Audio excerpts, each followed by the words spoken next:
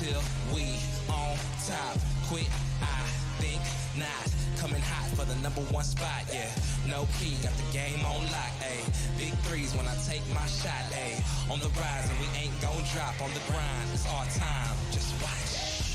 If you want it, you can get it. Life gets hard, but don't you let it get you down. Go get the crown because our time is now. Ayy, we gotta get it. Gotta get up, gotta go, we gotta get it. Ayy, they won't forget us. Made it happen and we all became legends. We gotta get it, gotta get it, gotta get it. We gotta get it, gotta get it, gotta get it. We gotta get it, gotta get it, gotta get it. We gotta get it. We can't be contained when we leave the game. Our name will remain. We don't need the fame. You can keep this chain. We broke free, so things won't be the same. Nah, on the mission, gotta get it. Let's work. We were raised on the net. I'm raising my net worth, but it ain't about the money. Nah, it ain't about the cause. All that matters is the world knows who we are. Stars. If you want it, you can get it. Life gets hard, but don't you let it get you down. Go get the crown because our time is now. Hey, we gotta get it. Gotta get up, gotta go, we gotta get it. Hey, they won't forget us. Made it happen and we all became legends. We gotta get it, gotta get it, gotta get it. We gotta get it, gotta get it, gotta get it. We gotta get it, gotta get it, gotta get it. We gotta get it. Know that our time is now. Yes, life can get hard, but don't ever let it keep you down. See, we are all kings and queens and we all deserve crowns. So don't wait. Get up, go out and get it. Now. Hey, we gotta get it. Gotta get up, gotta go, we gotta get it. Hey, they won't forget us. Made it happen and we all became legends. We gotta get it, gotta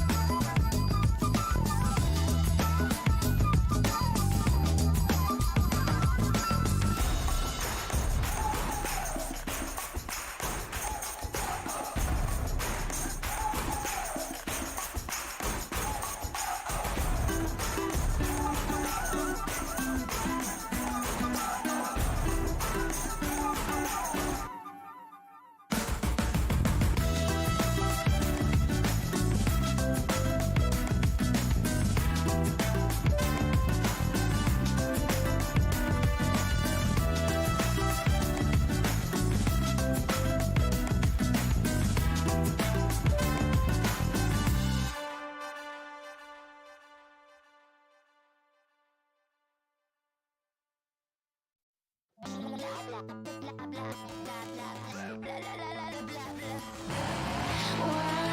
join me? Come and play, but I might shoot you in your face. Bombs and bullets will do the trick. What we need here is a little bit of panic.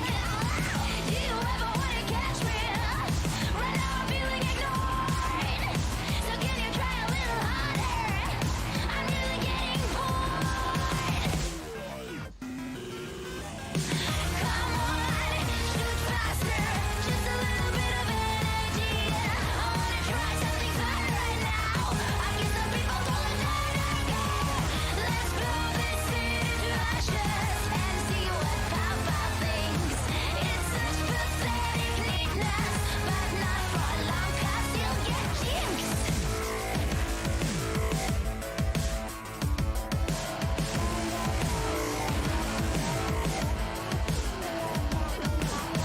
So much better, so much fun.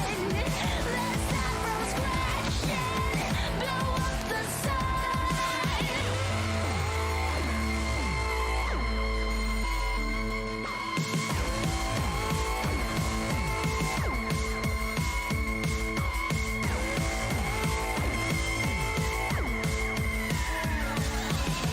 Come on, shoot faster.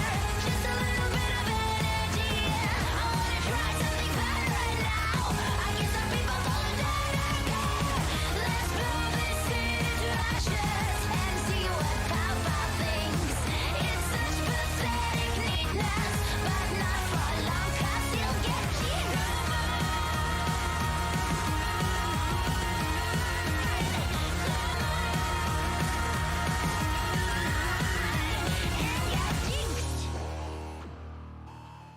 Hello and welcome back for a special playoff edition of LCS Answers. Our first question comes from Apple Snacks, who asks, as the teams are fighting for playoff positioning, it makes me wonder, do the casters ever fight? It's a good question. We do get heated sometimes, but we try and keep it professional. Hey! Face!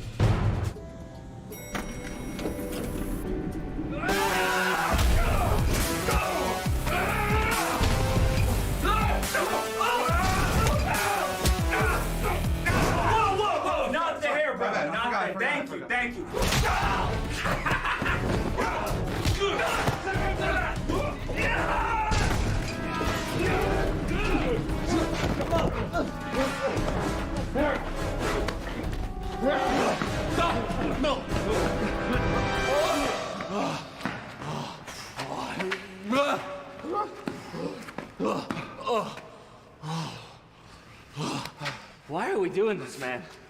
You started it. What? Fine. I'll tell you this much. You were right about EG. They got a lot of young energy. Thank you. Yeah. Thank you. I mean, all right, you were right. Team Liquid has so much experience. Exactly. Okay, but you were wrong about Danny being better than FBI. Our next question comes from Yo Mama 76. They ask, are Dash and Kobe gonna be okay?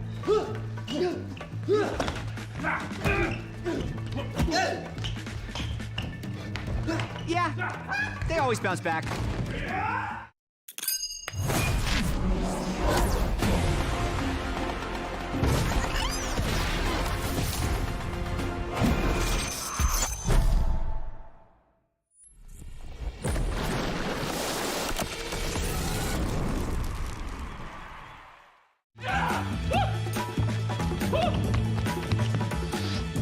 Guys, use your words. Hello and welcome to the LCS waiting room ahead of our kickoff here for Kobe? the 2022 Where's he summer hiding? postseason in playoffs. He's back there icing some Ready to injuries. continue That's the what I fight? think it is. I'm always ready, man. You better. Okay. That's the thing. We went through enough training for this that I feel like I'm ready. Oh my God! You're now significantly weaker due to injuries. Yeah, you both. What was the prep work for that? Prep work for this was very cool. So it was 4 total training days, each Yeah. about 8 hours long, spread across 2 weeks. So it was 2 days 1 week, 2 days the next week, and then the third week was 2 shoot days. But in total, 4 prep days, 8 hours each. So that's 32 hours of working hand in hand with the 2 stunt doubles that were on the shoot with us, as well as a couple different stunt coordinators. And so the way that broke down, and there's some behind-the-scenes stuff on Twitter as well. You can go check out the LCS official account to get some looks behind the scenes. But basically, a lot of that is it's incremental. First, it's just learning random basic setups for types of moves that you would do, right? And then once we got 1 or 2 moves, or 1 or 2 days in, it was about putting together these actual sequences that you're seeing filmed. And drilling those over and over and over again. And then eventually you move on to site. But I think one of the most interesting things about it was how not, what's the word? How not rigid you have to be. Like, so a lot of the choreography ends up changing, like even on the day. Because you just realize, oh, actually we thought we had more space in this hallway. And like, so we can't throw that punch now. And we have to make changes. So that's why I think it was so important for us in the training to learn basics, to learn ideas, so that we would be more ready on the shoot days to actually like adjust to things. That was a quick, they did show a little BTS footage there. I don't know if we can possibly roll that one again. I'm ready. There were a couple funny things that happened behind the scenes. Number one, the binder that gets thrown was a real problem for us. So on this one, okay, yeah. So what happens there is Kobe actually punched me in the mouth. with that binder. Yes. He's supposed to block my big swing first, and then hit me in the chest with it, or like the throat. Yeah. And that's a real impact. We're playing that for real. Yeah. So he's really got to hit me. And on one of the takes, he just boom straight into the mouth. And so that was a fun one. Small injury I took there. From there, I think this is probably to me the funniest one. So middle of the hallway scene, after I've been lifted up, right? So we reset for this. So in the actual, play this over a few times, like loop this. Well, so what's funny is actually I'm the one who's creating that momentum. Yeah. Because a lot of stunts and combat is you're doing everything in control, right? Yeah. So he's fake throwing me off the wall, and I'm supposed to take a couple stumbles, 1, 2, to reset. And I dragged my foot on the carpet and just face planted. I legit just, you can see his face. He's like, what just happened? Camera pans down. I legit face planted into the carpet there. That was a ton of fun. Yeah. Kobe as well, he took a couple injuries. We had a ton of fun with the bottle breaks as well. One of the bottles that he smashed on my head didn't break. So you're just concussed. Which hurts way more Yeah, when I it actually saw that shatters tape. on your face. I'm like, I'd You actually much just rather. got glassed. Yeah, it was pretty brutal. Okay. But it was a ton of fun to film. I hope you all enjoyed it. Again, go check it out on LCS social accounts, YouTube, all of that. But it was to set up everything we have in front of us. Yeah. And I think we got maybe a little bit lucky that our postseason picture looks so damn good. Yes. You know, and there is so much hype, I think, for a number of the teams that are in our playoff picture and ultimately their ability to compete and contest for the title. A quick look here at our bracket. Just a reminder that today we will see the first two, today, this weekend rather, we'll see the first two best of fives. Fly versus Team Liquid today, CLG versus Cloud9 tomorrow. Starting next week, 4 days of playoffs per week. It gets really busy. You can see 25th, 26th are the losers bracket games, 28th or 27th, 28th, and then the week after that as well, September 1st, 2nd, 3rd, and 4th. Yeah, it's big. All League of Legends best of fives from North America. So we kick it off in the upper bracket, which is awesome. It's always a lot of fun, especially considering, again, the conversations around the 4 teams that take to the stage and in those final weeks, whether or not any of them would be able to steal maybe a second seed. Getting a quick look at Team Liquid as they make their way into the arena today. Very much considered the favorite, Gets I his think. own car. Oh my God. Okay. What? Well, all right, No, now- that's he's like with shared an Jose. Uber. yeah, that's fine. The middle class. I guess. There it is. When And you- when you- Afro when- walked hey, when you're- all the way. When you're the Walked all the way here. Hey, getting this I was like, workout. team left the house without me. What the hell, man? What the hell, guys? That car should have had 3 people. That's too funny, too funny. We got to talk patch because, as everybody knows, once we get to the postseason, we hop to a new patch, but we stay on that patch throughout the course of the playoffs. So what you see is what you get, but let's walk through it. Let's break it down. What can we expect with a number of these changes? Well, Akali got buffed, and she was already getting played.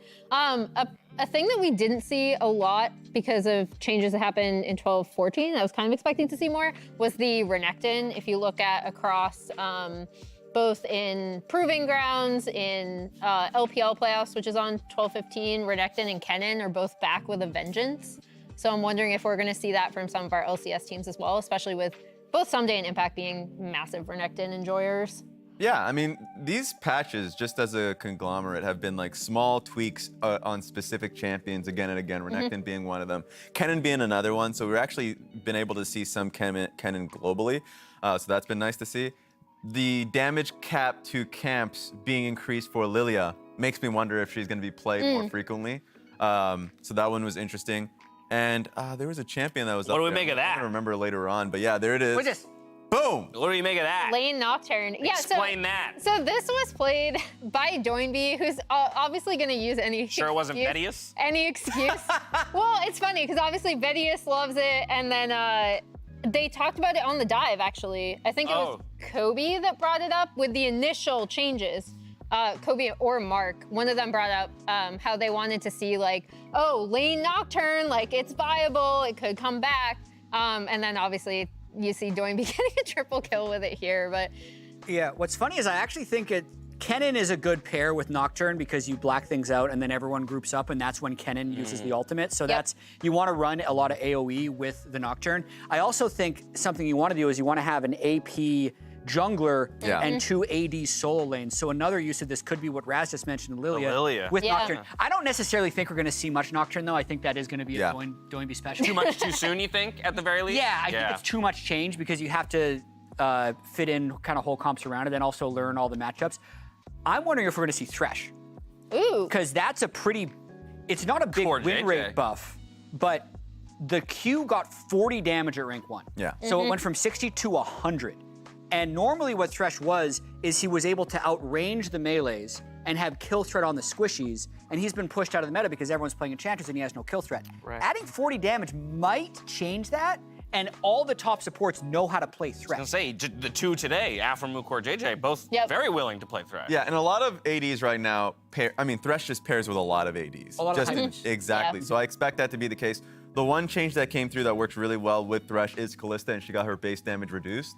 So I actually think that we're going to see her less. So we'll probably see more Lucian that we've already seen. Same with Aphelios. I think Aphelios is coming back with a vengeance because he was already good in the meta, but now he's just every champion around him has been getting nerfed. So we'll probably see him and Zeri. I mean, selfishly, I just love to watch Thresh as a spectator. Hooks and lanterns to safety is always fun when you're watching a top-tier player execute that champion. It also changes a little bit what we've seen if Thresh comes back, and Leona has always kind of been viable anyway, but you saw her up there as well. I think it's really interesting because teams have talked about how going to an enchanter meta is actually a big shift from how teams naturally have been playing for years, with their support typically being the primary engage. So it would be really interesting if engagers come back for playoffs. We'll have plenty of opportunities to reassess the meta as the series get underway. But from here, I'd like to move on to the All-Pro results because they were released just this week. Obviously, the voting took place as soon as the split ended. And just as a reminder, these are regular season awards. I know that we haven't played any of the playoffs, but I just want to make sure that that gets thrown out there. First, All-Pro team. This is Of the spring. split. So in case you're wondering who picked it up in spring, there you go. He's getting sucked into the past. Someone's back. While they attempted the graphics, I at least know that off the top of my head, first All-Pro team was Someday, along with the entirety of Evil Geniuses. Inspired, JoJo, Danny, and Vulcan. Unfortunately, Impact missing out on that. But I think, again, in large part due to what an incredible split Someday had. Even in those couple weeks, where maybe we were lagging behind on our assessment of 100 Thieves, the one point of consistency was always, but some days kind of popping off individually, you know? That was always the case. Like, we were always talking about, okay, 100 Thieves, you know, struggling as you mentioned. You're right, Someday was, and it was, you couldn't run away from it because he was always hit with basically getting player of the games. And so he was one of the major leaders in player of the games. I know Takui ended up winning it, but like, just from the 100 Thieves perspective, it's kind of still jarring knowing that this team was built to be, hey, FBI is the major carry, Abadaga is great, Closer is going to be the major carry. Just kidding, the person that's been in the organization for the longest is actually the guy. And so huge props to Someday. I'm kind of surprised the man on our screen there didn't. Well, this to me brings forward a really interesting discussion about how these awards are voted for. So it's a fairly large panel of people that submit their first, second, and third team. Yes. It's a lot of, we as casters are counted as Riot, even though we're not full Riot, and there's a few stats people in there as well. Kind of the bucket that we're in. There's also one pro representative from each team, one coach representative for each team, as well as third-party media. But that is to actually correct for biases that are going to be inherent in each group. Yeah. And there's obviously going to be a little bit, like, the way I think the biases play out a lot of time is like, our biases is we have more discussions about this than anyone else. So if someone brings forward a really strong case, sometimes you end up getting lined on that case. Pros and coaches, I know from working behind the scenes, don't get to watch every game of LCS. So even if you're not trying to be influenced by scrims or your specific experience against them on stage, you actually are. So Abadaga is the most interesting one to me because you could see if it was just the casters and stats vote, he would be first team. Interesting. He's fourth overall Wow. and isn't top 3 on either the pros or the coaches. So that tells me either they don't like him or he runs it down in scrims. And they just don't think he's good in those instances. But what we saw is we saw him actually have a lot of really strong performances, probably from week 3 all the way to week 8. Yes, he was, for me, the strongest performer of all mid laners from week 3. I know his first 2 weeks were like the point that was kind of hammered by the community and by us the first 2 weeks. But past that, he has just been phenomenal as a mid laner. I think it's actually kind of crazy that he wasn't even on All-Pro at all. I can understand if he wasn't first All-Pro, though I put him as my first All-Pro, and I guess a lot of people on the broadcast did. But for him to not be there is shocking. And I mean, that just goes to talk about just the strength of our mid lane pool this split. Because I think you could say that Takui not being there would be shocked. Yes, it would. Or Bjergsen not being there would be shocked. Absolutely. Or That's JoJo not you were being going to be there. unhappy, I think, no matter which 3 mid laners ended up there. Yeah, people because would. somebody felt like they were getting snubbed no matter what. Mid lane, like I know I tweeted this out regarding my own votes, but mid lane was the most difficult. What of were any your position. 3 mid laners? Do you remember? Mine, I think I did something kind of contentious, and Bjergsen was not on my top 3.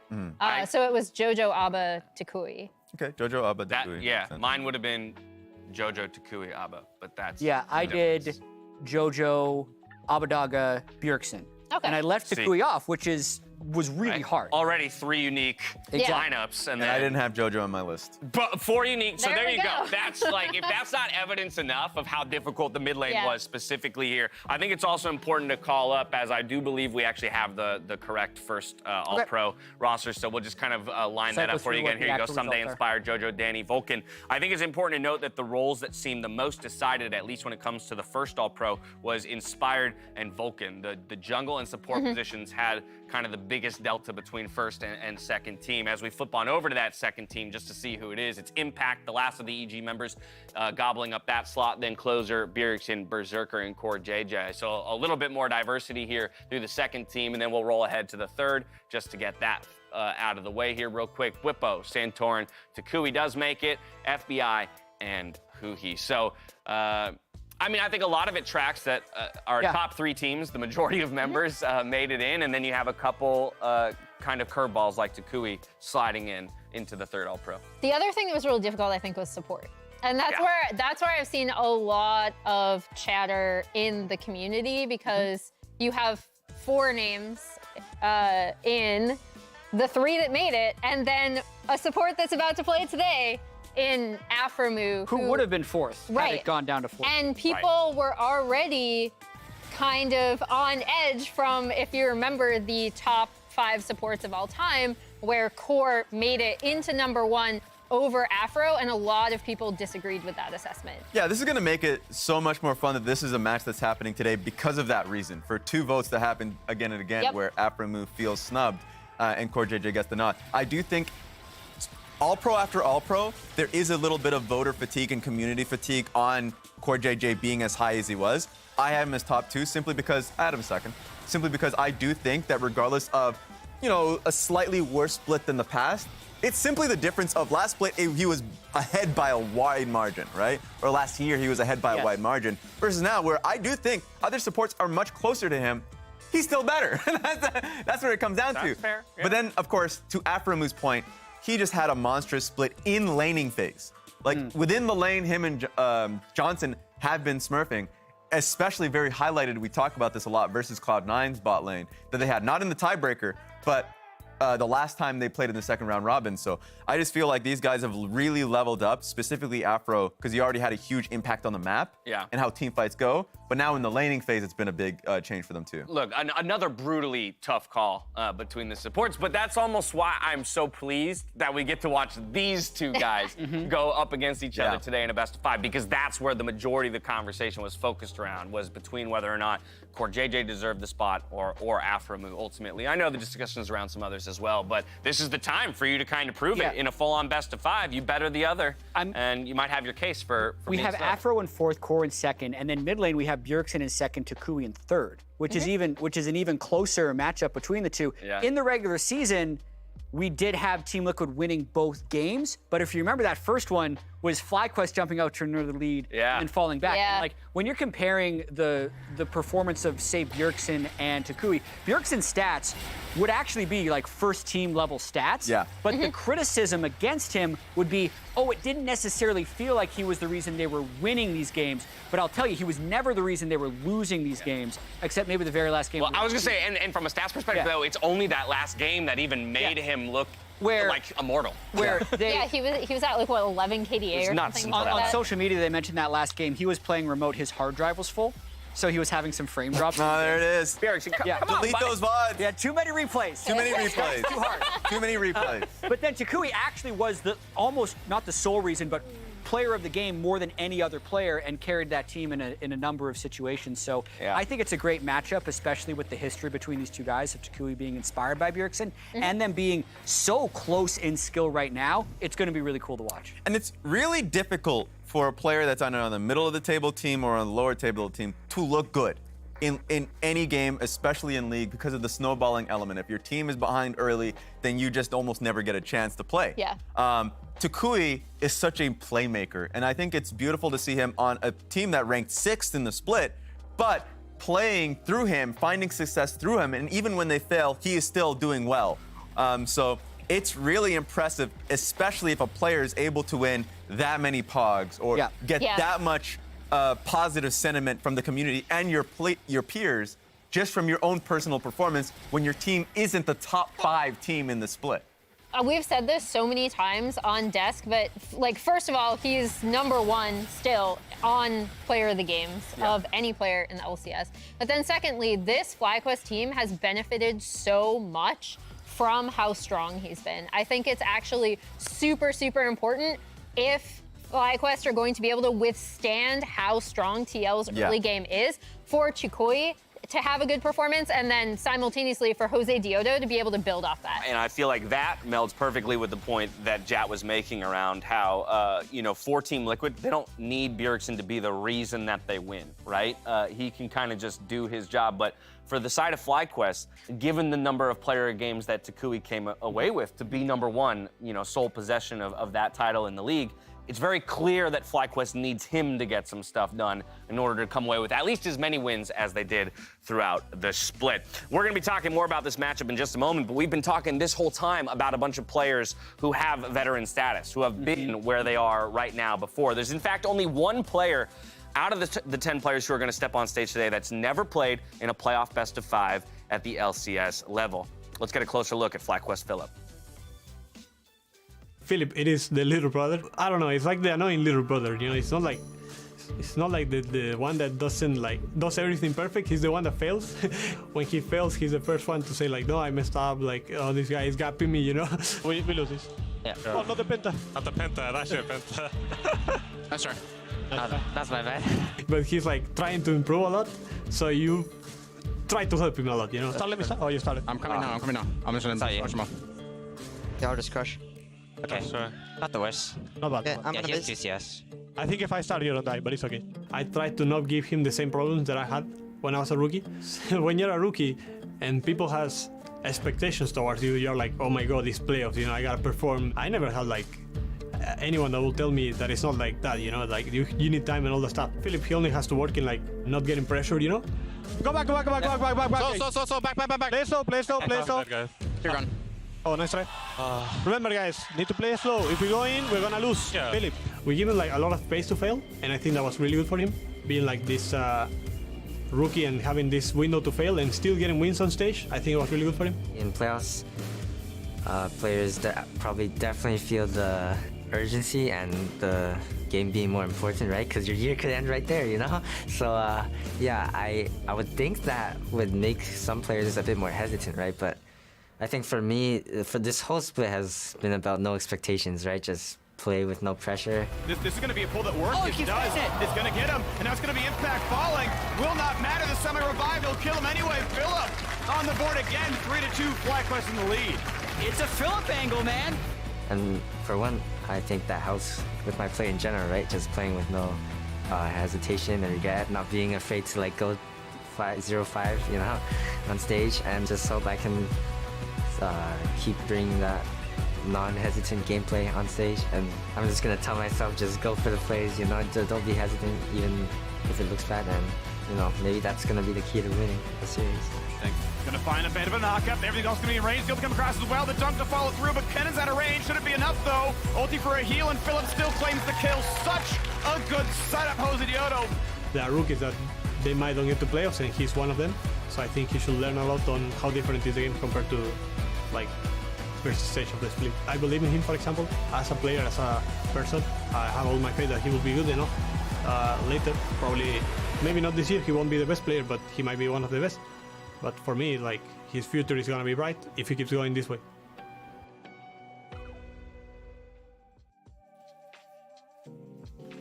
And it's been really cool. I remember talking to Aframu before where I was like, yeah, Philip really likes to go in, right? He really likes to try to find these angles in team fights. And he was like, yeah, I'd much rather have that in my new rookie teammate rather than, having someone who's a lot more hesitant. And I think the super interesting thing is that Philip is first of all top laners in terms of counter pick rate. He is second overall, only to his teammate Johnson, actually. And then Bwipo is third. So the way that both teams use counter picks is super interesting. Obviously for Philip, I think it's a lot more of making sure that he's comfortable, right? We've talking about giving certain resources to someone who's coming onto your team to make them super comfortable. The interesting thing is that he has opted into a lot of skill matchups there where typically you might see someone play something slightly more weak side that has less attention, maybe tankier. And then with Bwipo, it's just because he has so many things in his pocket, right? That he can pull out and just kind of destroy that lane with. And I think in terms of confidence, Bwipo is going to be coming into this game with a huge amount of confidence. We've heard the way he talks about Philip. He does not think Philip is a good laner. And he has solo killed him in lane in the LCS this split. So it's as you mentioned, the different reasons you counterpick. I think a lot of times. What's this? He's cool. I'm cool. Hey, Cool. I bet you didn't know that about Philip. Today I learned something new. I love this guy so much, man. I'm sorry to ruin the middle of Philip the is point. counterpicking a lot of times for comfort, I think. Whereas a lot of times Whipple is more so counterpicking to really surprise and smash the matchup, Yeah. which I think is going to be really difficult for Philip to react to. I think it's super telling. He also said LNG Ala is one of his favorite players, just because it means he does want to go into those skill matchups and just destroy people. Emily, you were looking at his numbers earlier. So Philip is first of top laners, second of all players, right? Yeah, Johnson is first. Of And course. Johnson is first, which is hilarious, by the way. Yeah. So like, I do think that the intent of the counter picks is super important because I think it's more likely that Philip as a player will be blind picking when it matters most. When you're in a playoff situation, he's going to be blind picking to allow either your mid laner counter pick more frequently, or they've already been doing it with their AD. So that's what I'm expecting, him either picking Ornn or Sejuani in this case. All right, so you're kind of already going where I wanted to go next, but I'm going to put a little bit of a finer point on it in terms of a question, which is just that, as Philip himself said, a lot of this split, this whole season for him has been about no expectations and having the space to fail, things like that. We talk about the team setting him up with counter picks, but then letting him kind of go ham. My question is, in a best-of-5 series and against Team Liquid, what is his job today? Because it sounds like to me, based on what you're just saying, Raz, is actually to pivot away to some degree from what they've been doing, because that won't be successful against Blippo and Team Liquid specifically. Absolutely. They may be a team that values counterpicking top lane and thinking, ideally, this is what we want to do. But when it comes to, we're playing against one of the best teams in the league, and we need to play the best League of Legends, we are going to have him soak as much pressure as a tank top, and also just give draft resources to the other parts of the map. That's what I'm expecting. Okay, yeah, maybe we'll continue to see that counterpick percentage rise in the bot lane. Of course, while Philip is going to have his mettle tested against Blippo today, I think it's important for us to talk about the two guys in the jungle just behind those top laners. And I think it's so fitting that Jose was featured in that piece talking about Philip, because I do think, to a degree, he's going to have an extra, ounce of work to do today in a best-of-5 against some very tough opponents and trying to control the map against Santorin. It's also super interesting in bridging the gap between the Philip conversation and now Jose, because I believe of all junglers left in playoffs, he has the highest top jungle proximity, where Santorin has one of the lowest because he's constantly going bot lane, or mid. So it's pretty interesting to see, again, this is the kind of resources that they've dedicated to making Philip comfortable. But also, Jose has just had a phenomenal year compared to where he was last year. His improvement has been significant, and I absolutely think that it's going to be him and Tukui that have to get off the ground to withstand the super strong early game from TL and Santorin. Yeah, these two players are really the backbone of their team and how they get action going early. Team Liquid being a really strong early game team, a lot of it comes off the back of Santorin, and the same could be said about Jose Diodo. And it's just like taking a step back and looking at Santorin's career, like just most recent success, a lot of it's been on when he was on FlyQuest. What really got people talking, the community excited about him and everything, was when he was in the finals with FlyQuest as their jungler, and so now kind of going up against that team, there's a lot to talk about there. You mentioned some early action, how the junglers are going to be the main source of it. Based on these statistics right here, it indicates that Team Liquid... I mean, that in essence, if we just take their averages, is a 2K goal differential, right, at 15 minutes.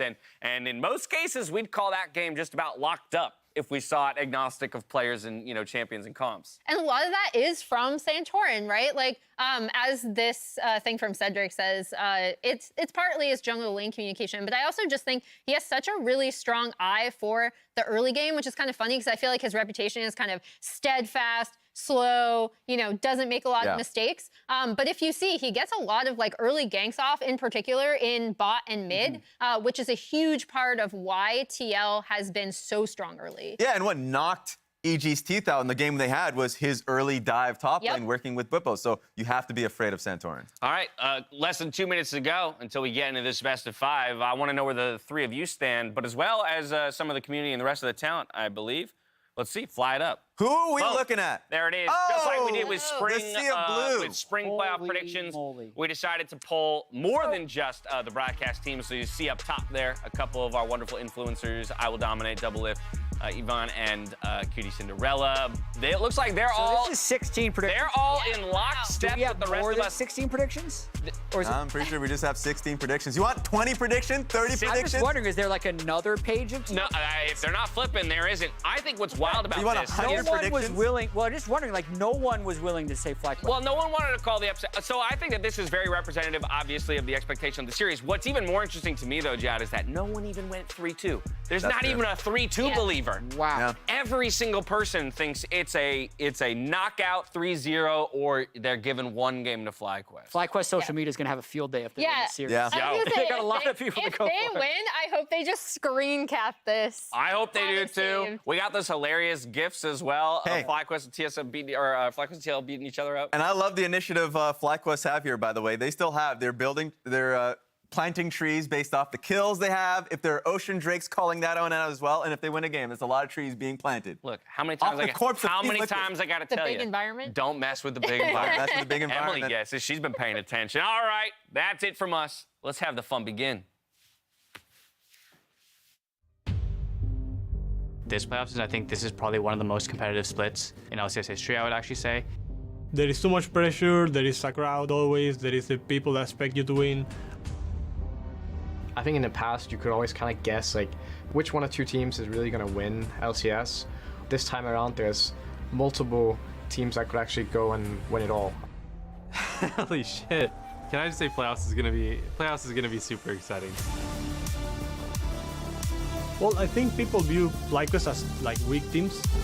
We were like winning a lot, and then we start losing. People was like, oh yeah, this was FlyQuest all the time, you know?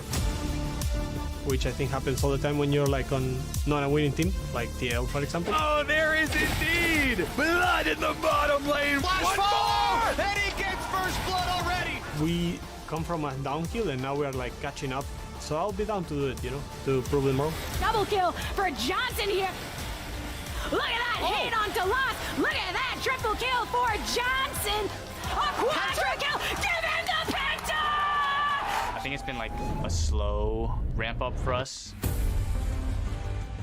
Like Cloud9 is always like that one team you can really never count out. Just beautiful out of the Cloud9 dive. Lot coming on here. Twitch will fire. It's already one. It's already two. Ivor gets back out. A 3-for-0 immaculate. CLG, I'm actually very sad we lost to last time because they play like us, brawl all the time, but I think we're better than CLG pretty much in every aspect.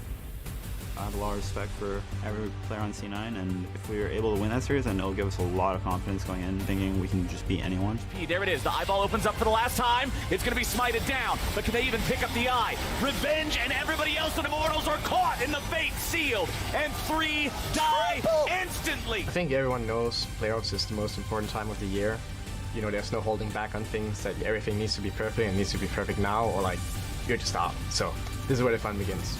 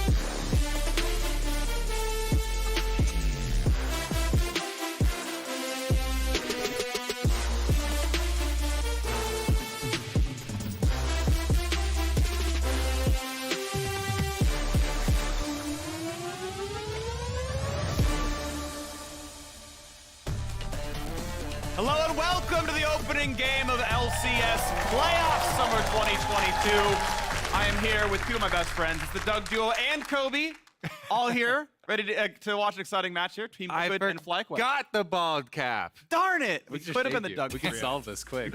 You heard Jensen, though. This is where the fun begins. So let's get into the champion select.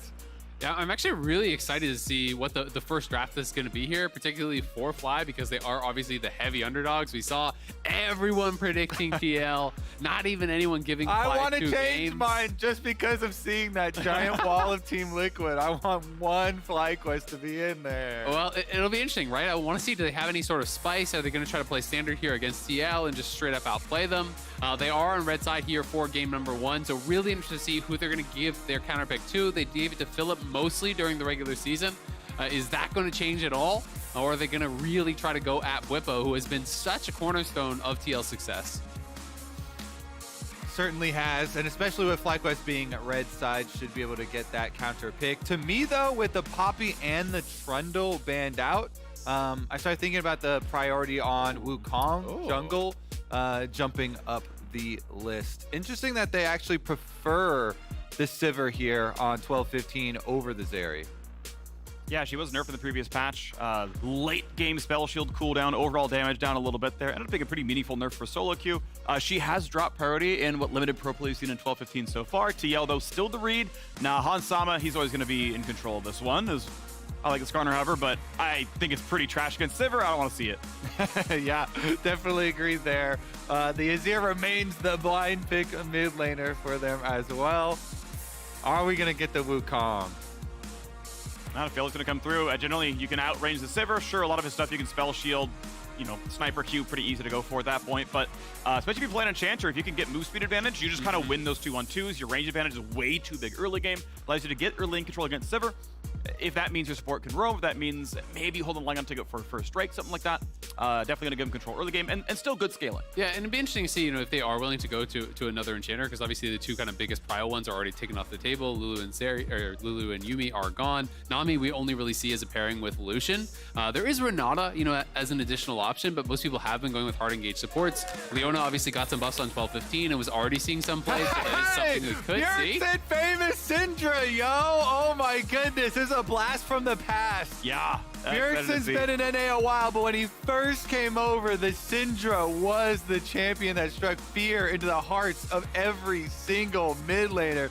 Still is most played. Yeah, most played by a mile. Second most is Azir at 45. Syndra, 77 games, a 68.8% win rate across his career. Bjergsen Syndra right up there with the Zillion is kind of one of his most famous picks. And even more than that, it's a kill champion for mid lane, okay? We're not going to get just pure farming here. Lots of stuff they can do, especially with Wukong jungle that Team Liquid were able to secure for Santorin, which I think is super high priority because now they get to level more jungle bans at Jose here in the second round. Jarvan also off the table, one of those difficult ones for Sivir to deal with. And it's going to be really fun. I mean, he has been one, if not the best laner this split in the LCS. Tukui, not so much, but has had great mid games. You can see Engage dropped off the table here. FlyQuest, of course, the Alistar pick, very good in a Sivir. Had that Pulverize. Works favorably into her spell shield. And now we get to see the rest of the desynced bans, right? Jungle one side, you can see Jarvan already off the table. Support on the other side, so there's the Rakan. And FlyQuest, of course, know that they have counter pick, and they will continue their trend, most likely, of the most top lane counter picking team in the LCS. We'll do that again for Philip here. Yeah, pretty much guaranteed. There's not really any reason to go jungle on 5 unless there's something super crazy that you're trying to maybe hide. Especially not versus Whippo. Yeah, exactly. So wouldn't really make a lot of sense. The Aatrox is a possibility, but it would be a little bit sus, I think, as a blind. Maybe he's just saying, like, this is what you want to go.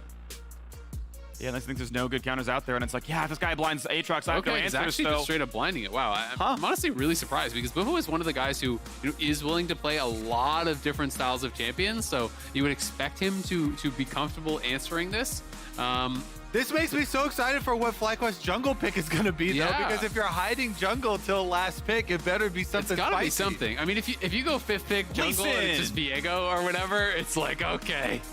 I think good odds it's just Lee Sin no matter what. You know, it is Jose Diodo. The champion got buffed in this patch. But then why blind Aatrox? I don't know. Right? Like, I just don't think that would make any sense. So I'm going to give them the credit that there is something something a little bit spicy getting hidden. It's going to be Olaf as the answer. Bard would also be really nice to be able to get out on the map because you have two really aggressive lanes and you have a farming bot lane, right? So Sivir wave clear, Bjergsen, Syndra, the Olaf for top lane, get out there, try to get proactive. Leona, though, also receiving some buffs on this patch. Q mana down, who cares? But 0.25 seconds longer. Give me that ult stun. stun. Give me the stun. Does make it a lot easier to have those perfect CC chains. It certainly does. It certainly does. All right, what's the spice? What's the magic? Well, Volibear certainly has some early pressure. Oh, you called it a Zale? I'm not happy to The have world called it. is shocked. Hey, it's just a hover, bruh. Hey, listen. All right, Vi coming through, though. That's always fun. Okay. I mean, there's an argument where if you're going to go like deep cut Morgana support, Morgana can really block a lot of what Vi does. So if that's like really the call, like there's certain things that you're afraid of answering. Like this could have been a scrim strat where Morgana was a counterpick to Vi going up Prio. Like there's always a possibility. Yeah, I mean, they could have theoretically shifted the Wukong up the top lane and then, got Morgana jungle as well. Also a possibility, yeah. Because Morgana jungle is where it's been getting played the most in Champions Queue at least. Yep. And even it can be conditional upon the top laner, right? If you want to play, like against an aggressive top laner here that Vi can maybe pick on early, allowing Bwipo to pick before you actually lock in the Vi makes some sense. So we'll have to see if Jose can get much done here. It's a lot of scaling on the bot side, but early power for sure is there on that top side of the map for FlyQuest. The Aatrox and the Vi very strong, but it's going to be scary going up against Olaf and Wukong, who can definitely scrap with you. It certainly is a very good pick versus the Syndra. Vi ganking towards mid lane should be very effective there. Just need to get into range of the ultimate, hold him down, try and take down that famous Bjergsen Syndra. This is why Vi's been getting picked so much. A lot of these low mobility carries, point and click. And we'll see the pre-6 ganks. It's going to look good. Here we go. 3rd seed and 6th seed Team Liquid Honda. One of the most expensive super teams the LCS has ever seen. FlyQuest, scrappy of making it into the top half of playoffs. First round up against the Goliath here in Team Liquid. Who's going to take it a best of 5 to start off the LCS playoffs? Team Liquid FlyQuest. Count that big bang.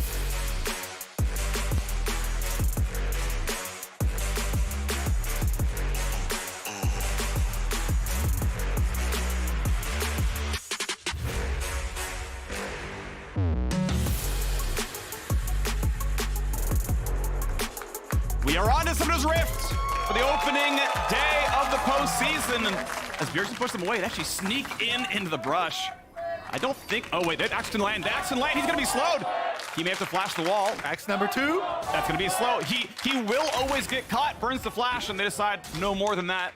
And this is Hex Flash disabled for the patch, so that is a long missing summoner for Aphromoo. Yeah, that's actually a big deal there, getting that early on and just not really paying enough respect to the Olaf invade. Pretty much any time you have Olaf with this semi-okay level 1, you just walk in there, you try to tag someone with the axes. If you hit one, they basically have to flash every time. Well, as we are getting the best of 5, we have gotten a word from Jose Diodo. Well, for playoff, I feel confident. I think we come from a downhill and now we are like catching up to every team. From scrims as well, we've been like struggling a bit, but now we are like going to wins against, feeling the wins. So I think for us it was important that we are winning now again, and we want to catch up and still make it far. And we really will try our best to make it to Worlds. With a leash and a blue buff, and with Gromp already alive, you gotta smite that. It is actually faster to smite your camp than start Gromp with 2 spells, but Jose now on his way to his 2nd camp now with the summoner up. If you're going for an evade, then you can save your smite, and that's where you can like poach the 3rd camp. For example, Wukong starting top side. Nice little engage by Leona, but Glacial does not lower damage against you, so a nice pulverize after she's done animating, and decent damage out of Johnson. Yeah, I mean, the glacial damage is the glacial slow is more for setting up the Sivir. It's really nice for that because it pretty much guarantees that you're going to be able to land that boomerang blade. Johnson's just not really able to sidestep that. I love it. There we go. There's the FlyQuest believers. I don't care what the casters analysts say. Get in there. Meanwhile, top side here, Philip really has impressed. Especially because even the FlyQuest organization said they promoted him extra early. Just because they believed in his potential, but what he's delivered over this split has definitely been incredibly impressive. And I specifically remember, especially Fudge, when he was on the analyst desk, ranking him up, number 5. Number 5, right I think, yeah. below all of the top, best top lane competition already as such a young rookie. Philip pushed back under his tower, gets the stab though. Actually, a pretty good chunk of health going back into him. He's going to auto these things down and try to keep the wave off his tower. Yeah, he's just going to pull the wave. And Bwipo's right? So it's more about that. Bwipo can't actually stay around. And this is something you always want to try to do when you're playing Resourceless Champions top lane, is really tax the mana bar here.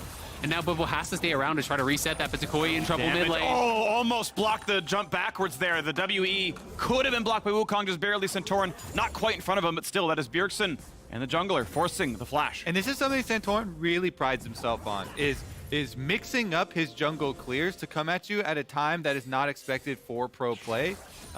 He leaves up Raptors and Krugs ganks early here on Takui to get both summer spells down, and then we'll see about the return after he finishes up his clear. Meanwhile, Jose went with just leaving up the Raptors here, wants to get the early top Scuttle Crab. I kind of like the pathing, Jose. I mean, because Vi is so good at killing Raptors, Q groups him up, E burns him as well. But he was able to do red into covering top lane right as that sort of freeze happening. Like, Philip's like, I'm tanking a minion wave at level 2. If you fight me, by the way, Vi's nearby. And Whipple, like, you know, let him do it because Vi was nearby. But, like, they're actually... That was very nearly first blood, right? Yeah, and something we haven't really gotten to talk about yet is the fact that Philip's actually playing Ignite, right? Like, this is very much so playing to be a kill lane. It's against TP Olaf. So Bwipo really just has to farm even, and he's winning because you're going to have a lot more value from the TP later on. With this Aatrox playing Ignite, you've got to cover him because he's got to be winning lane. He's got to be able to play aggressive, try to look for these kills. And we'll see if Philip can pull it off because a lot of pressure on him to really be able to get something done, I think, in the early game with the draft and with the summoner choice. Well, he has the level lead and the pushing lane right now, so see if he can get this one in with the wraparound gank from Santorin, who slipped into that brush on the Wukong. Yep. They're looking to get him before he gets to his level 6. Oh! And they decide not to go for him, looks like. They had a ward on the river anyway, despite anything going on, but decides, nope.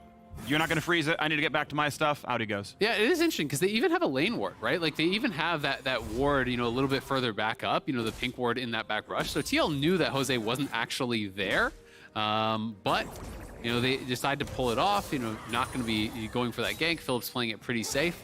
But with that stacked wave, likely will be able to get it to crash. Has to be somewhat safe, of course, because Bwipo does have the refillable and the extra longsword. He had already gone back to base. I really thought they were going to go for that lane gank with him in the brush because Bwipo also has the ghost, which is so great when you're pushed up like that, chasing down the Aatrox, even with flash and the little dash away, but isn't going to be the case here. Santorin looking to repeat on the flashless mid laner. Jose has sweeper up and isn't, like...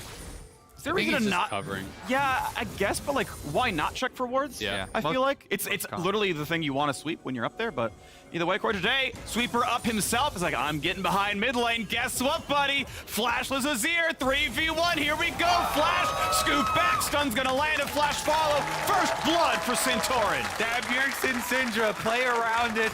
Santorin ganks it twice before 6 minutes. Core JJ comes for the repeat gank. They kill him under tower, even without Hex Flash here. Very willing to burn the real one. Yeah, that's just really well done by TL, getting that kill. Takui responded about as well as he could have. He was actually really fast, you know, with the ulti there, you know, getting the double sweep back, but they double flash on him. Bjergsen doesn't even have to blow his summoners.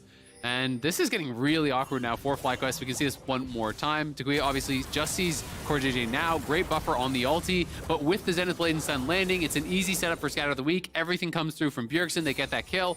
And of course, dying with no TP with the wave at your tower is always going to hurt. And finally now, Philip will be able to get this wave in here and get to reset. But Bwipo has really done a good job extending this laning phase with Philip on no items because Philip's playing for kill pressure. You know, Bwipo hasn't even TP'd back yet, so he's really not in any danger. Like, you can actually just reset on this wave, walk back, still hold your TP, so if Philip all-ins, you just TP back and you start freezing on him. It's interesting because he doesn't know if Philip was trying to, you know, wait in the brush and go for a surprise play, so he blast cones around, make sure there's no jungler from the bottom side or something.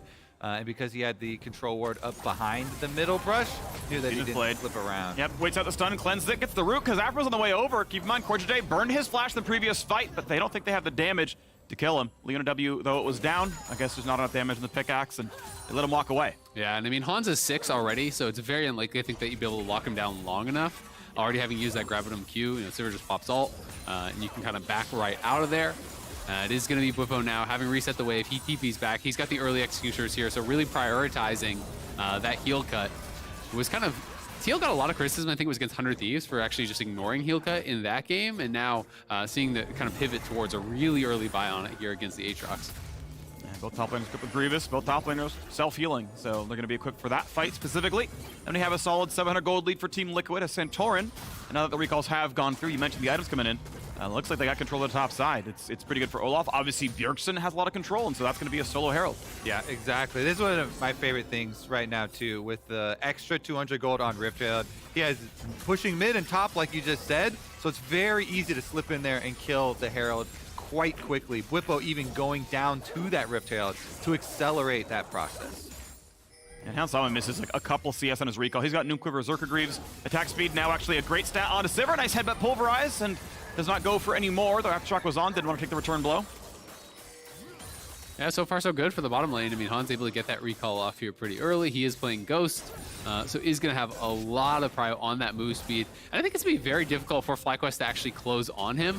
Of course, it's going to be mostly up to Afro, who does have that kind of headbutt pulverize interaction with Spell Shield. But Vi can't really be the one to start it off unless the Spell Shield's already down. It's so easy to actually answer the Vi ult. Well, one of the things, that's why Jose went with the blue smite here. Yeah, try to smite it off. Super easy, smite that sucker off. It's also really nice to be able to go blue smite just to walk at people and then start charging your Q, and makes it a lot more difficult for them to dodge, so they have to end up burning summoner spells. Is going to finish up on this dragon, though. Another positive of Vi, the denting blows percentage HP damage.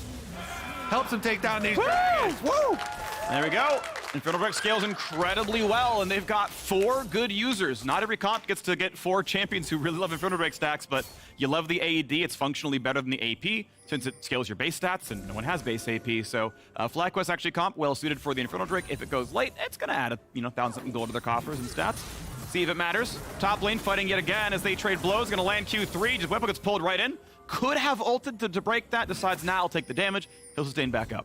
Yeah, and I think he was hoping that Philip would overcommit, but Philip is playing this smart, right? Because if you hit your 3 Qs and then try to all in after that without your spells on cooldown, Bubba was going to take that no problem, going to be able to sustain through it. So he's just going to go back to the Gromp, heal up off of this. It's a smart play by him, 224 heal there, plus the sustain he actually got on it while killing it off. So, Philip really kind of has to whittle him down before he can look for any sort of actual kill here. Oh, wow, he's going now. Puts the ignite on!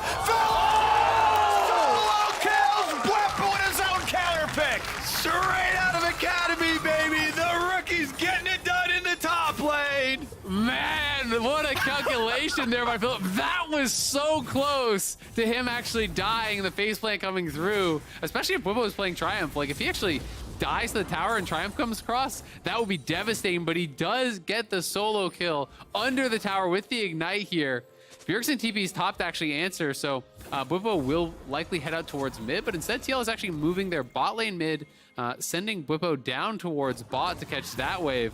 But really nicely done from Philip. He had to get something done with that early ignite, and now he's got it. He's got the Gore Drinker complete as well, so he's way ahead in this 1v1. Yeah, I love the calculation here. He just ignites him and leaves him for the rest of the little bit of damage. Here's Q1 into chain, into Q2, into Q3. Every single one hits, leaves him with the ignite, flashes out of the tower. Beautiful. I mean, that was perfect. All 3 sweet spots land. The chain lands. He gets the passive auto. Uses every little bit of damage he had there to actually knock him down. Philip going big, man. His first LCS playoffs appearance here. He's 19, playing against one of the most veteran top laners in the world. Solo kills Bwipo straight up. Flash comes in. Oh, they don't hedge him though. Oh. Wow, just walks away. Press D. Nice try, Team Liquid, but that's not gonna work. Use the sweepers. Everyone's known. Yeah, you can't get rid of I at that point. True Q was already charged. And now we got Hansam on the top side, though. Plates are still up for 2 minutes. Yeah, I guess the big question is how hard did they want to push? Do they actually want to use the Rift Trail mid? Now they're rotating everybody towards that mid lane. They can get a pretty hard push on it here with Takui even being shoved out. 4 members rotating basically halfway down the river. Looks like they'll send Hansama back up to collect the top wave and get some pretty nice value out of that Rift Trail. Mid lane tower being so low. The play. Viol comes in, Dirks over the wall, and a flash for the scoop, but it got out of range. Aatrox is here. They've got to have the follow through, right? But Tukui may have sealed his own fate. Health bar's low. He's ignited and he's down. Here's 2 for 1, though. Vi still hitting. Core JJ doesn't have an escape. Core JJ's got no way out. Easy. Okay, you missed the vault breaker. No. He's red buff slowed. You still got this one. Why? That's a wasted stopwatch. Why? There's watch on the ground and stepped on it for no reason. That's very good stuff for FlyQuest, though. Team Liquid, they move down with 4 people, but then since they call off Sivir to send back to top lane and Bwipo stays in the bottom lane, FlyQuest bring more forces to back up Takui. They get the perfect Jose flash ult, point and click. Even though Bjergsen gets over the wall, the follow-up there from the Azir sweep, and it's a huge, huge win for FlyQuest. And I read on Aftermath this morning, waiting for our testing results. I'm like, hey man, do you feel snubbed by the All Pro voting? Like, you think you should have made? He's like, I would have shown we're better in game. Bam! 0-0-3 in the Alistair. Shows him who's better in that play. That is exciting. Yeah, Jose, Q, flash ult from so far away. Takui just follows up immediately, sweeps him right into Philip, who's able to knock him down. On the other side, Takui does get taken out, but with Johnson arriving, it's the extra members there at the play that are making the difference. Of course, it's not as positive of a play gold-wise as you would think because they're losing plates top and bot. They are losing gold to the minions dying as well. So TL getting a lot back. Jose actually 5-headed, backing up, and oh, I missed my Q. I didn't kill you, Core. Maybe you can get out of this. They end up getting the stopwatch as well out of it. Nice stuff there. Well, next breaks up in a second. Core JJ sees a Vi. Jose Diego can pop the ulti. Again, no flash, but a lot of safety tools. You've got a Wukong around, though. A lot of damage coming across, and that's going to be Jose falling. Payback. Found himself in a 2 versus 4. And Whippo missed the first slow. He'll look for the second. Johnson wants to run away. Will they lock him down? They need to put some damage down onto the Olaf. Flashes the wall, stays alive. 400 HP, gets the heal back. And Whippo in the wings is Azir, but coming in again for more. He's not going to land for much. Core JJ's still here. Takui going to be attacked. Takui's going to fall. Will not get a single one back. A 3-0 for Team Liquid, taking the lead. DL set up the bait so well there. Santorin waiting behind Core JJ, daring them to engage on him. And Jose takes the bait, hook, line, and sinker right in onto the Leona. It's just the next page in our 5-head action sequence here. Core JJ's like, guess what? I don't have a stopwatch now. I'm an easy kill. And he baits in Jose. Oh my goodness. The counterplay here from Team Liquid. They're going to end up with a Rift Trail again as well. Another one. And these things are worth so much gold. Yeah. 1.2K ahead already. Nice stuff here from Team Liquid. You can definitely snowball with that. Looking really good. Well, like I was hoping they can showcase greatness again, as they had a nice 5v3 in the mid lane, but now trailing pretty heavily. And Santorin is the one getting the majority of these actual kills. So very fed Wukong here. Early Divine Sunder. Meanwhile, it is going to be Dragon, as you're talking about, picked up as consolation prize. No smite still around. Core JJ would have to pull out some crazy support miracles. Solar Flare Stun! Boom! Woo! Thank you for shouting out Dragons. I appreciate that. I like that the audience every week just like picks an objective to care about a lot. Before it was Ornn, we had some Teemo, now we're on Drakes. I love it. Ornn is the objective. Yes! The demigod. Huhi's Yuumi 1 week as well. Yeah. Takui now in trouble. Uh-oh. Takui knocked up into the air, gonna scoot back. It's a lot of space. Will he get out from the rest of it? Maybe so. Whippo needs the next Q to land. Is it gonna happen? He's got teammates coming. But against the wall, does not find that slow. Here comes reinforcements though. Onto a TP, this could be good. Snipe gonna land. Bjergsen and they're gonna catch Bjergsen. That TP into 4 of FlyQuest, and they're gonna get the double kill. Oh, that TP sucked! Bjergsen arrives and immediately gets headshot by the sniper from Johnson. Perfect timing on that arrival. And it's a slugfest, fellas. Yeah, everyone from FlyQuest showing up, and Bjergsen thinking he has the flanking TP on just Takui, but the whole squad is there. They're looking for the initial setup here, but Takui does a good job on the disengage, able to sweep away Santorin, creating a lot of space from him, and then just running down towards the team. But back in live, it's another fight. And there's gonna be a whole bunch of damage. Goodbye to Santorin. Gonna try to jump away. Does still have the flash if he needs it. Stays alive for now. Blast Blend away because rest of TL has shown up. Core JJ's there for safety. Will he try again? He's looking. Decides, I don't really have teammates around. Wow, fights for reward in the face of 3 people. Takui knocking down top lane out of turret. 2-2 in turrets. 2-0 in Drakes. The gold is just back to it even. TL was actually quite a bit ahead, but FlyQuest now, having taken both of those early dragons, those are worth a lot of stats now ever since those buffs a couple patches ago. So FlyQuest out to the lead, I'd say. This game is way closer than the analyst predictions. The full block, all Team Liquid, 3-0s or 3-1s, but FlyQuest came to play today. Especially, guys, shout out again, Philip there, the young guy in the top lane for them, the rookie here on the 2-0 Aatrox. See if you can get back out to the side lane, start split pushing. And looking like he may be going towards Death Dance, trying to continue building for that 1v1, trying to build aggressive here, see what he can get done. Aatrox from ahead can be terrifying. If you do not have the damage to burst this guy down, if he starts getting resets in those team fights, it can be really, really problematic. The axe just a split second too late there. Ice in his blood. He's not gonna flinch. I like the build though, yeah. Armor against triple AD, Merc Tread sits really well against what Syndra and Leona can do. This bot lane tower will die to just about the charge. Whippo will be in local gold range, plus 300 to him. Thank you very much. Accelerator the Olaf, as he is on Triforce, and that is gonna be a lot of damage at the very least. All right, now gonna push in for the next turret. Of course, this is a tankier second Herald, and that means yes, T will spend the resources to shepherd it in. Will be hard to pop the eye. He's gonna try and not get much of it there. And that will be a crash in. Bot lane tier 2, 800 gold value, down to 1/3. I think it was correct, though, from FlyQuest to not actually overextend and try to kill that off. You know, they knew they had no vision in this area. You look at this whole quadrant of the map. There's no wards in that side. They knew TL could be around. If you overextend and actually try to burst that down and die for it, it is absolutely not worth it. So they're just going to take what they can get. Takui on the top side, stealing away a few enemy jungle camps, and just trying to reclaim vision on that top side. I'm already getting excited for the next dragon. Minute and a half away. FlyQuest's been stacking. Audience has been all over it.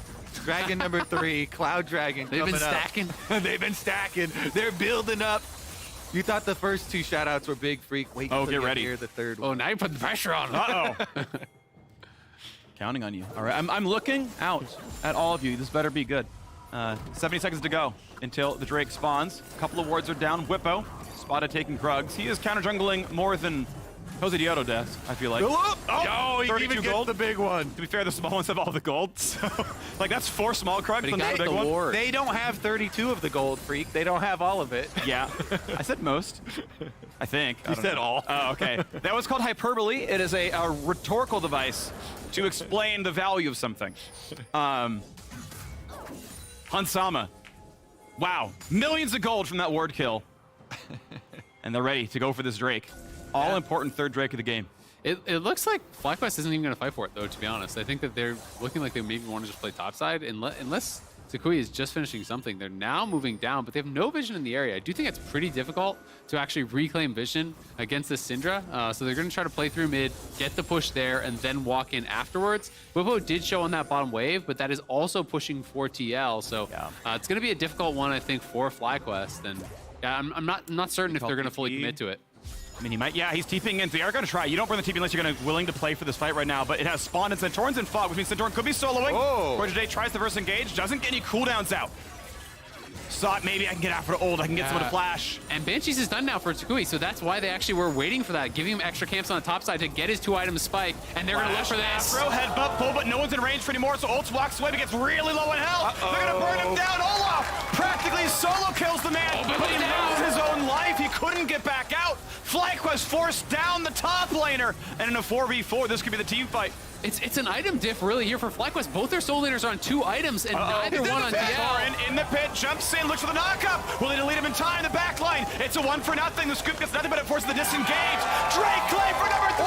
3 kills as well. FlyQuest are just routing Team Liquid. Bjerg's running for his life, but he can't get pulled. The chain comes in, the flash. They go Baron. That's not just Dragon. They can move over the rest of the map. I honestly thought they were going to go Baron. I thought they were too. Whoa.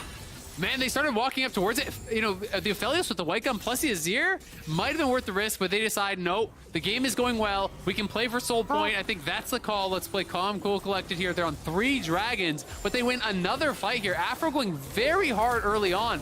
But again, they have the item advantage on both of the solo laners. And Whippo is just getting pounded as he flies in here to try to take down the support as he's on the exit. Look at them all hitting him. You could see the break in comms because Whippo moves up to go further auto after he already takes down the Alistar, trying to get into melee range, and the rest of Team Liquid were pulling out. The rest of the team was backing up. So FlyQuest got to have 4 people focus firing this Olaf as he's trying to run away. Basically isolated from the rest of the team, and that was the moment that broke. 3,500 damage out of Philip. And those are mostly skill shots. He's going off. This is an incredible game. His first ever LCS playoff game. 19-year-old Canadian top laner for FlyQuest. 4-0-1. Solo kills Whippo. Popping off with the roams. Popping off in the team fights. He's on 2.5 items here. He's looking for 3. And it's actually so funny.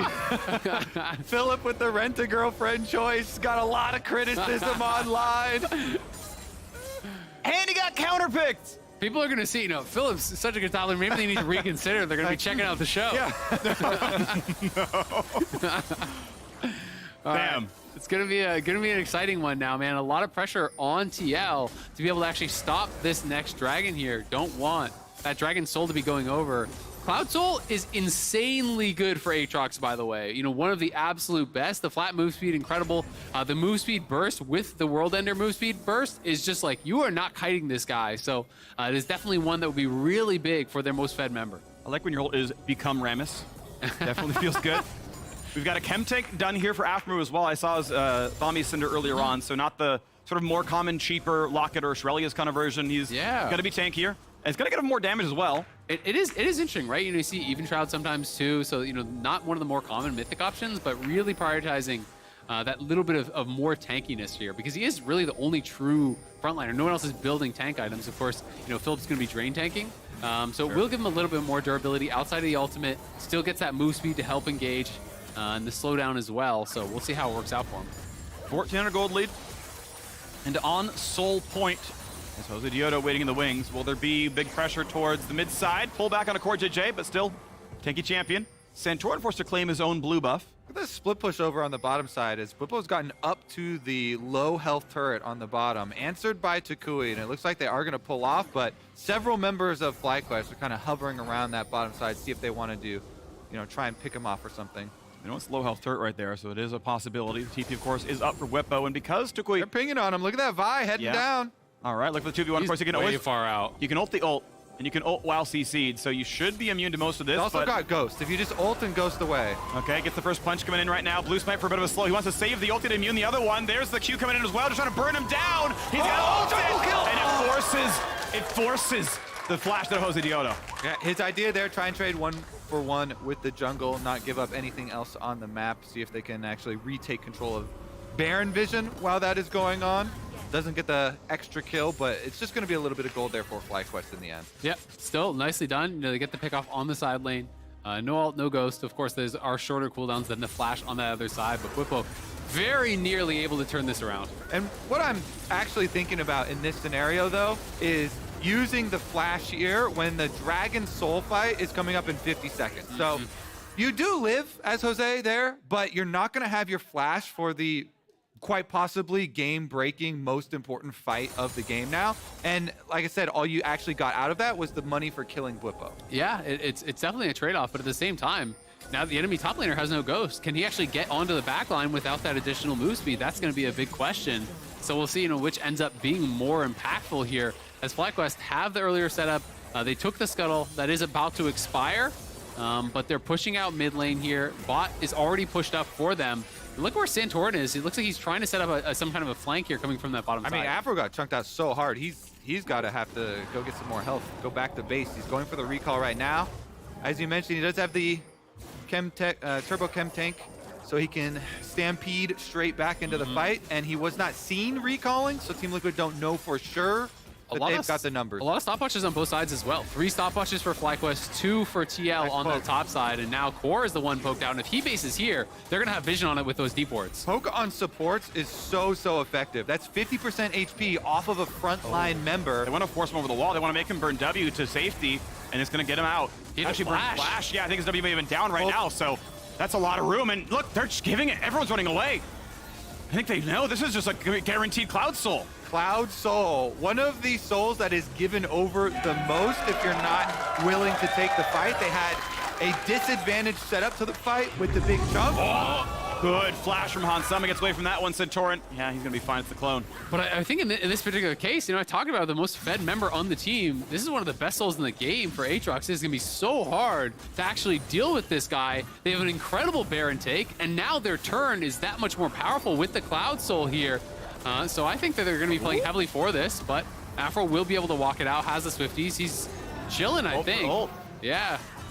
Yeah, I mean, he only had Jose around him, and they didn't know for sure if there's more coming up than just Santorin. So overall, not going to be too bad. Theoretically, I think Leona's a shorter cooldown, so that, I mean, it's a positive trade for Core JJ outright. And there is a chance you get that little window if there's a Baron setup. Yeah, they're 5 seconds different, so basically the same. So it shouldn't be too much of a big deal. Chance. There's a chance. I like it, Freak. Lawyered. You are right. To be clear, you're totally right. But there's a chance. Yep. I mean, it's also kind of just an interesting trade-off because Alistar without ultimate means you go into a team fight, you for sure do die in there. Oh, speaking of for sure dying, Bjergsen going to be attacked. He's got a flash. Gets away for now, gets a stun coming across. And his flash for sure died for that. His flash is for sure on cooldown now. Meanwhile, Takui is going to answer the split push again. He does have his Unleashed teleport, so Azir is fine, especially with Banshees. Just keep these soldiers at the turret, keep the Olaf at bay. And very close to having death cap. He's 200 gold off death cap now. So when Takui does hit that, oh no. Oh, the observers did him dirty. He's been exposed. Exposed. I mean, it's the new thing, okay? They got tired of the mustaches, so the new TL thing Wasting is to burn stopwatches for nothing. Oh man, at least they got the synergy on that one. Yeah. But Hans, bright spot for TL. You know, he has been farming up a storm here. He's already on his 3 items and his tier 2 boots, so gonna be having to do a lot of the heavy lifting here. Guys, I see another stopwatch ready to be broken. Santorin. You think we're gonna get 3 for 3? Are we gonna remix broken stopwatches? No, he's not gonna do it. There's no way. Not There's Santorin. zero chance. saying there's he a wouldn't chance. do that to you. He wouldn't. He couldn't. Poor Day did it. Whippo did it. Let's see. Just need Hans. Bjergsen, unironically, actually could really use it, considering he doesn't have defensive tools against I mean, Vi they're here. actually very useful against Vi. He's gonna go Zhonya's next, I think, right? I think that's probably the answer. He's on the here. build path for it. Yeah, but you know, it's possible he goes Banshees, but I would definitely not go Banshees in this game. I think Zhonya's so much more effective, but looking for a little bit of engage here. damage. There's the stopwatch for Corjay. Gets away from the stun out of Syndra. They cannot find the rest. Here comes Corjay Afro. still chunked low. They're going to find it. Chem tank, headbutt, pulverize, ulti, goodbye. Johnson gets the kill into Corjay. J 11-6. Santorin running for the hill. Still a minute left on his flash cooldown. The Gromp! And Philip gets the Gromp. You'll have to see it. They're going to get the big purple They're gonna give this worm up as too. well. Not even gonna contest TL. Doesn't feel like they have a way in to fight these. They went for much more of an early mid-game style comp, I feel like, with the Syndra and the Olaf. They've gotten behind and not really feeling like they have a way in these team fights now. Down 4K, down Soul, down Baron buff.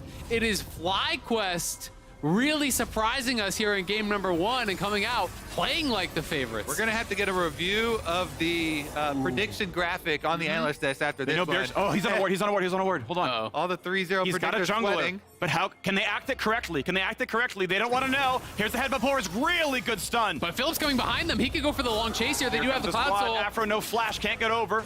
Josedito can't really target Hansama with the ulti. Actually, I guess you can. Theoretically, it's about a spell shield, but the timing gets really tight. Don't do it. Don't do it. He's going to find Santorin. Stays safe. Another Oh, Afro, he's Phillip. very low. Over the wall, maybe. Going for the bit of a chase. Clean hit. Philip wants one to chain. pull back. Ulti's going to land. Stopwatch for Aframu. Is it for the kill? Back out goes the top laner. Philip going to be pretty tanky for a while, but will he live long enough? Goredrinker, Q3, gets a big heal. He's going to run low on health, burns his own stopwatch. He's got to get back out, though. He could die rapidly. Damage back on a whip, but he's going to stay alive as well. Nothing in TL's favor. They got rid of Aframu. They're running away for now. The kiting works. Here's the flash. The pick. Silver spell shields late. The rare mistake from Hansama, and he will live. Team Liquid, every member lives. These AoE stuns from Bjergsen, the scatter the weak, picking off the kill. They defend against FlyQuest. They lose one tower, but my goodness, that was huge. Look at all the broken stopwatches. Johnson just sold his, but there was 4 broken stopwatches for FlyQuest after that fight. They got big value there. So many close calls in this one. Yeah, they were definitely needed this time around. It starts out with a great chain on the Santorin pulling him back in, so they go for the engage.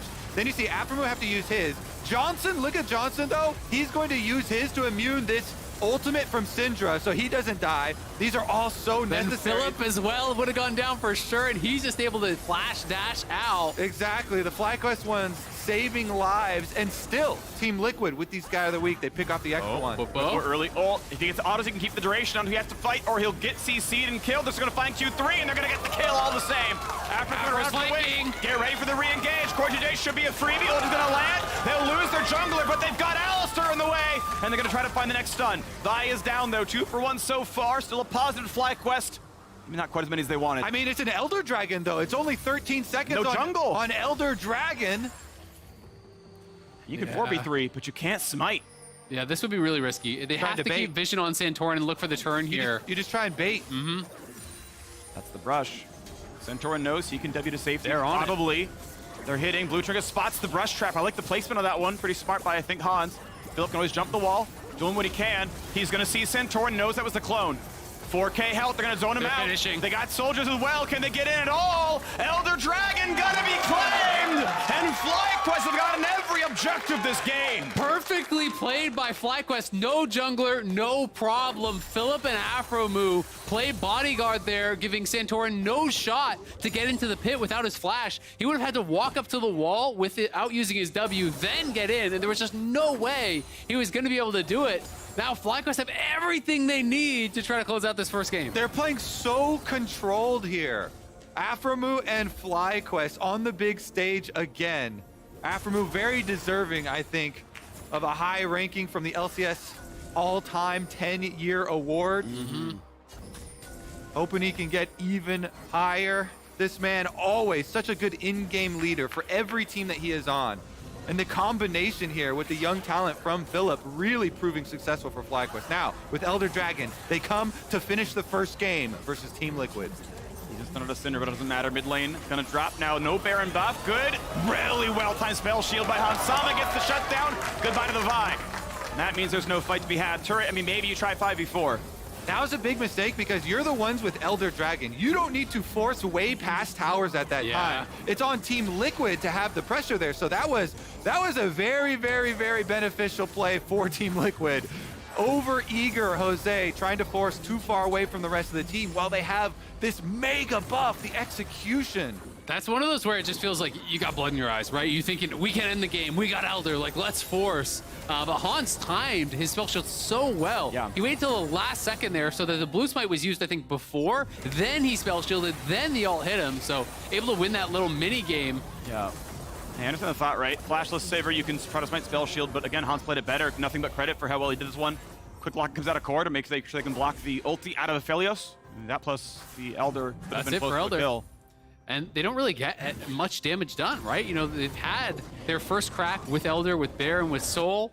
They are extending the gold advantage, but one inhib down and only being mid lane, it's just going to mean more gold here for TL, and Hans is nearing full build. Yeah, I think FlyQuest are very comfortable, though.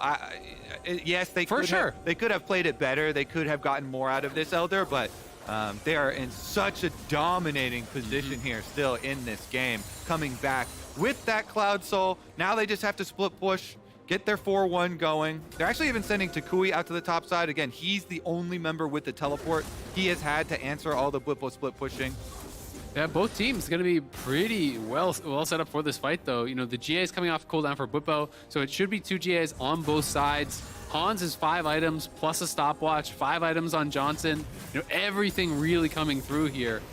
You know, on both sides. Takui does have a massive gold advantage, though, over Bjergsen. Nearly 4,000 gold ahead individually in the mid lane there. You know, that's like the full death cap, basically, on top of what Bjergsen's build is. Afromu's going to need some honey fruit or something to heal back up. Another big chunk onto the support front line. Good ward. They see that Baron has not been hit just yet, but they still know where Afromu is. No, he's guarding around it. Torrent's looking for maybe some poke on a Philip. His mid lane will be under control as Johnson shoves it down. Hansama gets rid of a ward. Have a look at the next little piece, because we know the Baron setup can be there, and every single team fight for a while has gone FlyQuest way. And TL know that, but at a certain point you can't go with this objective. I feel like this Baron would probably end the game. Top lane pressure, mid lane pressure, bot being left alone. TP's, though up, will not be used for this one, and here we go on the Baron right away. Santorin will be spotted, and it's not going to happen. There's the claim on Baron yet again. Team Liquid, unable, unwilling, who knows, but will not stop this Baron take again. You look at it one more time as Philip gets some opponents to fight. Whipple gets back out. Late game, you have to force the fight so hard, so quickly. I mean, late game Baron just melts when these carries get multiple items. White gun plus Azir. Yep. Yeah, those are 2 of the best champions in the entire game at actually burning it down. So you have to respond so quickly, and FlyQuest is just playing these objectives really, really well. From start to finish, they've been doing a great job at actually setting up and controlling around these objectives, making sure that they're not just straight 50-50s, turning on Santorin when he does getting in, zoning him out when he doesn't have that easy way in. So, you know, really doing a good job. They have top lane push now. Mid lane's getting pushed up here by the Aatrox, and bot lane being shoved in by Johnson. So FlyQuest trying to get lanes going in all 3 at the same time here. and trying to peel TL apart because they do have very good wave clear with the Sivir and the Syndra still. Down goes the wave. They leave Aatrox in mid. It's bot lane now. The pressure. Bjergsen going to do what he can to wave, but it's not going to happen here. First turret going to be dropped pretty heavily. Good shots. Keep in mind, Green Gun Aphelios gets that extra little bit of range, and once in a while gets to help chip in. About 1/3 HP down to 1/4. Cannon's still working on it. And it's this wave now because they're going to have to start answering mid, right? So if someone goes to answer mid for Philip, then bot can go down. That tower is getting very, very low, and Philip wants to keep them off that wave. But Hans and Bwipo are going to go try to clear it out really, really quickly. This is that critical wave here where they've got to kill the tower. It's gone. Yeah, even Vi's gonna charge up to play for it. Here's the headbutt. Pulverize a flash in, looking for the kill. Again, the spell shooter's in for Hansami. He's gonna stay alive. Philip zones back Bjergsen. And here comes the backline dive. Looks pretty good, but it's not gonna be enough. J hit and killed. Afro finds this one. Now Bwipo has to run. He has Guardian Angel. He'll only drop for a moment. Philip the same boat here. And there's the first revive. Down goes the jungler, 2 for 0. They're gonna find a third in a second. Number 4 as well. They're gonna get everybody to this one. Inside the base, a quadra kill for Johnson. FlyQuest just slaughter the top lane. They get Bwipo counterpicking, it doesn't matter. Philip, huge in this game. FlyQuest win game 1. FlyQuest, eternally underrated, eternally underestimated. Once again, come out with a statement game. This time versus Team Liquid. I mean, what an exciting start to the series. You know, I was thinking out of the 2 series, this was going to be the more one-sided. But so far, I mean, it's FlyQuest, the underdogs here. It was one-sided. The wrong side. I mean, FlyQuest is coming out of the gates playing so well. I love the confidence here. You know, from Philip, blind picking the Aatrox. He sees the Olaf as the answer. He just straight up goes Ignite and solo kills one of the best top laners in the league under his tower. You know, he hadn't gotten put in advantage from ganks. He got no help. It was straight up 1v1 laning, even with the freeze that was able to be pulled off there from Bwipo. And he had really good stuff. A much bigger presence in the team fights as well. Yep. Olaf, once he got to the team fights, got focused down. Huge zoning there from Philip. Very big plays. Exciting stuff. FlyQuest ahead and on the board. And I gotta say, looking at the game, I think their coordination was really on point. They were grouping a lot, right? Yeah. We thought about some of the first fights they got. The first one got them ahead, right? Where it was 4-2 in kills. They're 5 mid. There's an Olaf splitting in top side and a Sivir pushing the bot side, right? And it's TL's getting the side of the map, but the team fight's there. Every fight we saw, FlyQuest were really good about focusing exactly one target. When Olaf chased down Aframu, they're all 5 on him. You get the jump over the wall from Santorin, they're on him again. Vile, and everyone's pushing him down. Their target selection, very, very good. They chopped down the front line fast, then it turned the fights around, and with the gold lead, ran away with it. So huge game 1 statement win for FlyQuest. We were breaking down the action at the State Farm Analyst Desk. Thank you so much, Freak. FlyQuest and Philip jumping out to an early 1-0 lead in the series here against He was right. Team Liquid. We're going to dive into just how they managed to bring this first game into their favor, but before we get to that, we got a little bit of a bone to pick with one Esports Kobe. I'm happy to be wrong if that is what happens. If that's what happens. Yes. Everyone was predicting TL in this. Yeah. Including the man Kobe. The man himself, second column, third down. Called for the 3-1 in TL. So I'll give him that. But the majority of this desk also said 3-1. I don't know why we were being targeted for undervaluing FlyQuest's potential. We all believed they could take a game, except for Raz. Except for me. I will say this, though. I didn't think they would take a game like this. That is like, also in my head, I was thinking like, oh, okay, TL are going to come out to an early lead. Then FlyQuest are going to bring it back through team fighting. This game is super interesting, actually, because we were going to pull a graphic at the 15-minute mark for gold lead. And that was just after TL got a fight and got to a 1.2K gold lead. In the next 2 minutes, that got dropped down to 88.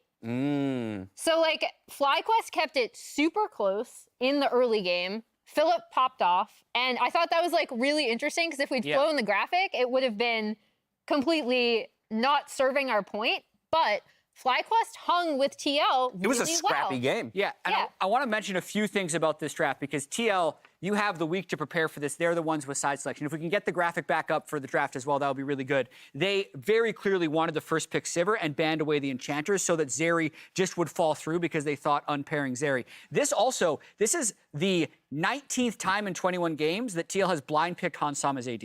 Yeah. So in terms of trying to, he is the least counter-picked player in the entire LCS. It's going to be about 10%. And then Johnson ends up with the most counter-picks of everyone, but that's oftentimes because like other teams are just prioritizing ADs so quickly. And the point that Raz brought up when we were talking about counter-pick percentage, Philip has a higher counter-pick percentage of a top lane, but in this situation, you're trying to make him comfortable. Yes. And Aatrox is his pick. And he got the freaking solo kill on Bwipo in this game with his comfort pick Aatrox, which I think really just set the tone for FlyQuest to pull off the game 1 upset. Yeah, I even had to relook just taking a look at the laning phase once again. I thought he played laning phase exceedingly well versus Bwipo. And so just as taking a look at the early portions of the game, I thought Team Liquid's dive through mid lane was really good and very Team Liquid.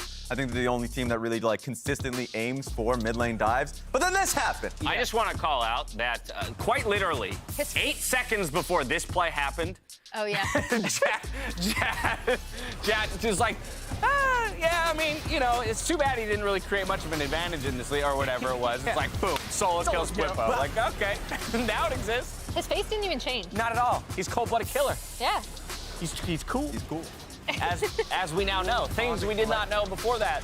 And there are also kind of a few weird things that happen in this team fight. Like, Aphromoo over-engages here. Yes. And then because of that, Bwipo then answers with the same thing, and then Santorin kind of jumped in for a 1v4 Dragonsteel. Bwipo did have a very bad game by his standards. Yeah. He would never expect to be solo killed when he has counterpick, and he also repeatedly got caught on side.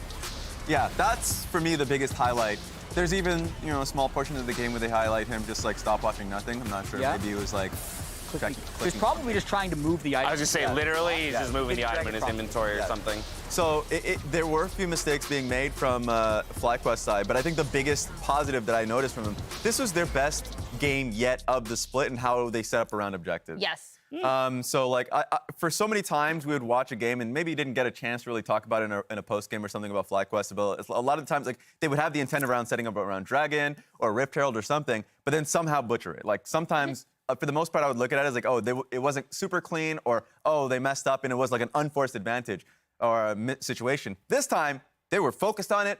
Philip was there for the objective. He was going in a fog a lot of the times when TL had initial control in a smart way.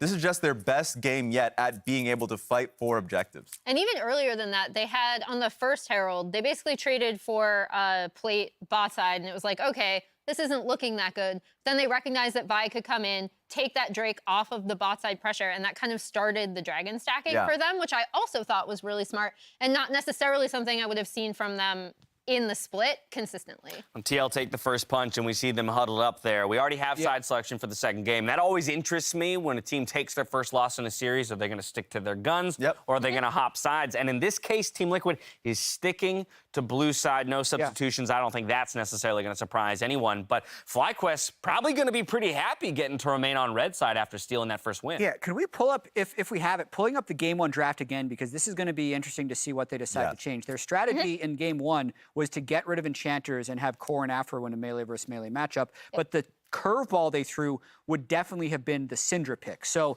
that's what came in right here as a counter to Azir. Syndra is not something that was seen in the regular season, and they played through it a lot. That's what I was about to say. And then was unable to pay it off to the rest of the map. So I do wonder what they'd change. If I could actually see them keeping the 1-2-3 fairly similar and then changing the 4-5 bans. Yeah, they may keep it consistent, or they may just go back to what they practiced the most, which is the Azir first pick. They may just say, to hell with that, we'll still go to Azir first pick. If they pick Zeri, we'll counter it. Like, that might just be the ultimate goal. I like that. I think a lot of teams, if they're ultimately successful with that strategy, why change it when it matters most? Yeah.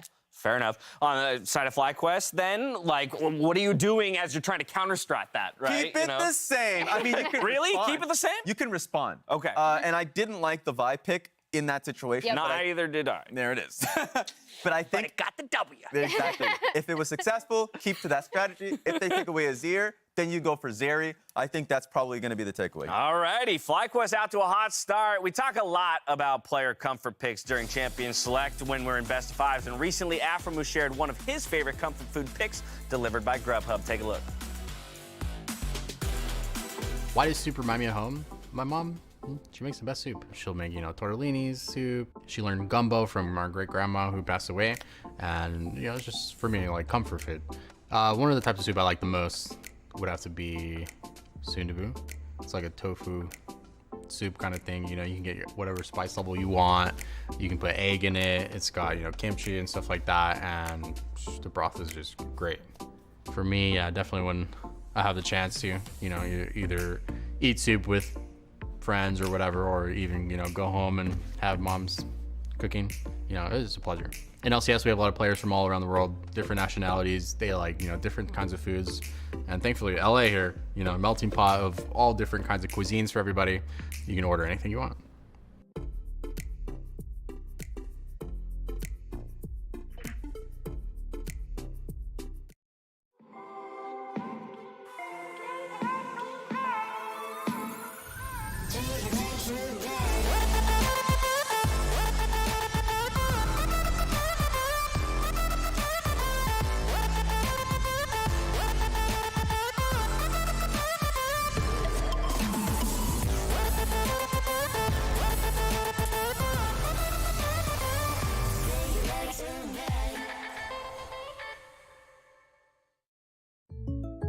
Upgrade your shiny slippers to keep sparkling. Hey, Ash, what's your plan?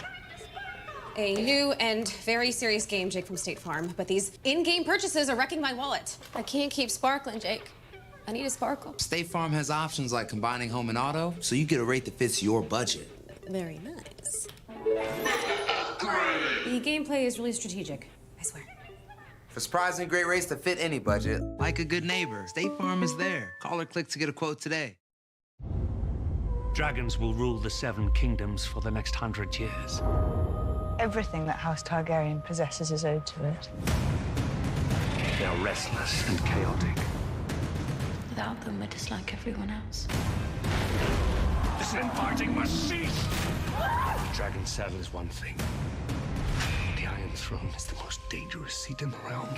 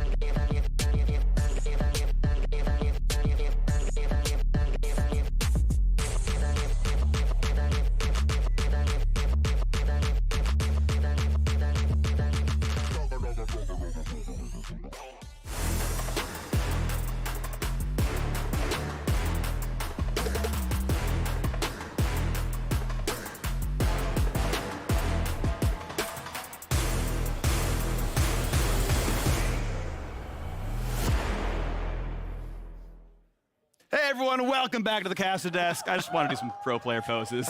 Freak. It's me. Yeah, with no writing on the back at all. So it makes it funny.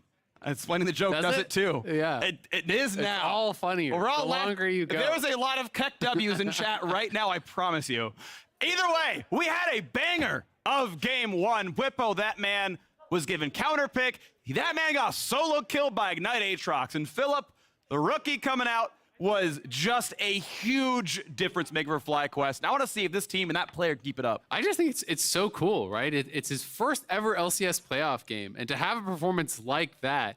I mean, I know I'm getting way ahead of myself, but it really makes me think of like EG last split. EG coming into playoffs, there was no expectations. They had won 0 games against top 3. It's like, yeah, you're gonna maybe win a lower bracket game, but you're gonna get clapped by all the top teams. And there's this huge kind of good feeling around JoJo and Danny, and seeing our native players really perform. And I get such a strong kind of vibe of that from Philip having this pop off game one. I mean, it reminds me of a story I heard back in around like week 3 that like, oh, Philip isn't doing well in scrims, but up through the first 3 weeks, he was doing really well on stage. Like, oh, this is a player who steps up under pressure and overperforms it, compared to practice. We've seen the opposite so many times, right? And now he's in playoffs, and he performs even better. Like, that is so awesome to have a player who, from all evidence I have seen, steps up more and more with pressure. Now we get the benefits of this being playoffs. This is my favorite part. The changes in draft and the best of 5.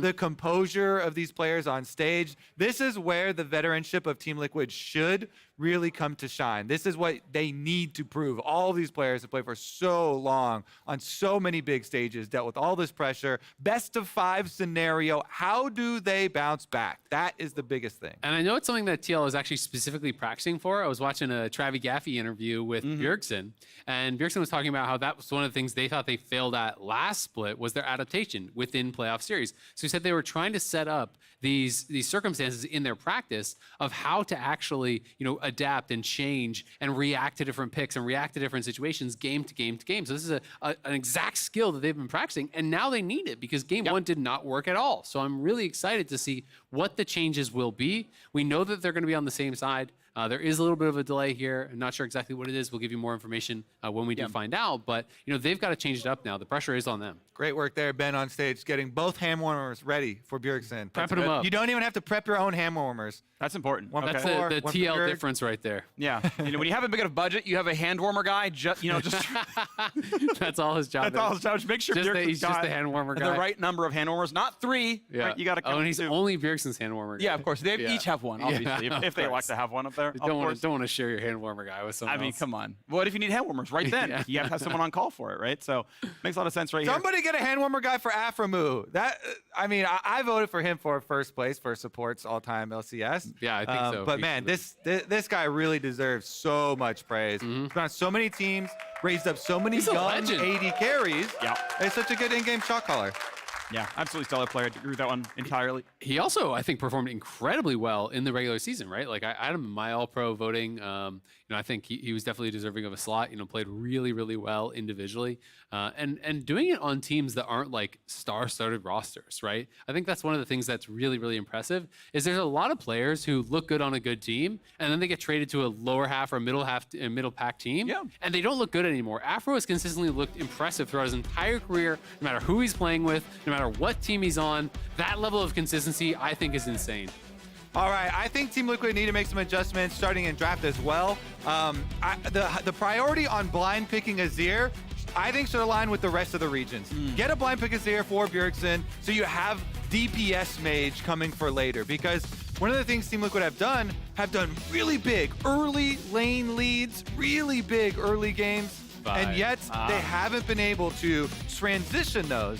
When you do have, a champion like Azir, DPS, has self-peel, mobility, is a lot easier to transition when those team fights. Yeah, so the one adjustment is just the Vi band here, for TL. And now we'll see, will it be actually an Azir grab up like you're talking about? Are they going to put priority on that? Of course, they did first pick Sivir last game. Hans got an incredible amount of farm. Didn't feel like he was a massive impact on the game, though. It was mostly him being pressured out of these fights by the divers from FlyQuest. Yeah, and his spell shot's really good, but yeah, another team fights are doing good. As you mentioned, the Azir priority moves over. Right. Sivir left up. Azir is on, and Bjergsen will get his 7th game. He's got 3 on Swain, a bunch of 1-ofs, and this is now his 7th Azir game. I'm already happy. I got what I asked for. First present. We can end the Christmas now. Looks like Wukong, though, will be left up. And since we added the extra jungle ban to be even more focused here, FlyQuest toying with the idea of snatching this one away this time since the Vive's been taken off the table. Of course, there are plenty of other things for Santorin to play. Santorin plays a mean volley bear, Jarvan, lots of things that can set up the team for success. Kiana nerfed on this patch, little shout out there. But they're going to say, all right, well, we still like Sivir as the premier marksman, so going to be locked in there for Johnson. I wonder if Core just takes a page out of Afro's book and just goes to Alistar then, right? Like, you could actually just answer, with a similar bot lane setup here. Alistar does give you that engage, does have the good mechanics into the Sivir, of course. Getting through that spell shield with the combo is really, really powerful.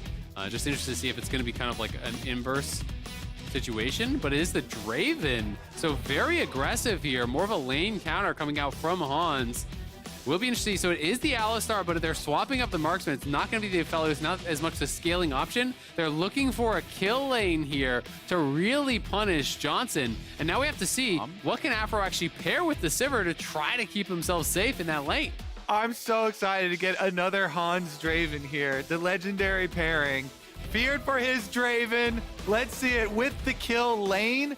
And he is one of the AD carries that has successfully used it in the LCS. It was CLG, it was Team Liquid. They got over 10,000 gold leads with this champion. This is a snowball champion. Focus jungle attention towards it. Get those cash-ins. Play aggressively early on.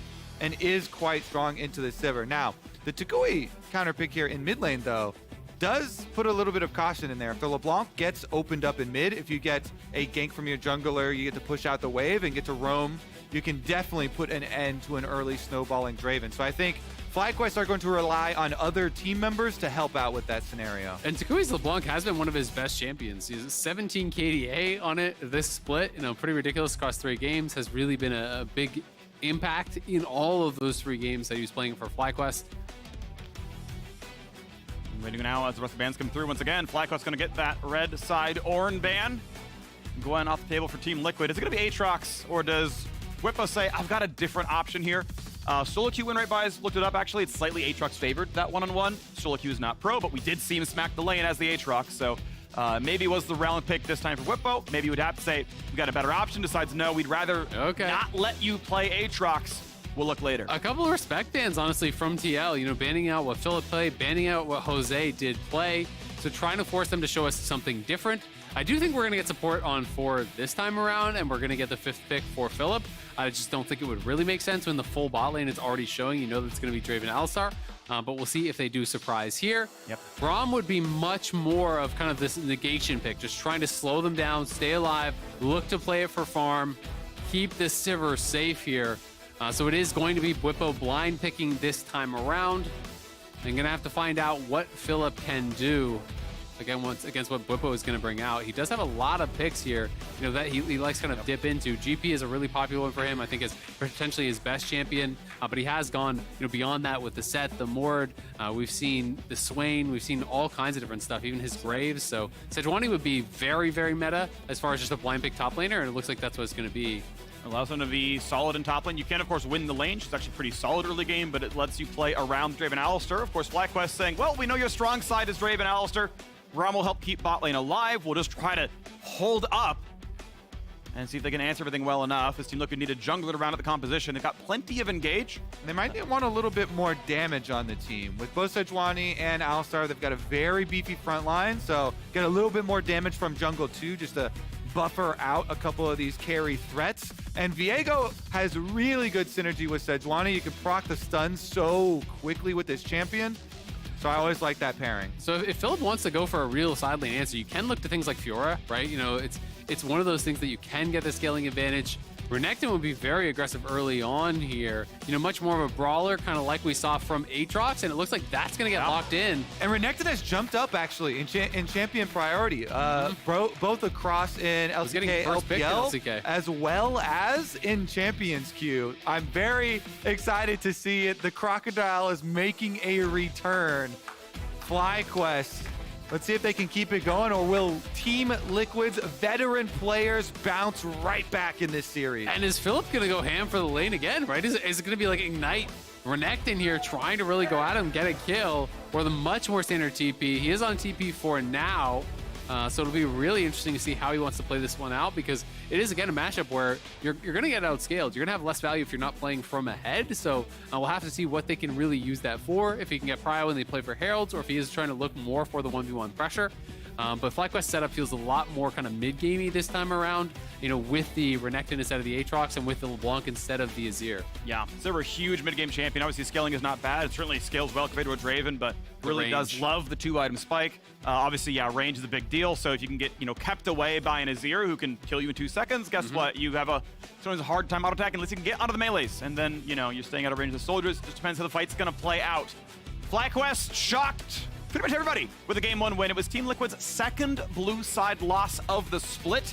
They lost the season closer against 100 Thieves. They've been undefeated on blue up until Game 18 of the regular season, then immediately dropped again. Now to FlyQuest. Stick on the blue side, though, and we'll see if their Renekton counterpick is going to do the same kind of things that Philip's Aatrox did here in Game 1.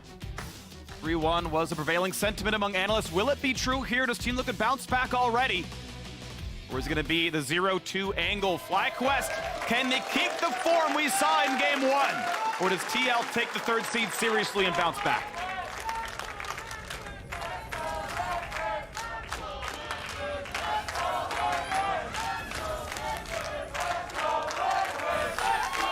They're kind of merging the chants, actually. They're harmonious. The Team Liquid and FlyQuest chants coming out here. I just like how nice there's like letting the other side get their team name out and then, you know, taking their turn. You got to yell over it, you know, let's go. You know, you can't let them hear Liquid. No you know? sabotage here. We're all here for the same reason. We are here Entertainment. to watch some entertaining League of Legends, and Jose Diodo has some thoughts to share on the strength of his own team. Well, I think people view FlyQuest as like weak teams, like one of the weak teams in playoffs, which I think is incorrect. I think since we have bad days like last weeks and we were like winning a lot and then we start losing, people was like, oh yeah, this was FlyQuest all time, you know. And this week we are back winning, so that means we only had bad weeks, you know. So I think we'll have to prove them wrong in playoffs, which I think happens all the time when you're like on not a winning team, like TL for example. So I'll be down to do it, you know, to prove them wrong. Proving them wrong so far in Game 1. Honestly, huge specific props, I would say, to Philip and Aframu, but still a whole team effort. I think everyone had really good moments in that game and scarce mistakes. Alistair not really a champion until level 2, so not going to go for much here. There's no reason to headbutt a Sivir or just take Braum damage and die. This is Glacial, by the way. Core JJ on Glacial here, much like he was last game, but Alistair has no innate tankiness, pre-6, like Leona does, and we had seen Afro had gone Aftershock, so really hoping that he doesn't need to get focused down, but it does make it that you have to really be smart about your headbutt pulverize, because you can just kill the Alistair back. Meanwhile, Renekton pushing early, and he does have a ward on the blue buff, right in a little bit of a back. Oh, Flash is going to for this one already. Aframu's ignited, puts the shield up. They're hitting Hansama, though. They're hitting Hansama. He gets first blood, but they're going to trade him back. First blood cashes in, but Sivir has lane control. Man, that was so close to Afro actually getting out there. He tagged that last Q onto Hans. I thought they were going to get the kill. At the end of the day, it's hard to say. I think this might go positive for FlyQuest if Johnson can get the crash in here. There'll be a lot of minions missed by Hansama, and he's down both sums. Big trade there onto Bjergsen, but of course, Takui is playing TP, not Ignite, so no actual kill pressure. And thankfully it is a cannon wave. This is something we saw from Core JJ in a pro to pro. He actually headbutts the cannon, pulls it back, and tries to create a freeze. This is something that High highlighted him doing before, because by headbutting it out of range there, you can now hold the wave and actually freeze that. So he denies a full wave by doing that. It is so clever, and it's such a little thing that I loved that High actually was able to capture that in one of his pro to pros. I think the funniest part too was that he said he learned it in that game. Yeah, he's like, when did you learn it? He's like, what game was this? Game 3. Yes, game 3 is when I learned it. He's like, W the minion, huh? No, really do it. Yeah, he's right. So the all-in, I think this is pretty nice because they realized, oh, we've got Afro like basically in a 1v2 here. Yep. And he's low. Yeah, Afro was stepping forward to actually use his relic shield there. They did get level 2 though, so he gets the shield up, lasts a long time.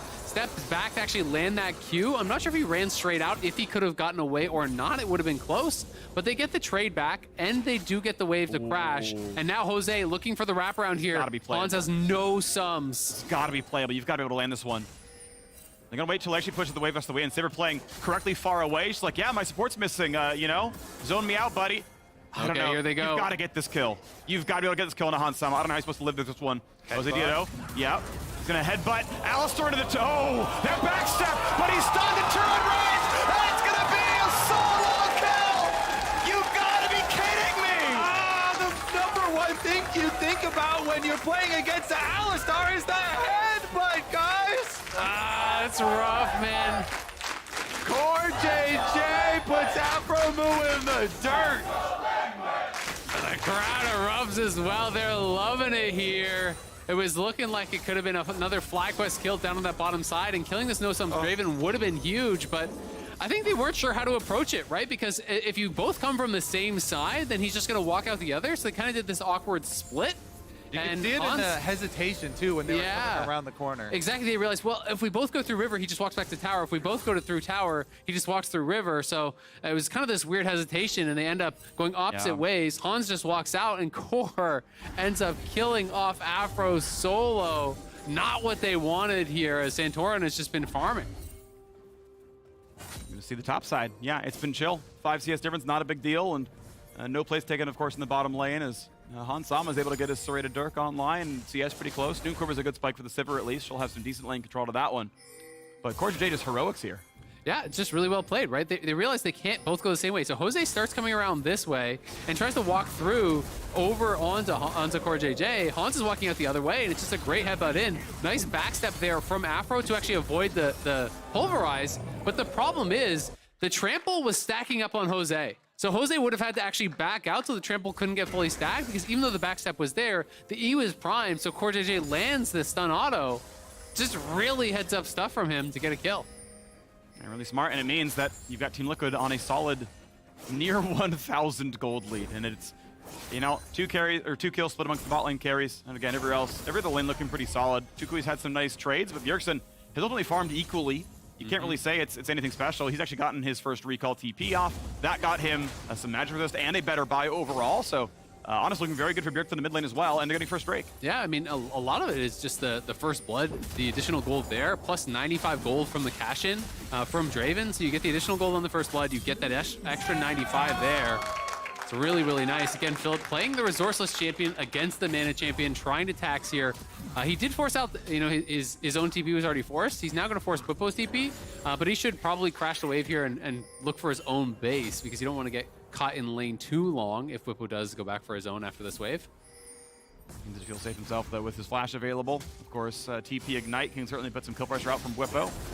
Safe for now, though, as he got his first buy off and wants to stay with the items he has, it feels like, as he stacks up the coal. Yeah, he's going to push one more time. You know, he wants Bwipo to TP. It's just when Bwipo does TP, that's when you generally have to base. Oh, quarter second late. Because now, you know, if he TP's back, now he has a full buy. He's full health. You don't really want to be stuck in the lane here. So Philip's in a little bit of an awkward position, because now Bwipo's going to try to hold the wave. And this is exactly what happened to him last game, where, you know, Bwipo was able to hold the wave here for a bit. He does have the cannon, so cannon plus 2 range, that will be a freeze. So now Philip can't base. And that's the risk of hanging around a little bit longer, is that if you don't actually base on the shove, it can get a bit difficult. But this will eventually slow push towards him, but he would lose a lot of minions, and he's playing Cull, so I think he really wants to fix it. And the biggest thing right now, too, he's got no deep vision at all. They have no idea where Santorin is. And Viego is on a level 6 timer. So Viego level 6 would definitely be a kill if he was up here right now. Sejuani stuns with Viego stuns. That's why Philip is so nervous about this one. You see Bwipo takes the trade anyway. Of course, gets his grasp off and almost gets a stun. Q auto E, extra auto. Thank you, half HP. And W to disengage looked pretty good. Yeah, Philip, I mean, ultimately decided, okay, I guess I'll stay. He got XP on 2 minions. They could look for a dive, though. He's got to finish his recall. He's got to get out of there. Santorin's going to use this tempo from topside, because Philip has basically been kicked out of the fight already. He's 50% HP, no purchase. So they're starting up on Rift Trail. On the way, but Hans is here, though. Bot lane of FlyQuest not going to be here in time. Over the wall, though. Jose to try for a Q. Smite going to go over to Team Liquid, though. And they're going to get the eye, no problem. Will there be a team fight is the question now. Philip is ulted.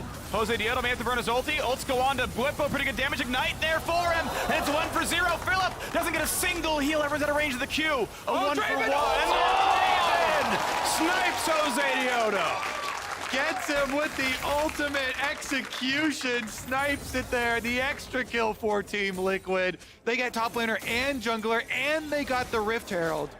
Man. Using these little advantages as they build up, you know, chunking Philip down, stopping the back there, then they force it. Jose goes in, tries to go for a Q smite, 98 HP though, left on it, and Santorin yoinks that thing right back up, picks it up as well. Bwipo does most of Jose's damage there with the Ignite on him as well. The Ignite also critically still gives them vision, so Hans still has vision of him up until right after he flashes over, so it gives him a good angle to throw off the Draven ultimate.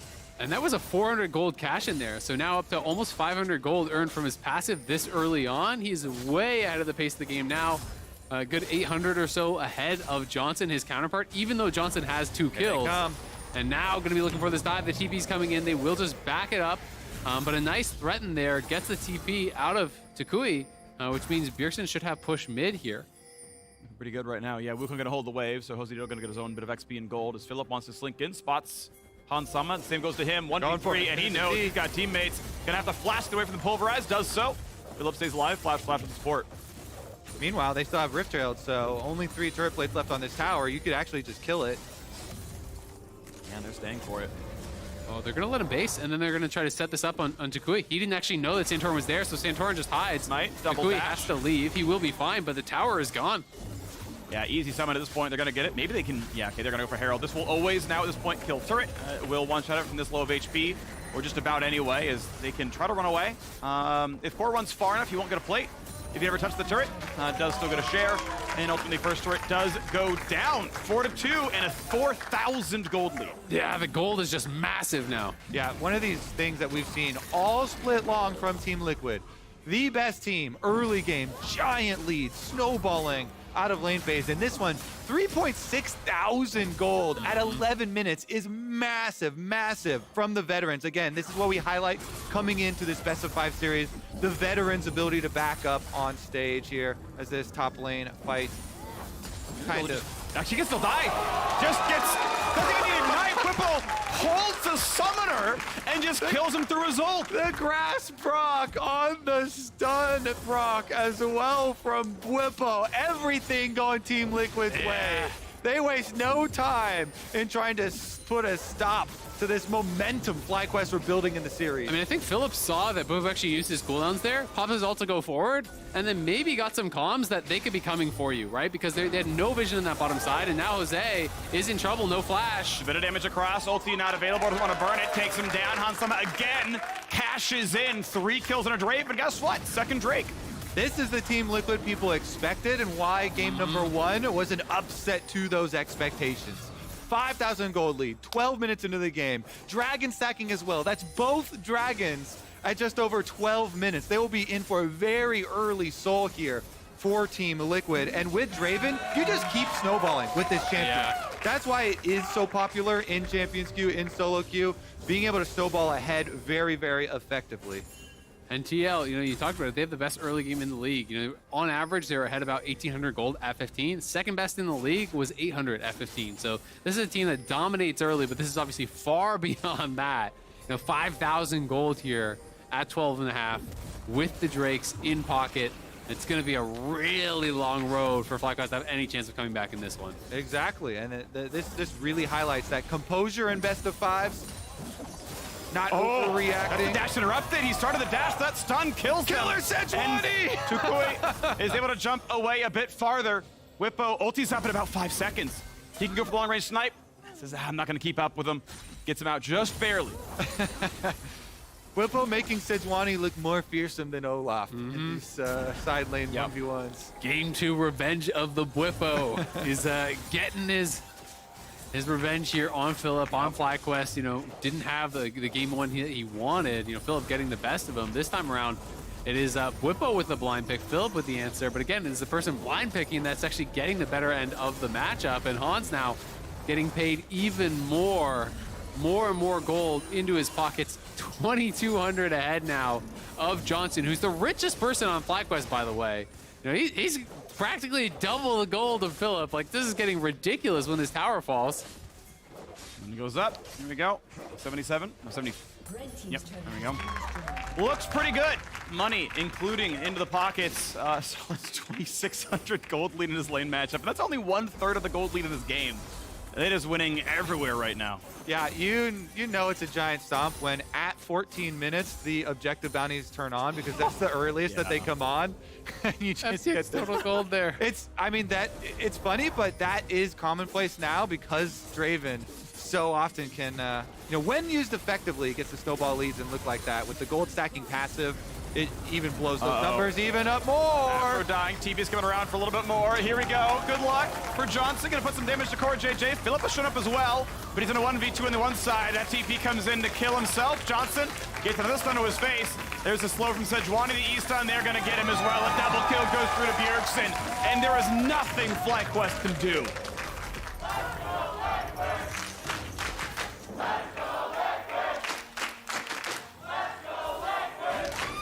Liquid cruising in this one. Jose looking for the wraparound here, but I don't think he wins this 1v1. All right, Afro's here too, so they got to look for some sort of a play. They know they need picks. They got to get shutdowns to have any hope of coming back.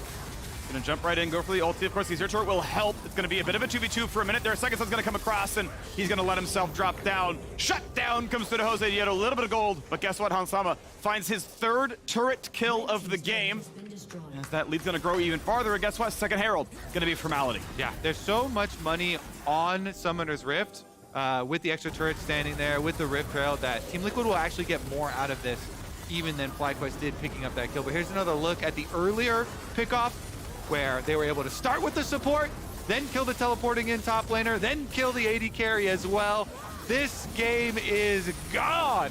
Yeah, making it look too easy there. Afro trying to get some vision for Johnson, but getting punished as TL are just so far ahead. They can take any fight anywhere at any time at this point. So it's gonna have to be heroics from FlyQuest to have any chance. But really, there's not a lot of playmaking on their team, right? Like, you need some sort of a flank, I guess, from the Wukong and the Renekton, but I just can't see it happening.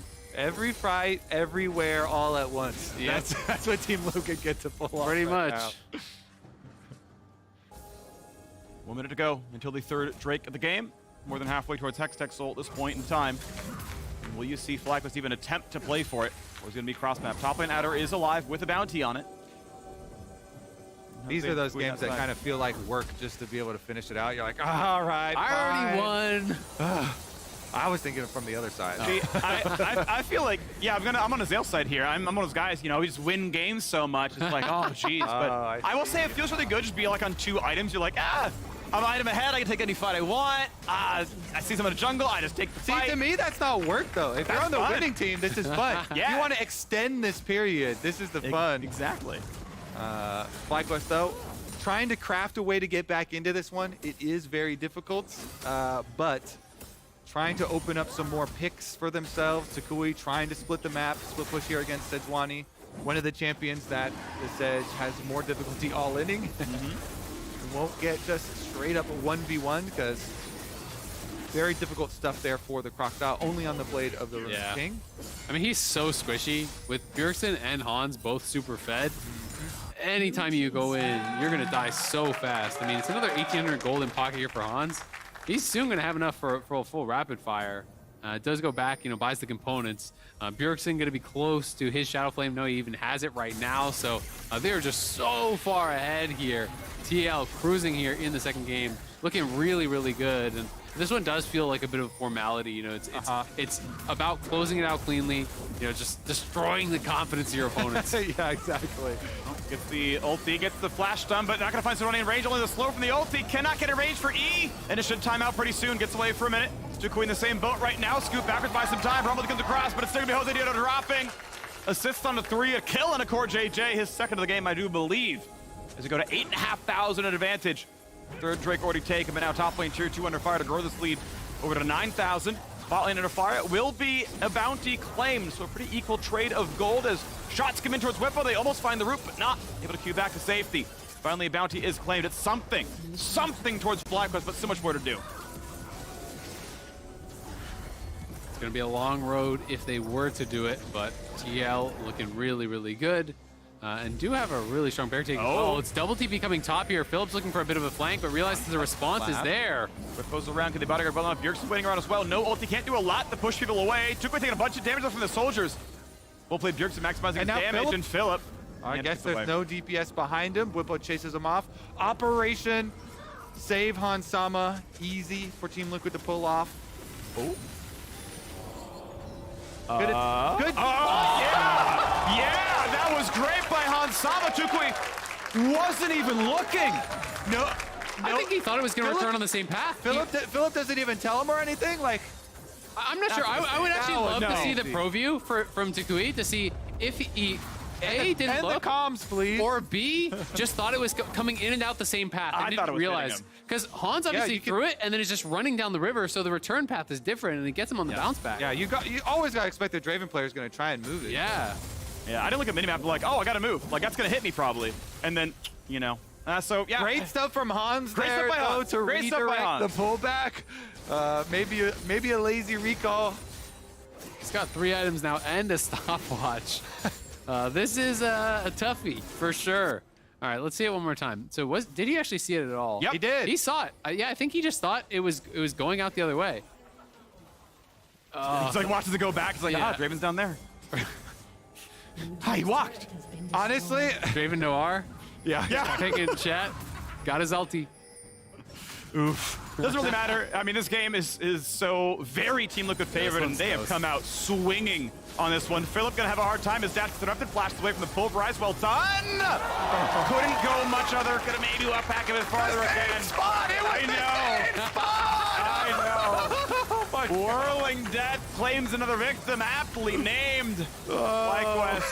Run themselves down 10,000 gold. The exact same spot. At this point, you start to rack up deaths, and you're like, whatever, man, it's over. Core's even going for the Zhonya's build here. Second, just looking to have more playmaking. They want to shut this one out. There's a stopwatch on Bjerg. There's a stopwatch on Han Sama. Okay, protecting those super fed carries. Does this, like, how heavy is the demoralization factor here for FlyQuest? Because again, they do have very young players mixed in with their veterans on this team, and that's one of the big things that you want to look at. Being able to bounce back after this, not getting stuck here in just how massive this beatdown was. I think that's where you really need that one teammate who's just going to be joking around, keeping the attitude good. Game went bad early, but who cares? Well, Han's going to fill up his gold coffers yet again.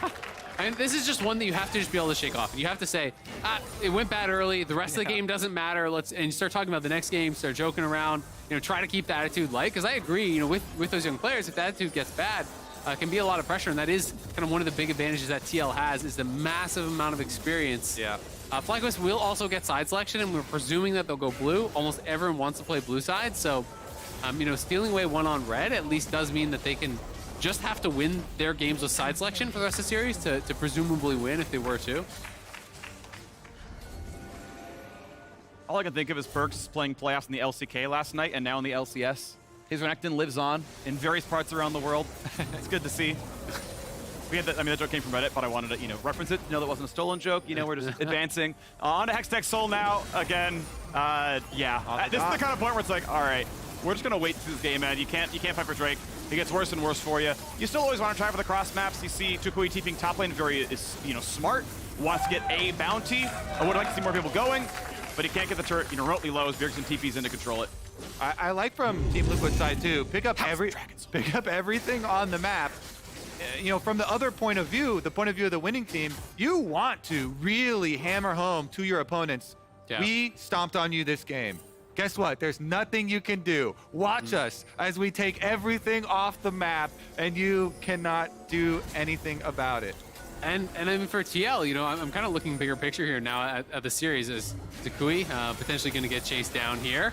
Slow is in already. Good luck with the rest of this one. Juke's back, says, yeah, I'm cut off otherwise, but Santorn's going to be around. He's going to show up for the extra slow, and they're going to hand another one. Han Sama is dominating on his Draven. Now TL can go to Baron, but I mean, we saw game one, they went much more kind of a riskier early game, snowbally style comp. Game 2, they do have that mixed in with Hans, but, it's stable solo laners for TL, and they are looking so dominant. FlyQuest, you got to go for a miracle steal here, but they're turning on to Jose. Turret bounty claim, they're going to find Jose, going to push him away, still gets taken down. Beautiful whirling death. Going to be a Baron claimed as well. Team Liquid 15-3. A 13,000 gold lead. At least FlyQuest get turret bounties occasionally, but the lead keeps growing. The Hans Sama Draven just don't miss. Another one, even after the flash there. What's his passive at now, man? He is getting paid this 1,800 gold just from the passive alone. Holy. There's a reason everyone pops off when Hans picks the champion. Glad to see it here, too, on Team Liquid, effectively snowballing. And you have to wonder, does it get a respect ban now, next game, right? Because we saw that the buy got taken away, the Aatrox got taken away. Those obviously were critical for FlyQuest in game number 1. Yep. Now Hans absolutely obliterating them on this. If FlyQuest go towards blue side, you can kind of expect that they might look for the Azir. Philip now in trouble. Get the next stun. Philip able to E over the wall, but the flash, or the ult follow rather. They're gonna get the stun on Sejuani. They should find this kill. Locket might not be enough. Hansama, again, the man just keeps being in the tooltips. This man's gonna be another kill. Legendary, 8 in a row now for him. Azir's got an extra minion wave to move up on the bottom side too with Baron buff and Hexol. You gotta think Team Liquid are coming to demolish the base. Directly so. Whippo showing up at the top side. There's the mid lane turret going down. Rune aptly named as 2 more inhibitors now to fall as well, and maybe this push will end it. Still 15 seconds on the Renekton. They've got a wave. They've got a Baron buff. Gonna go for top side. The wave's already moving up. Whippo takes for a bit. Probably has to drop aggro at a certain point. Yeah. Does so. Again, check all the boxes. Literally take everything all off the map here from Team Liquid. Big damage there. FlyQuest still zoned out. They got her next, but it doesn't matter. TP flank 15k. Can they find the way in? Turret's gonna drop. Health bar's a little bit injured, but the same is true for FlyQuest. He doesn't even have ulti though. Philip's flank is so not threatening. Yep. And they just keep getting poked as well. Every Azir shot comes in, bam, Hextech Soul. People down to half HP with this one, and all triple inhibitors are done. Still a minute left in the Baron buff. Yeah, they can just stand here until the game ends with all the minions Baron up. Nice stop by Whippo, trying for the backline, not gonna happen. They're tanky enough already. Jose Dito's down. Phil will try to find his way in, but not before his front line already dies. Just out goes after Renekton. Just gets deleted. A pair of shoes in the inventories now for Team Liquid. They're gonna knock extra couple of turrets down. The Red Bull Baron power play gonna include the Nexus itself. Some fancy crystals to go with the gold. As the gaudy jewelry comes in, even more for Team Liquid. A quick stopwatch, that one of use. Finally, Hansama gets another one as the Nexus falls and Team Liquid absolutely slaughter FlyQuest in game 2. 26-minute win, 20-3, 18,000 gold lead. Almost 1,000 gold for every minute we played. Hansama 10-1-4 on the Draven. This one got out of control really, really fast. And now FlyQuest is going to have to wipe it from their minds, try to look for a bounce back here, talk about the adjustments that they want for game number 3, because this is the TL that people are really expecting, looking for them to dominate. They absolutely did it in game number 2, but at least FlyQuest do have side selection, can try to mix things up. And this is the antidote for the Zeri Sivir constant trading. Everybody going with these bottom lanes of, oh, we're going to do massive scaling. Those champions not only got nerfs, so got weaker, but also these lane priority, lane bully champions. It's not just the Draven. Even Samira is starting to get some play. Kalista is still there. There are lots of lane dominant options you can go for to really shake that up. I'm glad in the best of 5s, these are when they really bring them out. It's fun to see. Also, I just got to say, I've just been disappointed with the top lane counter picks. Each top lane counter pick's been solo killed by the champ they tried to counter. I need better pools from these guys because blinding is getting you a slap in the top lane, basically. So, I want to see that improve a little bit, but the other adaptations, have been good. The Draven, guess what? Not a lot of blind Sivir anymore. Unless you really think, it was a fluke, the headbutt, whatever, but obviously looked great from Hansama there. So, going to head over to the State from Analyst Desk. See you there. Oh, no. Thank you very much, gents, and welcome back to the State Farm Analyst Desk. The series is all evened up at 1-1, and Emily, in large part due to the performance of the man who sits just behind me on the Draven pick. Whoa. What the heck, Hans popped off? It's always really cool because I remember watching Hans Draven all the way back on Misfits, and people have been really super critical of TL's kind of bot lane picks and their performance when they have been able to get ahead, maybe not being able to snowball it. This was such a snowballing game. It was kind of over immediately post like Rift Herald fight. Look at all of that blue. It's a lot of there. blue. It's actually lower damage than I would expect from Hans. He's at 18K with Whippo being at 15K. Whippo had a few Sedge solo kills that are going to count for like 2,500 at a time because he did a full health bar of damage. But actually, even though Hans picked up all the kills and was a huge carry, it looks like a big team effort by TL. I was going to say a way healthier team distribution of damage there. Clearly everybody doing work, but I think it also very much paints the picture, Raz, of a 30-minute win. This is the Team Liquid that we kind of expected to come out in game one, build early leads, and really drive them home. That was the fear a lot of teams when talking about Team Liquid was kind of talking about, was, hey, they have one of the best, if not the best, early games in the league, period.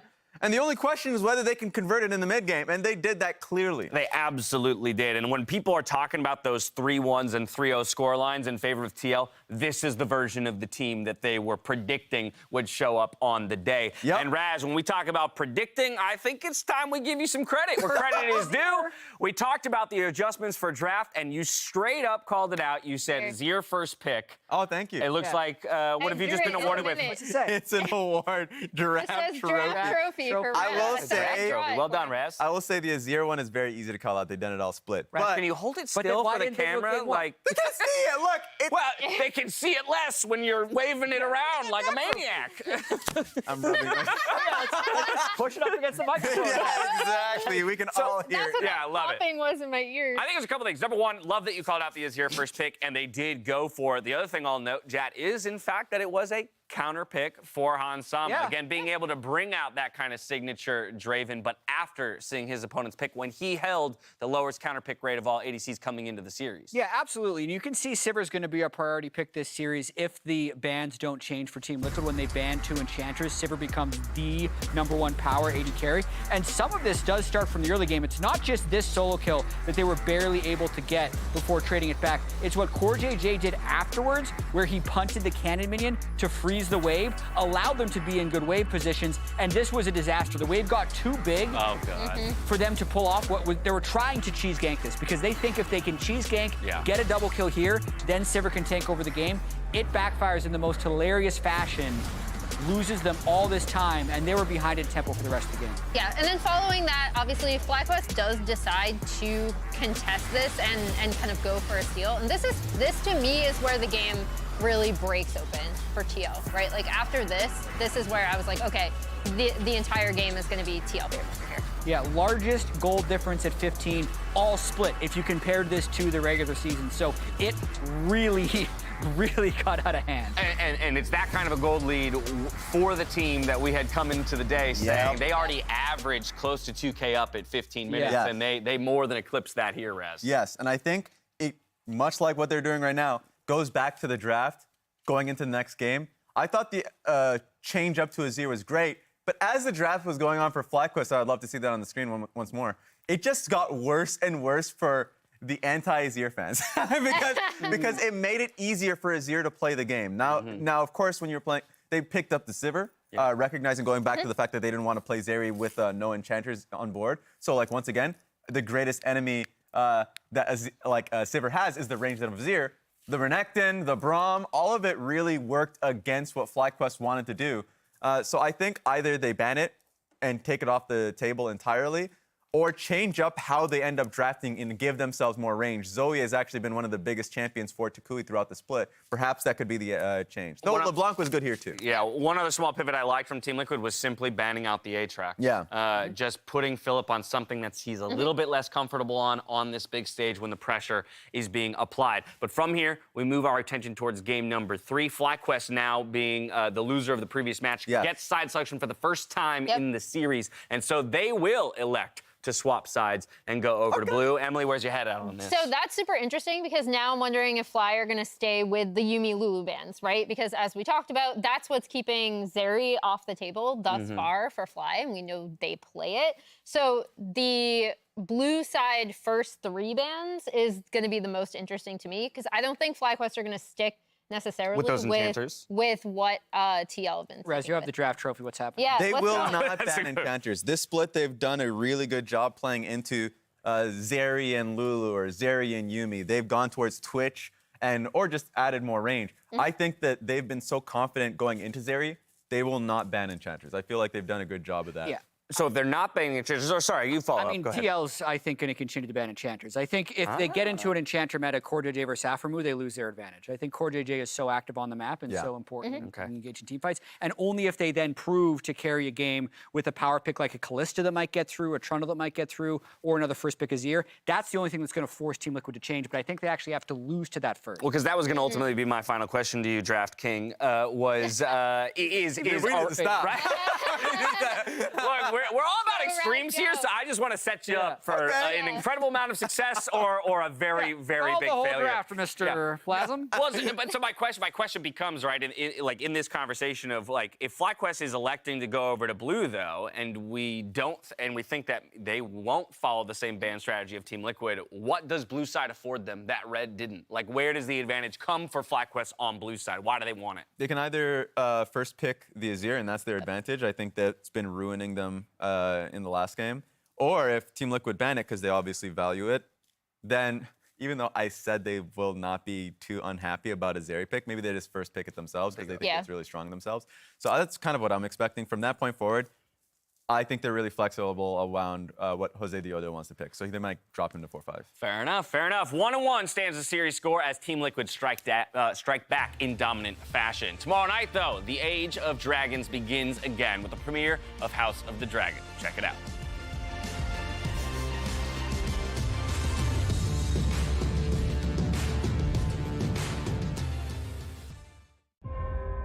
Rhaenyra Targaryen, heir to the Iron Throne. I will not be a tyrant and rule through terror. You see her for what she is. We are family! This fighting must cease!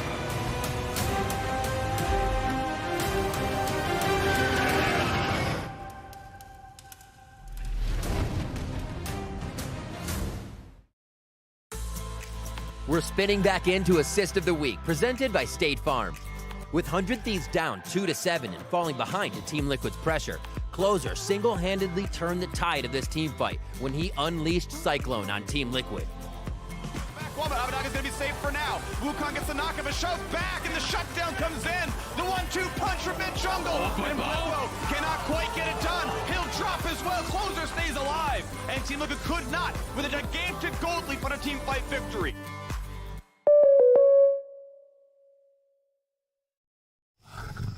Lion! Ah, yes, the king of the jungle. Time for a Red Bull. Red Bull? Still, you'll never be faster than a lion. I don't have to be quicker than the lion, just faster than you.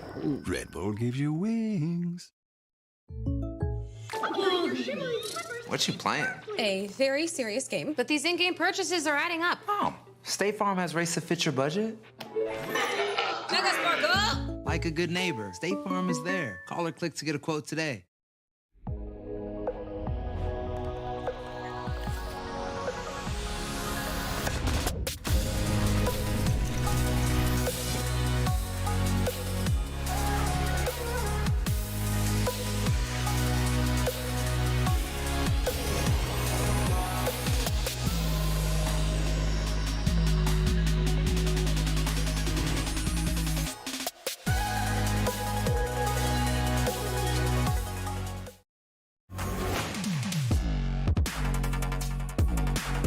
This is the sort of pride that gets you in those big moments, allows you to take down giants.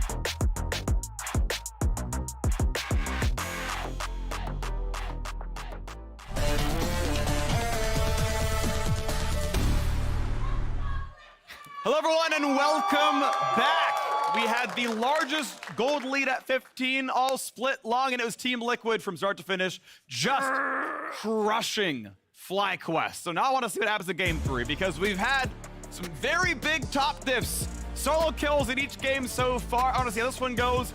The answers to Sivir have worked so far in this series as well. A lot to look forward to in Game 3 as FlyQuest grab blue side with selection. Yep, they're going to be on blue, and I was going to say, is Draven going to make it through? No more. Which does lead me to believe they might be down to this first pick Sivir, right? If you're going to be able to actually ban that away. But I do feel like the Azir has had way more effect so far in this series, especially because you have such a range advantage against Sivir in the later stages. When you get to those 3 items, even if Sivir's on 3 or 4, if you can't enter the fight, it doesn't really matter. I actually just love the difference in banning strategies here. You see the early game AD carries, Kalista, Draven banned out by FlyQuest, and Team Liquid are saying, no, you get no scaling carries for yourselves. Sivir, Lulu, and Yumi all banned out. So also the extra enchanters to buff up. This one's a little bit strange for me though, because I feel like the Azir Sivir trade was obvious, right? So it's like by banning Sivir as your last ban here, you're just giving them Azir for free. I'm a little bit curious what their pick is going to be then. Is it going to be a Seraphine bot? Like maybe they feel like Sivir is a good answer into that and they would rather have this side of the matchup anyway, but it could also be mid. Yeah, I like any poke champions into Azir, and it has been very successful. Abadaga used it one time already in the mid lane matchup. Didn't have the best performance that he wanted in that game, but it still is a very good matchup. It was trying to get any sort of long range damage. I'm still waiting for the day we get a Xerath for some real poke damage, but yeah, in the past we've seen Vel'Koz and things like that too. It was interesting though because Abadaga did it the one day, said he didn't play well in lane, they was gonna clap Bjergsen the next day on it, and then they flexed it to bot, right? So will it actually be Bjergsen playing that matchup himself, or is it gonna be Hans playing this bot lane? I'm very interested, but Vi unbanned, he's going for it. They're going back to the game 1 special here. These are all 3 of their top side champions from game 1 where they did really run over the game, and now TL have to decide, do you answer jungle, do you answer top? Like what is gonna be the choice here? I think the key there for sure is the Aatrox lock-in for Philip. It's just so comfortable. By far his most comfortable champion for top lane. We saw the big difference there on Renekton. So locking that one in early before Team Liquid catch on to the top lane counters. Troll King for Santorin is no surprise. See about that front line though. So statistically, Kennen, recently buffed, is actually a good matchup into Aatrox. You're fast enough to get away from basically everything, chains or not, and obviously you outrange the guy, you can poke him a little bit, and then, hey, guess what? You like team fighting everyone but the Aatrox, you kind of hit the back line, so could be an option. Don't know if they have the damage, they don't have any physical damage in this lineup right now. I would say that the Olaf a second time around, even though, yeah, everyone's gonna point to that and be like, that would be crazy to do that again. It's actually way better if you have an enchanter on your team for team fighting later. A Seraphine actually does work perfectly with it. I do think Bibbo will use a different counter pick, but if he did go back to it, it would be better this time around with the Seraphine. And to be honest, his lane was going well before the solo kill. Like the solo kill happened, that was the thing that matters. But but like, he was actually holding the lane really well, forcing this Ignite Aatrox to stay in lane for a really long time. If Bibbo got one more reset without dying, I think he's pretty comfortable in that matchup, probably for the rest of the lane, but it did of course go bad. It's gonna be a Camille ban, which I find pretty interesting because that doesn't really feel like a Bibbo champion. Maybe it is some scrim info, but he hasn't brought it out at all this split. And historically, I don't feel like Bibbo really ever plays Camille. I'm actually gonna check if he's played it at all across his career. Yeah, unless they're really caring about backline dive, right? If the strat is, oh no, 5 games in his whole career. Sure, yeah, so has played, I mean, she's been ultra meta before. Obviously, she's not a top pick right now. If they're worried about protecting people against dives, right? Because there's no peel right now in this competition, right? Like if you go on Azir, he's just kind of getting hit, so I could see like that being the logic maybe. Tryndamere going away as well. It's also interesting because the double bot lane ban does make me think it may be actually a Hans Seraphine. The other option is you double ban marksman, you pick your own marksman on 4 to really thin the pool. So we should find out exactly what it's gonna be, on this pick right here, if it is Seraphine bot or mid. No, Bjergsen's second most played, all split. Oh, that could be Bwipo top because he actually, that's one of his most played champions when you think back to like the initial start of this split. He was playing a ton in solo queue, was really, really into it. You're gonna get the Lucian Nami here. This is a really interesting draft. This is very, very aggressive turn here for FlyQuest. I really like this lock-in for the Lucian Nami actually on bottom side with Aphelios being banned out. Team Liquid looking like they are going to position the Seraphine in the hands of Hans Sama. Yeah, and okay, so it's gonna be Swain mid for Bjergsen. An answer to a lot of dive, right? So he sees Vi, he sees Aatrox, he sees relatively short range AD and Lucian, and he's saying, you're coming at us. I have the answer here with the Swain, with the Enchanter behind me here of that Seraphine. It's gonna be really hard to actually punch through that Aatrox. And I do like that it's actually swapped to mid because I think it's a really bad matchup into the Aatrox top. I just don't think you actually have the damage to really bully him out, and he can look for these very, very aggressive trades. Yep. Renekton, of course, not working out at all for Philip last game. We'll see if Whippo can do better on it. This is going to be, a very brawly matchup there on that top lane. I just kind of wonder what Team Liquid's doing in team fights because no one's that threatening. Like Renekton is not a Fiora or an Irelia who's putting out tons of damage team fight. Trundle's obviously not. Swain's not bad, but like people are doing things like Mandate, Riley, Zhonya's, like none of us are cutting through champions fast. Like who's actually killing Azir? But I mean, they're pretty squishy. I think Seraphine damage is very, very relevant. I do think you're adding it all in together. Seraphine supporting this Swain who's putting out damage. Renekton is diving in the back. CoreJJ ultimate in on top. Like all of these things combining, I think, to really make more than enough damage to burst down some of these squishy champions. Yeah, they certainly have a ton of area of effect. Lots of AoE, lots of sustain there on their side, and they can get started on one item. All of these champions for Team Liquid, one item, we're good to go. So I think that is actually a very good strategy for this team, since they've been the early game snowball, lane leads, then just force these 5-on-5s, these dragon fights, these herald fights, group up and try and smash early. But I do think it's a good point, Freak. Like if they can't get Tuchukui, the Azir could be problematic, right? You're going to be relying, I think, a lot on the poke to actually whittle him down. Double first strike on FlyQuest side and Ignite for Philip again. So he wants to go at Whippo. With the Seraphine there in the hands of Hans Sama, of course, hitting that ultimate, bouncing off all of these bruisers that are in front of him is one of the most important things in this team fight. That's how you get through the Azir, because that can headshot an Azir. All you have to do, if you hit that ultimate, if Azir does not have flash, if he's already used a shuffle, if you're able to get a Nautilus ultimate to hit him in place and make sure that you get the Seraphine bounce, then you can just destroy him. And I think he's definitely going to need either a Banshees or a Zhonya's because of that. It's going to be a question of if he thinks he can actually avoid the Seraphine poke to actually remove the Banshees, because that feels like that would be the big one. But it's going to be a really interesting game. All right, well, we get some more information from the horse's mouth. Blood Tigris standing by with FlyQuest's Sharks. Let's see what he has to say. Coming to you for game number 3. A strong start for FlyQuest in game number 1, but now 1-1 in the scoreboard. How do you plan on bouncing back? We did the side selection switch, right? Went blue side, looked to first pick Azir, still at the way.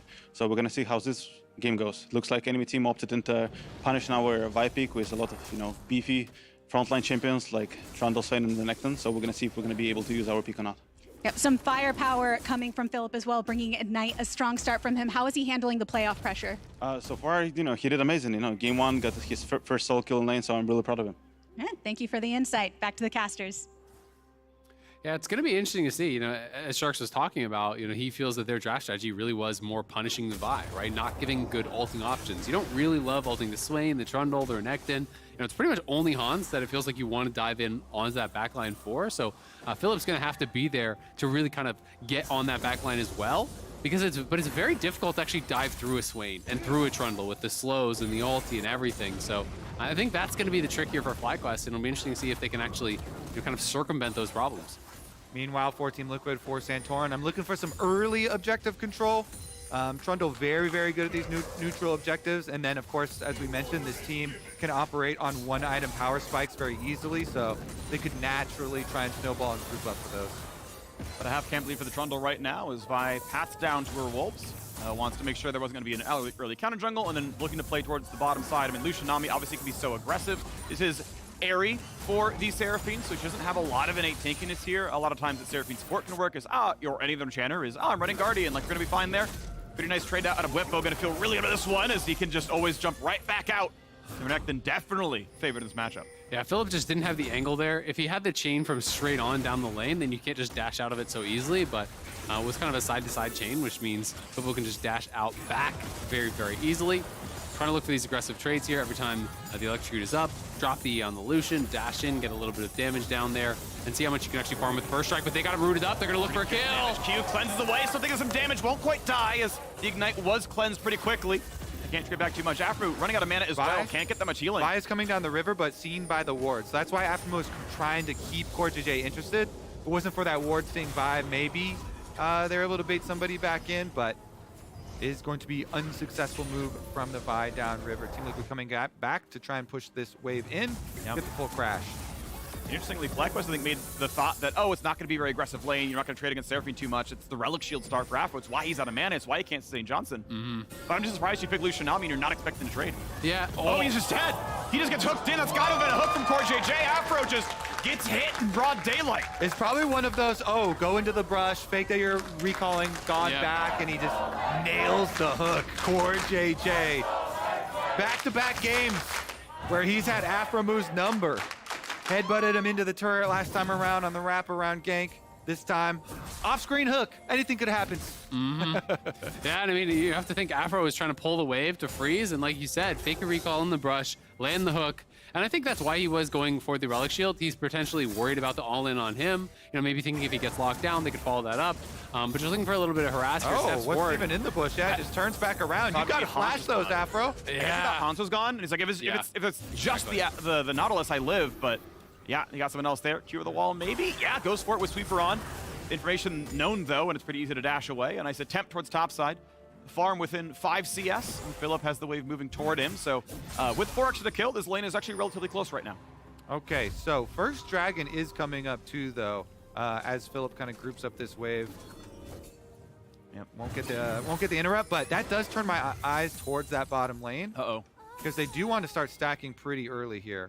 Control ward already in the river. Flash hook is a possibility. Centauran is around. Pillar would almost seal the fate.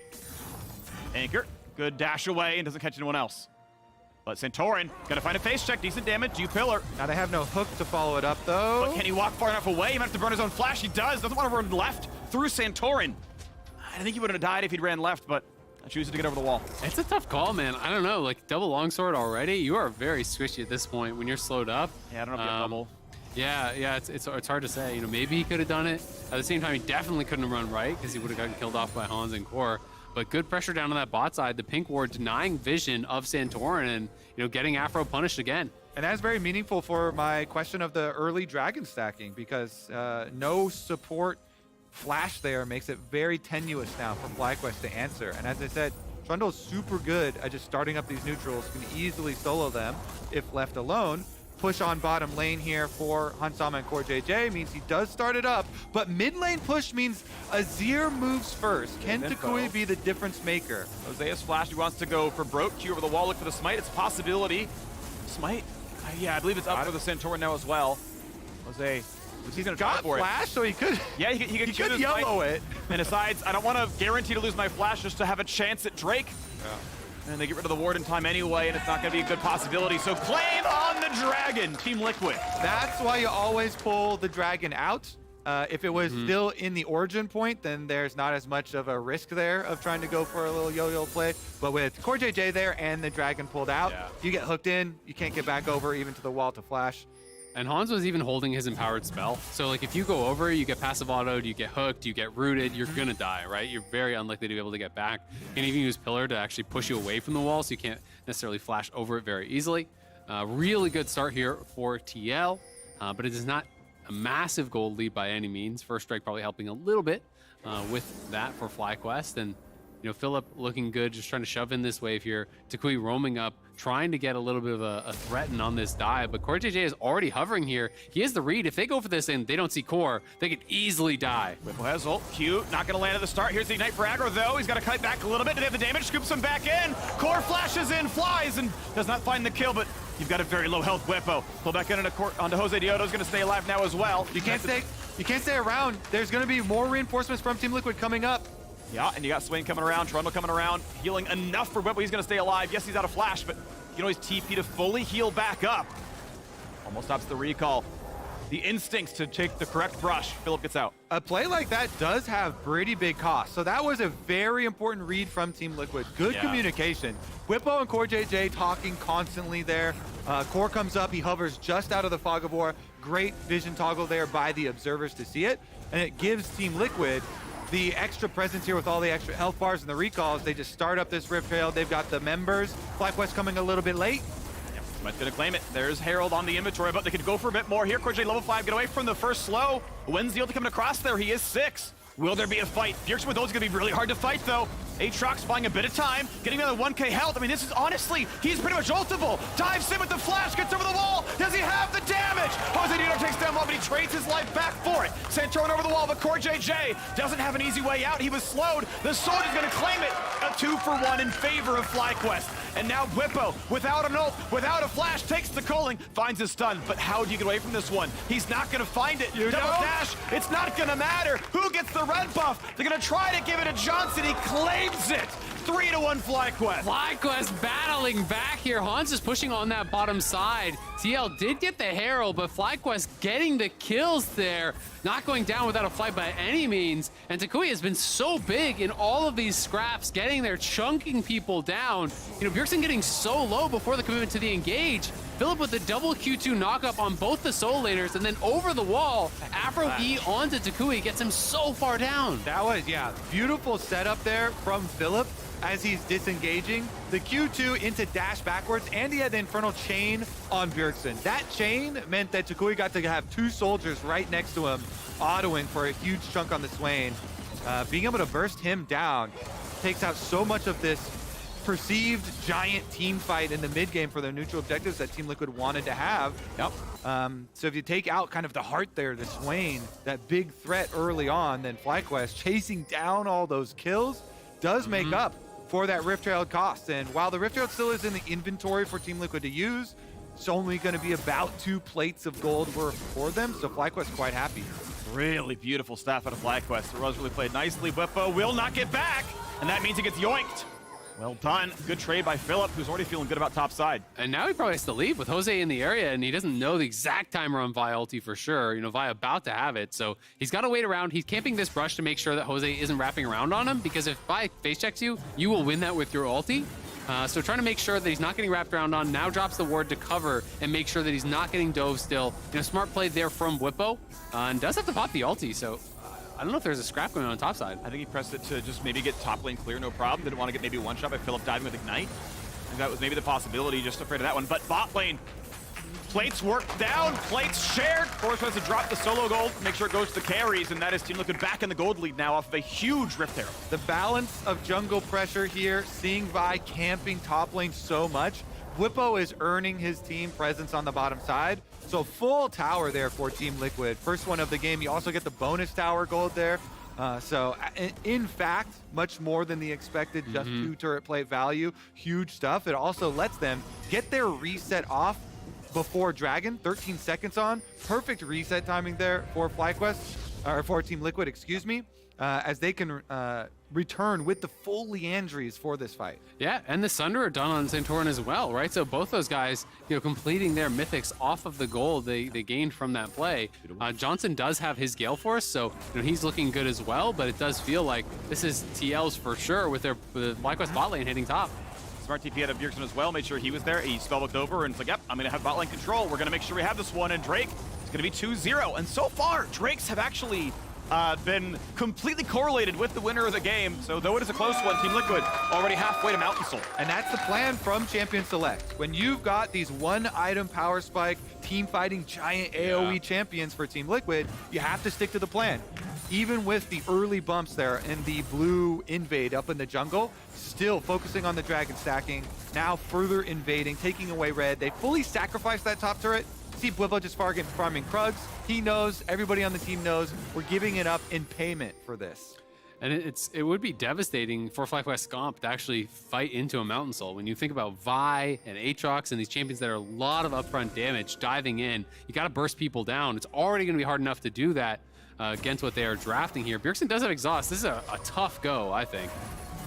Wants to find Q range, not quite going to be there. And of course, Santorin and Core were waiting anyway. If there was a play, he probably lives no matter what. He's got exhaust. Q is on cooldown at that point. Going to try again, but he's not playing it for the wave. So no attempt there, even though the supports are gone. Bjergsen now giving enough respect to not be caught out. And look at this, though. It's huge, huge, huge vision for them. Just fully lit up for Team Liquid. So that's why, with the confidence, he knows there's only one bush that he could be hiding in, and it's that lane brush. So as long as he respects the distance from the lane brush, they can keep on pushing. Bwipo even moved back in. They only gave up.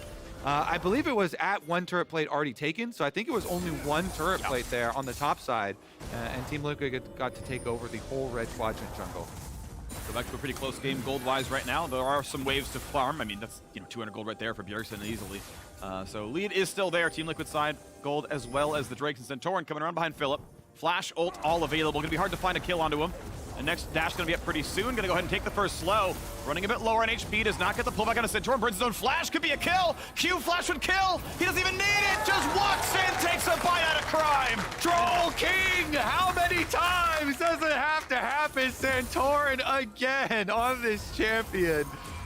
Stomping down in playoffs. Yeah, he has the chase down, and it's tough because Philip can't fight him because Bjergsen is going to catch up, right? So that's really what it's about. Nice. Really good Q. Beautiful timing there from Core JJ. My goodness. Right out of the Vi ultimate. He gets the buffer. Will FlyQuest start up the second Herald that has now spawned here? A blue orb dropped on it. Takui is going to have to clear out mid, so it means TL get first move. Bjergsen back from base here. Still has that stopwatch, still has the exhaust. Going to be really strong. Yeah, I mean, that's actually just a team fight winning play. Core JJ gets out not even a chump on this support for investing your Vi ultimate. Like, that is just massive for Team Liquid. And again, these one-item power spikes, great. We're just going to keep forcing. Bounce back and forth between the neutral objectives. We got the dragon already. Let's go back up, get the Rift Herald, keep on pushing down these towers. And Herald, gold lead gonna grow. 500 more gold to add to the coffers pretty soon. It'll be over 1,000 easily if they find that summon. And you can see it in how they move all of their vision coverage. Always like looking at this for the pro team. Just a second ago, we were highlighting this full bottom jungle. And now they moved it all up into the top side where they want to attack next. Rift Herald taken, took the top side objective. We're going to get this outer turret next, pop that Herald, and be able to move in way safer. So good stuff there from Team Liquid, doing those basics as well as executing on these objectives. I'm going to be really interested to see if FlyQuest even try to fight for the third dragon because, I'm looking at the items and I feel like they don't really have an easy way to win any of these fights. It's going to be very, very difficult. They still haven't been able to actually get Bjergsen to use a stopwatch or exhaust or anything. Like, that alone is going to make such a difference in one of those team fights. If Jose dives in and just gets immediately exhausted or Philip gets immediately exhausted, I don't know that they can contest. Early ult. Gets away from the slow, but will he get yoinked back for the rest of it? There's the ult for JJ. Everything else is going to land, no problem. 1v3, he's going to try his best. Gore Drinker's up. Gets a bit of health back after the Q3, but he's still going to drop. There's no way you live through this one with everything on cooldown. Team Liquid get one. Bjergsen gets the credit. And again, the groundwork from Team Liquid, the fundamentals are way better. They completely wipe out this vision in the long lane where there's no tower. Come around, they pick the split pusher again. Before the objective, 30 seconds left on that dragon, and they can easily set it up. They're even going to force down secondary tower here with how quick Centaurn is attacking. Yeah, Trundle just crushes towers, but it's been a tough one for Philip, right? He's getting picked off in that side lane. Has really very little vision actually covering him in his own jungle. And that is one of the disadvantages of playing an Enchanter support. It's very difficult for Afro to actually, make these solo trips in. And Core is just moving around, looking for picks constantly. Gonna find a plate for the backside. The Joseito's around, flashes back to safety. Pillar by some time. Good damage out of the sway. Will it be enough? Flashing over the wall! The second kill now to Bjergsen, chasing in for more. TP comes across. Bubble is early. And that means Bwipo can find a target. Tukui jump the wall, stays alive, but third Drake is alive, and there's no way. Again, a massive snowball from Team Liquid. Really, really well done this time. They pick off the jungler. Ooh. Don't get the Seraphine ult over the top, but they want to push in tower first before returning for the dragon. Herald will definitely ensure that they get it 100%. 5 seconds left on Jose on that buy. Looking for a play, not gonna find one here is FlyQuest. They can kill a ward. 30 gold goes to Afro, but mid lane tier 1 is out. Do want to highlight as well, one of the big differences here from Pro Trundle to Solo Q Trundle, they only put a couple of points in Q before maxing the W. That's why Centaurn always attacks so quickly, burns down these objectives. Vi is up now, though, because they stayed around on the first tower. Vi is No here, ults. and they're gonna push them out. Wow, without ults, they give up the chance at Soul Point for a turret. They could have killed another point in time. Too much of a time investment on that Yeah. mid tower. Just too much of a time investment on that mid tower. I think definitely was the call to grab Dragon instead. Yeah, I agree. Putting yourself at soul point, it feels like it almost wraps up the game. Bjergsen also didn't have his ulti. Santorin used his flash and ulti. Hans just used his ulti. So they didn't want to risk taking a fight without those ultimates available. Really, almost all of TL's champions are super ultimate reliant. You know, Swain without an ulti is absolute garbage. All right, Whippo did not go for the Blade of the Ruin King Renekton, so it's not as much 1v1 threat, but Santorin's coming again, does though. have a Trundle, and junglers are a lot of 1v2 threat. Yeah. Unfair item top build. laner duels. Yeah. Honestly, though, yeah, that because especially if you consider if they had the Rift Herald in their pockets, that tower was going to get taken at some point. So a little bit of a speed bump here for Team Liquid is going to cost them another 5 minutes if they want to get towards that soul. And I do think the concern is always Azir. Like, yes, there is good poke over, you know, with Seraphine, and I know there's some debate about like who really scales better because of the kind of the range that you can have and the ability to poke out the Azir potentially. But if Azir gets the 3 items, Azir is always a massive threat in these team fights, and Sakui has shown that he is incredibly good on these control mages. There's a good Q, and you can see, you mentioned him, we got the graphic up, FTX Total Gold. Gold leader of the game is the Azir. Tukui is gonna have to be the primary carry. Obviously, Lucian's gonna have a hard time finding good targets when it is the meatball comp, honestly, right? Seraphine's shield and haste is an AoE to everybody, and you got a bunch of pseudo melee champs who are like, get me in there. Yeah, and I kind of feel like you almost can't even go into auto in a lot of these fights, you know, for Johnson, unless you're running over it. So you end up in a lot of cases as a short range marksman like Lucian, you kind of just end up being your ultimate, right? Like you get E'd by Nami, you go for the big culling, but if you dash in onto Swain and get stunned, or dash in and get pillared in, you are going to be in so much trouble. I think it's why we're Fire Cannon. Like I can at least get, you know, Q double auto off, you know, no problem, get something, and then play it out from there, but, you know, getting more of the combo across. Yeah, we'll see what it looks like. His farm has been fine. Seraphine on her way to Rylaze. Absolutely love early Rylaze as champion. Your E is an auto root, double cast is an auto stun. That feels great. So I think a very smart build there. And also just skewing towards durability, right? Frozen Heart second, and for Trundle, you've got the Rylaze build path going in now for the Swain. So making sure they're not going to get one shot by Lucian. That box pretty well checked. Johnson has definitely been impressive for FlyQuest this series, even in their loss, I feel like. He's got his BF sword ready here, looking for that Infinity Edge crit spike. Could be the big spike that FlyQuest wants to actually fight back on. You can always try and just give up Dragon number 3 if Team Liquid are there first, if they've got vision control. Wait for the actual soul fight to give yourselves more time to scale up that Azir.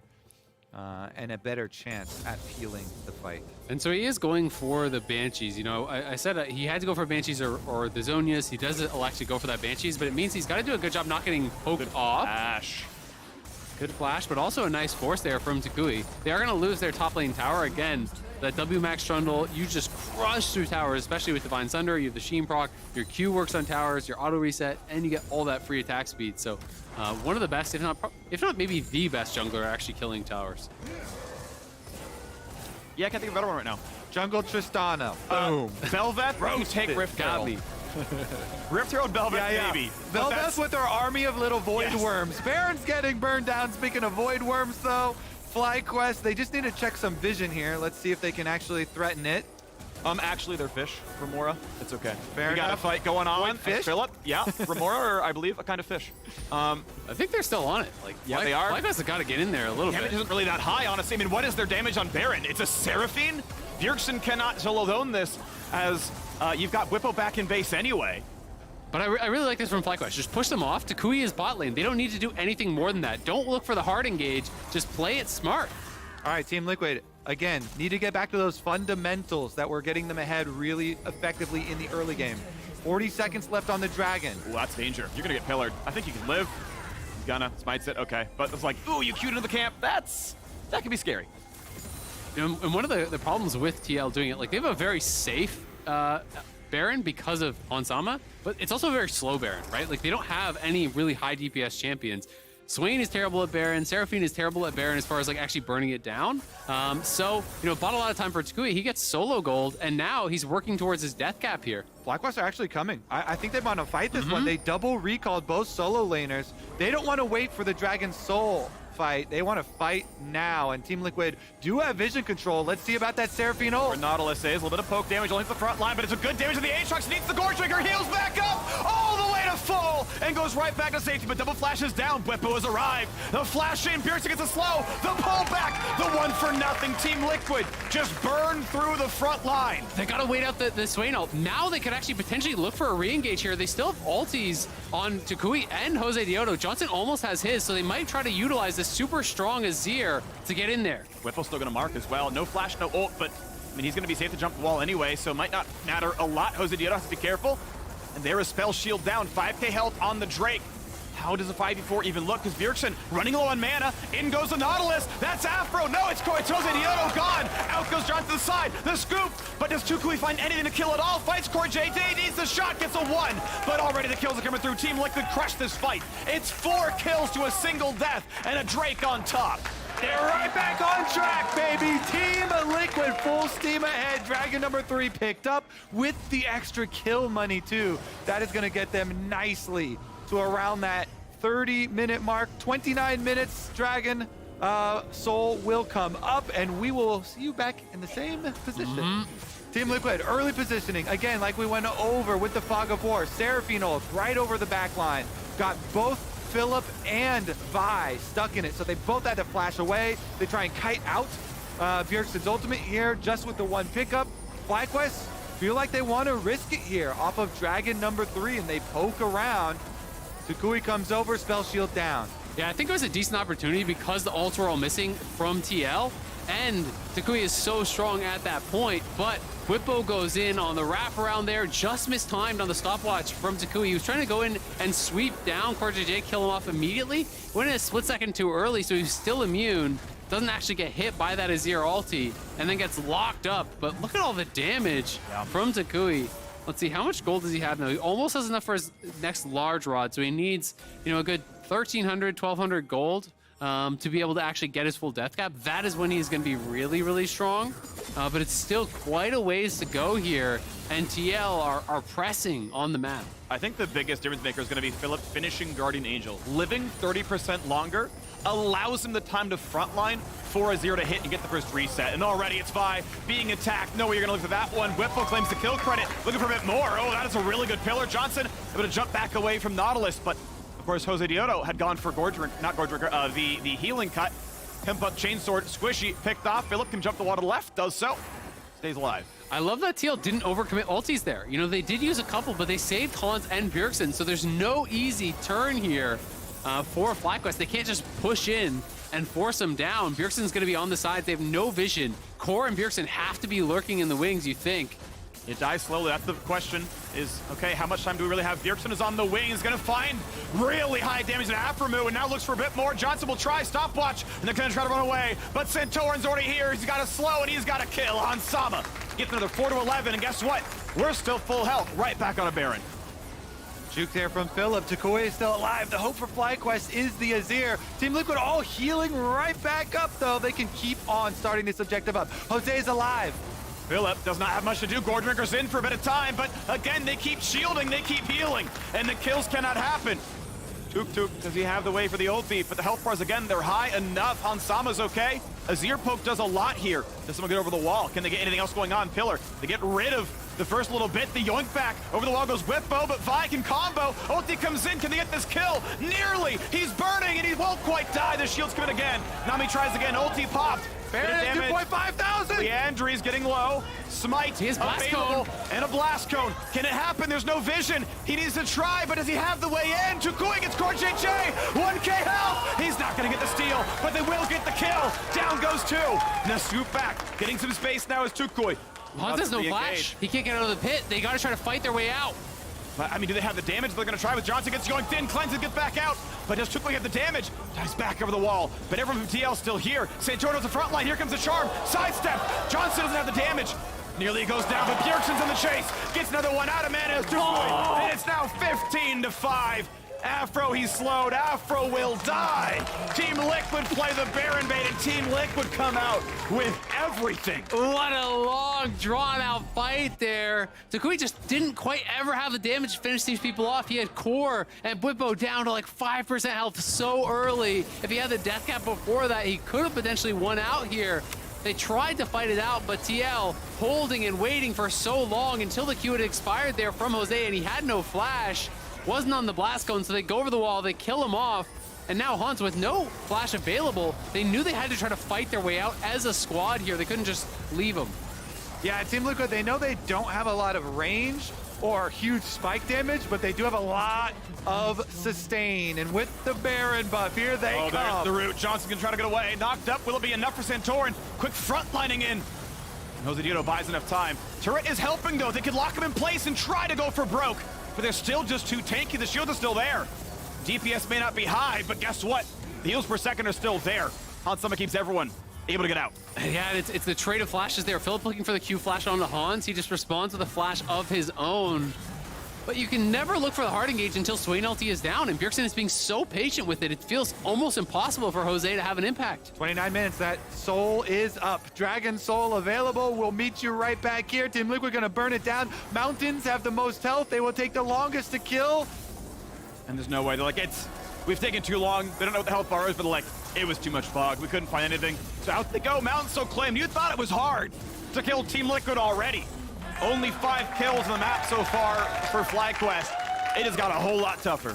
Yeah, the only one who can really do anything is Takui. He does have that death cap, but the rest of the team around him really has no threat. You know, we're not even on 2 items yet for Philip. It's 3 items for Bjergsen, 3 items for Hans here. You know, the efficiency on their side is so high. Johnson has not really been able to get super involved, and even some of his cullings are just getting pillared out by Santorin, which is really his only way to join the fight. Decent damage, though. Will it matter? Not really. Oh, here's the Yonk. This could be so much damage, and Jose will fall again. Ult does nothing. Scoop to the side, only buys some space. Not as ult is going to land, but there's still a front line to kill, and they're going to get another couple more. 3-0, and now there's no fight left in FlyQuest. It is fight or flight, and it is just running away, true to the name. Now onto the Nexus turrets they go. First one to be attacked, 5v0 realistically. Nothing else can be done. Team Liquid again in control of this game. The comp looked good. Answering the Vi with a bunch of meatballs, and indeed, she got chopped up. So down goes the Nexus. Down goes game 3. Team Liquid up 2-1. Series points here acquired for Team Liquid. Is that great? You had fun in game number 1, FlyQuest. But now the veterans are getting serious. Back-to-back wins, early snowball. Bjergsen already with the momentum. Bop, bop, bop. They're looking for game number 3. Yep. I think the draft was just so smart from TL. You know, bringing out the Swain, you see the Aatrox, you see the Vi, that gave them so much trouble in game number 1. And they answer with this really strong anti-dive here with the Swain, with the Seraphine. It's so difficult. Like, your only target to really Vile is the Seraphine, but you can't dive past the Swain. It's just never going to work. Vi's never going to solo kill this guy in the back line, and no one else can actually run through this rallied Swain, so it became almost impossible to fight out. It's like, the only way you win a fight is you somehow get Bjergsen use his ult, disengage it, then find a re-engage while he has no ult, and it was just really way too difficult for them to navigate, I think, in the later stages of the game. Yeah, there's so much sustain. Like we said, all those champs, 1 item, boom, they're ready to go fight these team fights. Trundle even got a Spirit Visage. That plus W, increased healing. You're just seeing him get like 500 chunks over and over. Yeah. Very good stuff there from Team Liquid. Nice snowball. It was a nice snowball. You mentioned a lot of the basics, fundamentals here for Team Liquid. I mean, the first blood in bot lane, like, kicking himself there as Afmu, right? Because it meant the Dragon Stack was early. Lucian Nami should have some lane pressure, and it was written off with the early kill coming across. And then from there, yeah, they got so many pickoffs on a Philip in the side lane, right? Like, he's trying to play long lane against Bjergsen where the bot lane turret's already gone, and it's like, Toronto showed up. That means Drake. Toronto showed up again. That means the Drake. Sorry, bud. And yeah, the ability to go for like a 3v1 pick never happened for FlyQuest. It was always team fights, and the shields were always there. So well done, Team Liquid. After a strong game 3 for TL Honda, we are heading on to the State Farm Analyst Desk. Thank you so much, Freak, and welcome back. The series score now stands at 2-1 here in favor of Team Liquid as they string them back-to-back, this time from the red side. So with the sides flip-flopping, we had a lot of questions about ultimately what kind of a different strategy FlyQuest would bring in, and for all their effort, unfortunately, Jat still didn't get them the win. I learned that Seraphine Nautilus is just unbeatable. Very strong. Lane dominant. Lane dominant, because they 4-5 Lucian Nami, which was a lane dominant thing, and they were just pushed in from very early game when, and really kind of across the map, you saw that FlyQuest didn't have very many ways to create any sort of advantage. Yeah. And as Azael broke down really well at the end there, once the team fights happened, since they didn't have a laning advantage, there was no good way in for FlyQuest. It was also interesting to see Zeri fall to 4-5 ban. And to the point about the Lucian Nami, we talked about this, I believe, in the CLG C9 game where it was picked into a Seraphine lane. I remember talking to Palafox after it, and I was like, do you actually get, like the Seraphine kind of can push back a lot. So like, I know we were joking about like, oh man, the Seraphine Nautilus lane, like too strong. But when you are picking a kill lane like that, having to go up against a healing lane like Seraphine is just a pain. Yeah, I don't know what their thought process was when, throughout the draft, specifically FlyQuest, because when I saw Seraphine Nautilus, I was like, that feels like more of a Seraphine mid lane pick. Because I don't remember the last time I saw Seraphine Nautilus paired together bot lane. Not that it is bad, it's just something that's quite uncommon. And so you do have to still respect the flex of Seraphine. But yeah, the Vi to me was the most suspect. We talked about Vi the first time it was picked. That was in the FlyQuest win in game 1 that I didn't like it. This time they early picked it, and it reminds me of the early portions of the split where Vi was being picked just period as a good option when there were so many basically anti-dive comps. Comps that are just so good into Vi that it didn't make sense to me here. Well, that's exactly it for me. Is like, I understand they'd taken Vi only seeing Seraphine Nautilus, but pretty much seeing Seraphine is enough for me to not want to play Vi. I just don't understand who your target is on the opposing composition playing Vi. Yeah, and then the Swain and Trundle on top of it. Well, that's exactly it. They only, and that's the thing. You've now given them the space in the draft to build around that and make it even more difficult. But the last thing Vi wants to do, is jump into a Rylai's Crystal Scepter Swain aura that's just going to prevent you from sticking on top of anyone. Yeah. And I mean, this is the one good play that FlyQuest had here where they were able to somewhat even out the gold lead, which was a positive. The comp was just way too good for Team Liquid side that I enjoyed. And I actually just want to pull back real quickly on the Vi point to recall that we had that early interview with FlyQuest coaching staff the Tigers did on loading in, where they did talk about TL drafting to kind of stunt the Vi. And so that's just something to call out that, whether or not they expected that kind of draft to come through, that they were at least initially, before even seeing the game play out, recognizing that TL had some good answers to the pick. Yeah, exactly. And I think this was just going to be a much harder, objectively much harder game for Jose Diodo, just because of how bot lane was playing out. Tunnel going back bot lane and make it even harder for Nami, blowing up her flash and everything. And also even killing her.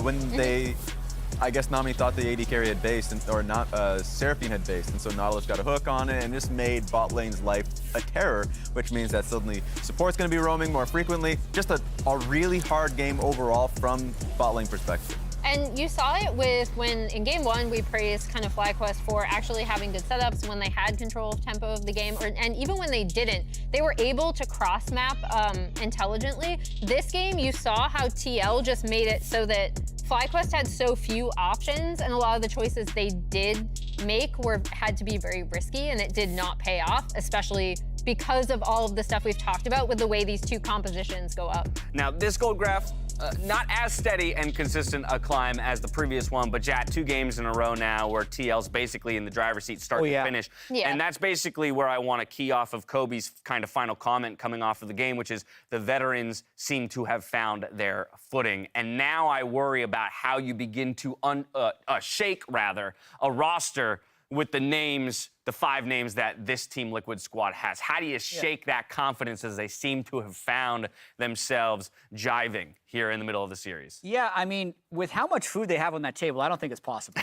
Like, they are so well fueled for a long series. Is that something coming from your coaching experience that we should be keying into? I mean, the spread that different teams have during Ben huddles? is just, I watched them after getting COVID tested. They had like 7 bags of California Chicken Cafe. Yeah. Now they got a bunch of, they are well stocked. Anyway, there's nothing to say right now. Like FlyQuest, I like the first pick Azir. Yes. Yes. But kind of beyond the draft, I want kind of to challenge them to try and pick something that's going to be better in team fights.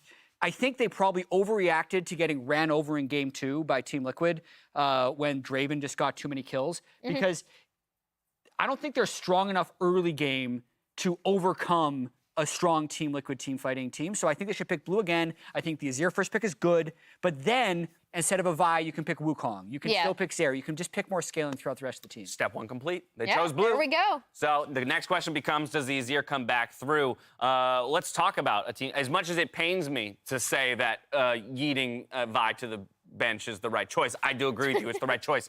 What's the substitution? Is it back to the Wukong that they still managed to lose with in game 2? Because I still feel like Jose is going to be... Oh, there you go. A steal from Santorin. Yeah. I do feel like the onus is still on Jose Deodo in kind of turning this series around for the squad. I mean, Trundle was up. You can also go with J4, so it doesn't make it to like that 4 or 5 ban that we saw in previous games, not in this one. I still think the Azir first pick is really, really good. Tukoi is really, really strong on that champion. He can kind of carry an entire game off of it if they have more options around team fighting. Yeah, absolutely. Reminds me of Spring Split, actually. The successes this team had. In fact, I remember vividly the one game that they took versus Team Liquid, and that was the Lucian top lane from Whippo, was based off of FlyQuest's ability to draft for scaling, to recognize and play defensively, like set up proper wards so the enemy team didn't take too much, and then be able to split sides of the map, and then just simply play a smarter game later on. So I think that's probably going to be the thing that saves them in this series. Yeah, that's why I think to hone in on the Yuumi Lulu point, those bans are so smart from TL because it is stopping them from playing just like sit back, scaling 5v5 like we've seen the Twitch Yuumi from them, or pairing the Yuumi with the Wukong, that kind of thing. All right, well, in an effort to get a full 5-game series to kick off our postseason, we're willing FlyQuest into a change of strategies. It's match point. We'll see if FlyQuest can gather their strength and take down Team Liquid Honda in game number 4. Don't go anywhere. Romantic fight. A romantic fight. Looking at each other. Yeah, a romantic fight, guys. Connecting. Thank you, guys. That Wukong, by the way. In goes the Nautilus. That's Afro. No, it's Jose Deodo gone. Out goes John to the side. The scoop. But does Tukui find anything to kill at all? Fights Core JD. Needs the shot. Gets a 1. But already the kills are coming through. Team Liquid crushed this fight.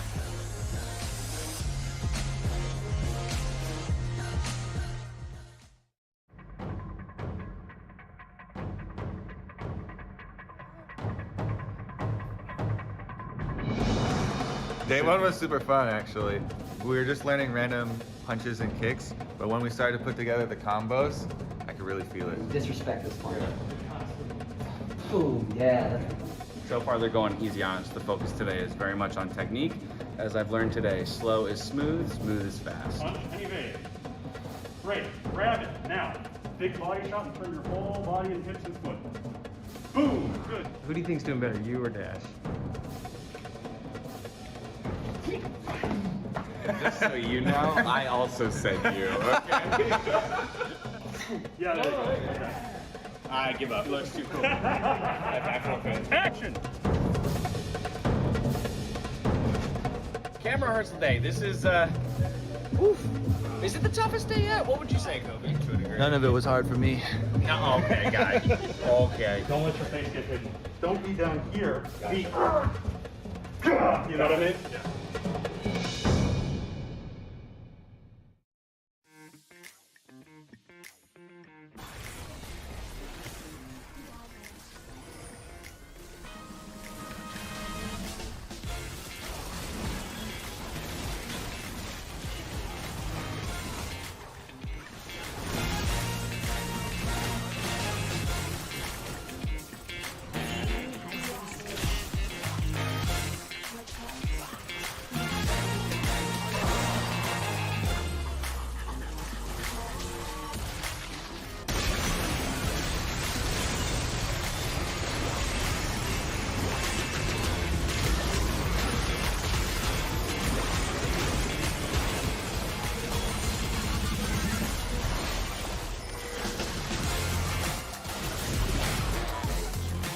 I'm fine now. I'm fine. I'm fine. We're here. Yeah. It's good fight, it's good fight. Pull off. Okay. Oh, I'm dead. Oh, maybe not. Holy sh. Oh! No flash, Lucian flash, Lucian flash.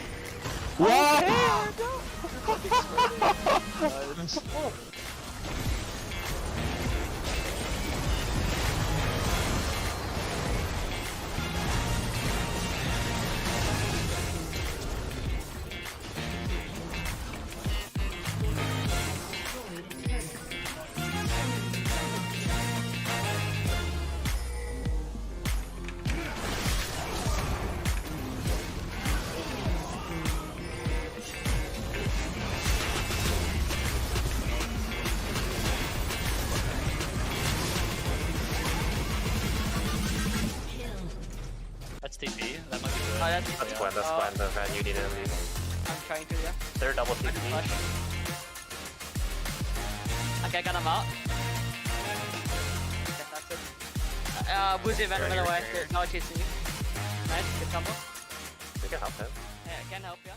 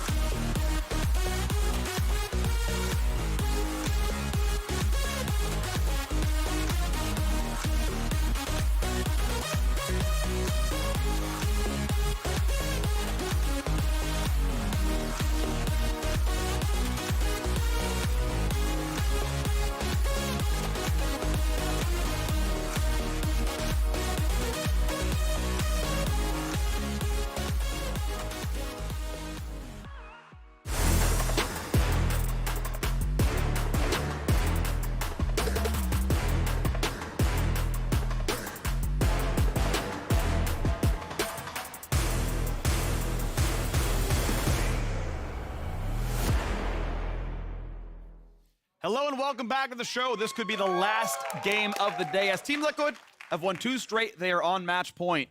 FlyQuest got to try to fight them back. They have gone back to blue side. Maybe early Vi won't come through. Vi against Meatballs did not find success, couldn't find a way in. Yeah. Some good moments for sure, but I want to see if they can kind of climb back up to TL's level. I mean, the key difference there was, game 1, Vi was 5th pick, right? He got to see the full comp before he locked it in. Game 2, it gets banned, so I understand why they early rounded it in game 3, because like, it's going to get banned out. We got to grab it now. But TL had such a strong answer. So I agree with what the folks on the desk were actually talking about, where, just first pick Azir, pick scaling in all lanes, look to try to team fight, right? Because they actually were very successful with that in game number 1. And the other thing that the analyst desk kept hitting on are these 2 bans that Team Liquid have kept, the Yuumi and the Lulu. By banning out those enchanter supports, you also dissuade FlyQuest from one of those other styles that plays away from how Team Liquid have found their success, which is early snowball, early fighting. So they don't want FlyQuest to play the long game, and they've successfully been able to craft a strategy to ensure that that happens in a best of series. So definitely props to them for that. Coaching staff as well as the players, and once again, FlyQuest. This time around, they leave the Draven up. They leave the Draven up. They have decided to take out the Azir, which both of them have blind picked, even though they are blue team, and they leave the Draven available. Yeah, it's really interesting because I was going to say, it's like if you ban the Azir, it makes you think you want to go Sivir, but I don't think they're going to go Sivir with Draven up, so you play now I'm a little bit... Step up, the there we blind go, Draven Johnson. first pick it, just grab it out. I'm a little bit perplexed as to what they're going to go for here on first pick. That's interesting. Yeah, I'm curious because if there's a Sivir Draven Microcosm, guess what? TL get the better side of each one. If you grab Sivir, we get Draven. If you wait to grab it, we can Sivir on 3 and then ban a counter. Like, TL have a lot of control. They decide, no, we would rather go for jungle priority. That is definitely a new angle into it, and it could work. Takui's Azir has been so good, though, so I'm very surprised that they don't elect to actually grab that first. Wukong hasn't felt like it's really mattered much at all in this series. So we'll have to see, what else they're going to try to pair with this. Where Takui wants to go, it may be a totally different read. Like maybe they're going to go full early game and they're saying, hey, like it's actually that we need too much time for these here. We need to be able to scrap early in all our lanes. Yeah, I think they have to in this game of the best of series because they've already been blocked at every other strategy from Team Liquid. Yeah. As far as the jungle priority though, this is kind of why it's a little bit perplexing still, because Santorin, Trundle, he'll go back over to it over and over and over. There's a reason for the memes, there's a reason for the nickname, and they grab it early for him now. And Leona gonna come through, actually taking a high price on a new engage support. Again, of course, Draven's still gonna be there, so if you go for the Sivir, well, guess what? We can still Draven on 3. Leona is fine into Sivir. I mean, Alistar's better be on the matchup, so I can expect this. I can understand this is a blind pick, which hedges a lot of bets, right? You're still able to play a solid Leona Draven lane. If it's not that one, you can go somewhere else instead. It's gonna look fine. Takui, who went LeBlanc into Azir and could only really tread water, decides, well, we're gonna drop the Azir ban outright and still look at LeBlanc. Might just be Syndra, honestly, again from Bjergsen. I feel like it would be a pretty strong answer. I would prefer something like the Ryze or Malzahar or Lissandra that really counters the LeBlanc. Yeah. Ryze will beat her in lane. Lissandra, of course, the ultimate for later. You just instant point and click. Malzahar, same thing. The Alistar on 3 is interesting because I think they're trying to like pre-counter the Sivir. They're saying, we think you're going to go Sivir on 3, so we're going to pick this. So you can't actually ban out some of the answers. That's actually been my favorite thing of this series is just having Alistar back. Alistar is a fun support to watch. We've got some good laughs out of that. Solo kill. When's the last time you saw an Alistar solo kill? About 30 minutes ago, 40, I don't know. Before that. How long was it? Come on. Alrighty, Sivir is locked in after all, so I want to know what other bans come through. Kog'Maw and Twitch are the ones that look really good in solo queue. Draven there as well. I don't know if you're willing to play Kog against a Leona. To be fair, with Cleanse, you'll get a decent chance of playing it. Regardless, though, Alistar did win this matchup back in game 1. Pillar is also really tough when you play no dash marksman, right? Yeah. Like if you play Twitch or Cog, you get pillared in, you can cleanse the Leona, but Leona's still coming and you're still slowed, right?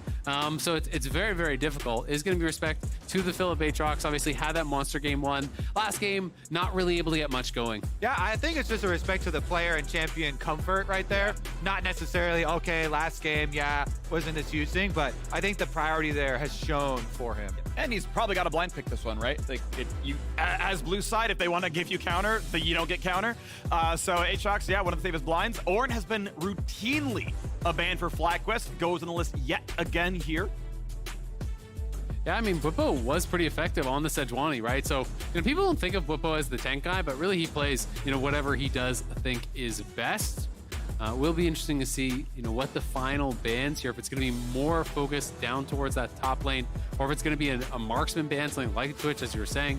I don't feel like TL would be super concerned about that because of some of the interactions I was talking about with Trundle Pillar plus the Leona ult. It's very, very difficult to get away. So instead, it is actually the game 1 answer of the Aphelios that they're going to take away. The exact lane they played, and it worked in game 1. Looked pretty solid. So we'll see if he goes for any of the ones that we have been seen. Obviously, again, Draven could be good. I'm going to go look at all-time for Johnson, see if he's actually been much of it. Not much this split, but look in all-time, see if he's gotten any on it. Yeah, not a lot of players play Draven in NA, to be honest. And not a lot of players even worldwide play Draven. It's one of those champions that, like, you have to have put in an enormous amount of games. If you're not amazing at Draven, Draven is a garbage pick in pro, right? So there's very few people. It's usually these specialists in some of the... The shout-out! Yeah. The shout-out to himself! Yo, I just want a quick shout-out. Shout out me! Remember that game? That was great. It's a self high five. All right, Ari comes through, though. Can, of course, shut down LeBlanc. Baller. Yeah. Based on Sama. It's good. And he gives Ari over to his mid laner, which should be fun. So FlyQuest need their bot lane. There's your Draven, however. Again, 0 recorded games all his career. Vayne! This is the old school answer, man. She smashes the one-on-one. Sivir has no gameplay around it. But if you can retain pressure early, Vayne can't kind of get through the minions easily. Yeah. But if you're ever left alone, she just kind of kill you with ult. This is exactly what it used to be, is that spell shield. You can't spell shield the passive, the Silver Bolt's passive. And people used to go Vayne into this matchup and then try to get into the side lane where the supports roam, and they try to find these 1v1 situations where the Sivir really can't compete. But Sivir just needs to play the waves, doesn't need to play the champion. This is a risky pick here, though. I love going for the Vayne here. You also, if you're really good with it, you can buffer your E on the Zenith Blade from Leona, knock her away on that. You have really good shred for both Leona and the Trundle, so it's pretty cool. I was gonna say it is both good versus Leona and the Trundle. Like it actually has the possibility to put you on that pedestal. It also, FlyQuest here, they're very clearly, hey, we want to 1-3-1. We want to split this map. Yeah. So they don't want to play into Team Liquid's game that we've seen 2 games in a row. Team Liquid have played 5 on 5. They have grouped, they have snowballed. FlyQuest is saying, great, we're going to split the map now. Every champion here wants a split map. LeBlanc split push, Camille split push, even the Vayne split push. So see if they can actually accomplish that, because Team Liquid have practiced over and over, get that early game going, snowball off those neutral objectives, group up. One big concern I have, though, for FlyQuest Comp is if you want to play side lanes, one of the most important things is having solid wave clear in your mid lane. They have no wave clear from any of their champions. Their wave clear is abysmal, so it is going to be really difficult to withstand TL if they group up and look for those engages while FlyQuest is trying to play the map. That's going to be the test, though. FlyQuest backs are against the wall. This is a double elimination bracket. If they lose, they will fall to the bottom side and will have a second life, but you don't want to drop this early. Team Liquid on double match point. They can close it here. They can close it in game 5. They're back on the Sivir. Hansama has been mechanically amazing all series long. And we'll see what's going to happen here as Vayne comes through as the answer for FlyQuest. A lot of pressure on Johnson's shoulders. Can FlyQuest step up? Let's see game 4.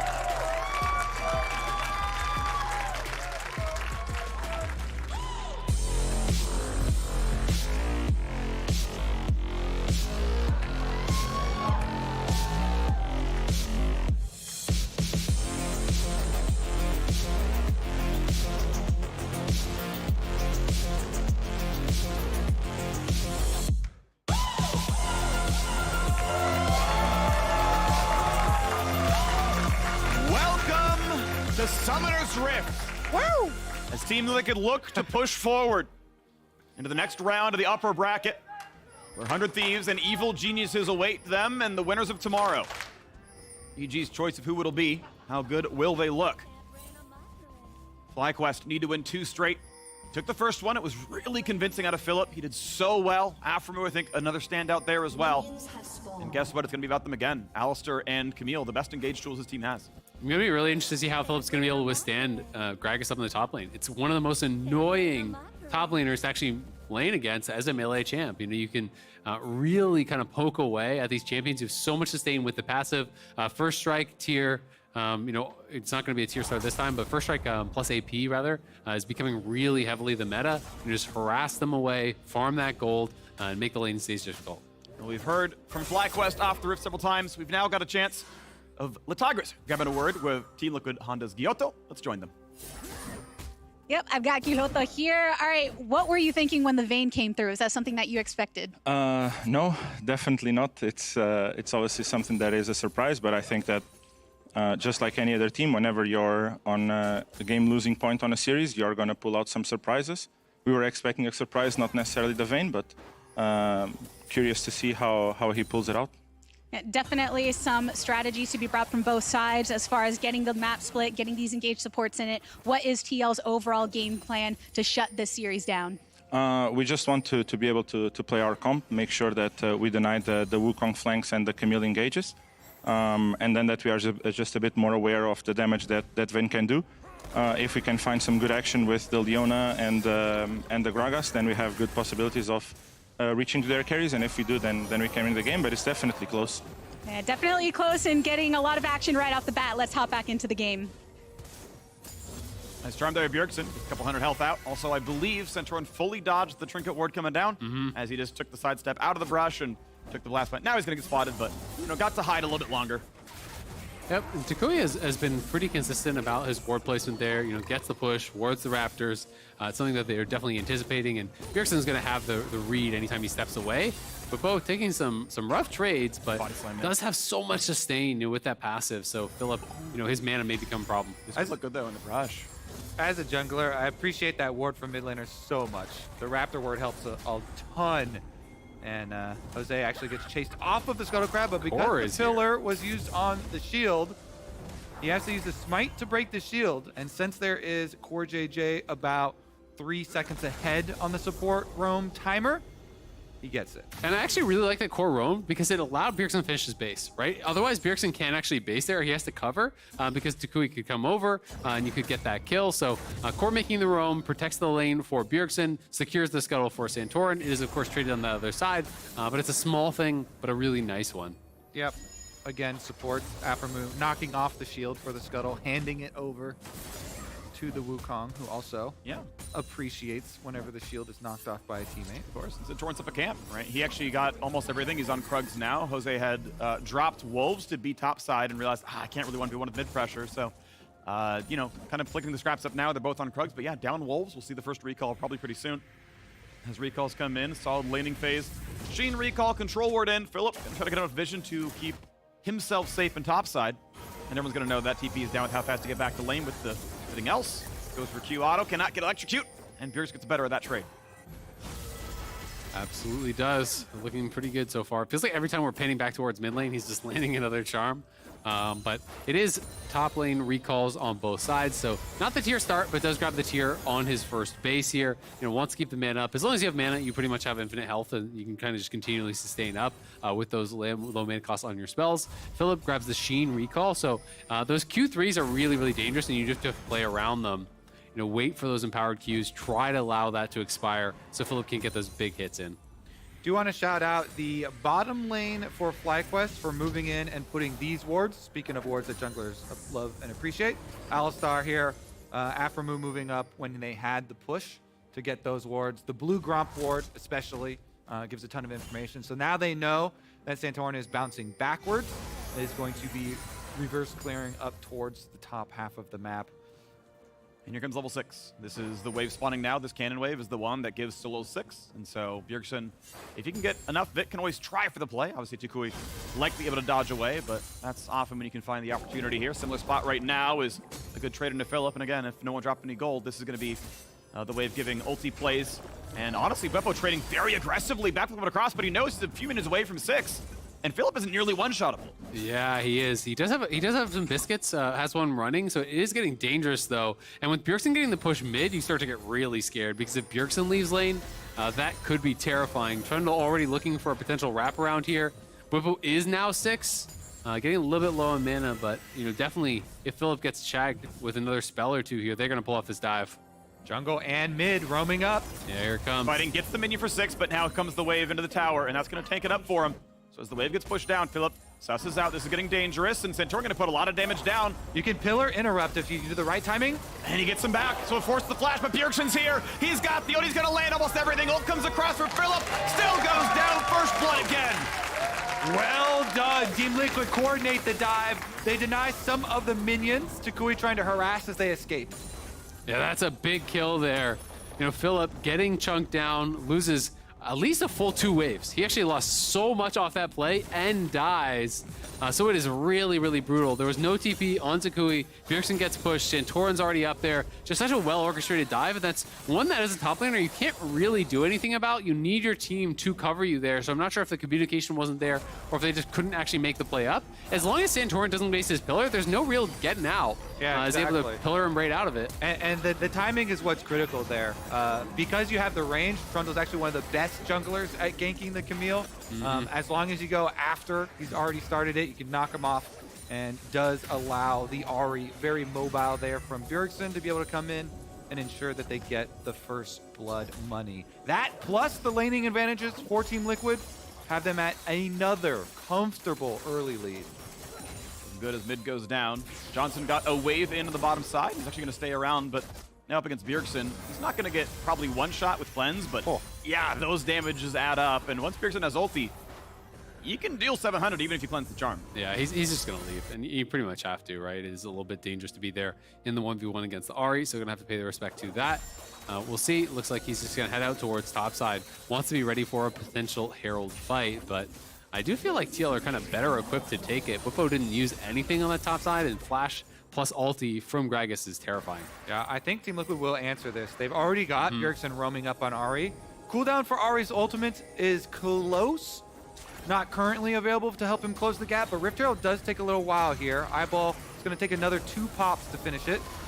And here comes the first team fight, though. Silver ulti is on towards Philip. Pretty squishy champion. Nothing the available. charm and Ignite Afro. is on. Buys a bit of time, but Philip doesn't get hit by the explosive cast. Afro goes down, though. Big by Whipple. Bjergsen chases in for a second. And already FlyQuest are pushed out. It's a 2,000 gold lead before the Herald even died. Oh, that's so rough. So as the Sivir was moving forward, they got the spell shield, and then Afro tries to flash in and actually combo the Sivir, and Bjergsen's charm that I believe was heading for Philip tags Afro and interrupts his combo off of the flash. So Afro gets absolutely nothing, and that ends the hard engage here from FlyQuest. So just like that, TL now massively ahead in this one again, crushing in the early game. Yeah, Johnson trying to get some 1v1 attention, but he knows Team Liquid, other members are around. No use further chasing it. A play like that. And we'll take another look in our... Rocket flips the switch. replay. There you go. Now watch out for right as he goes in. That charm was 100% going for Philip. It was already pre-cast at the same time as Afro flashes in, so he can't get the combo out. And Afro is pre-6, so he just goes down in a hurry. That gives one reset over to Bjergsen. Philip gives a second, forcing Johnson to flash out. Absolute disastrous play there. Really unfortunate timing and a great timing over on the other side from TL. As now 2,500 gold in the lead here in what is match point. Yeah, and a game or a play like that in a series where the last two games from Team Liquid have been so stompy and so one-sided, really is demoralizing. Let's see if FlyQuest can actually withstand this. Down almost 3,000 gold now. Got to rally around the game plan. Again, everybody scramble, split the map, try and make some individual outplays. This comp is built for individual outplays, and you actually have to make those now. You actually just have to be better players on the day to pull out this win. Absolutely. I mean, there's no fallback plan. You have no wave clear, right? You can't just sit back. You're going to get bled out so Challenge fast. them to duels. 1v1 me, bro. Let's go. Move no dodgeball. In all chat, hope it happens. Here we go, on to the next, well, the first drake of the game. I think this is the latest we've seen first drake killed, but it's because TL's been busy killing champions. Gold lead already about 3,000, and honestly, I wouldn't be surprised. It's hard work. It is, You know, it is hard take care work. of that before you get to your dragon killing work.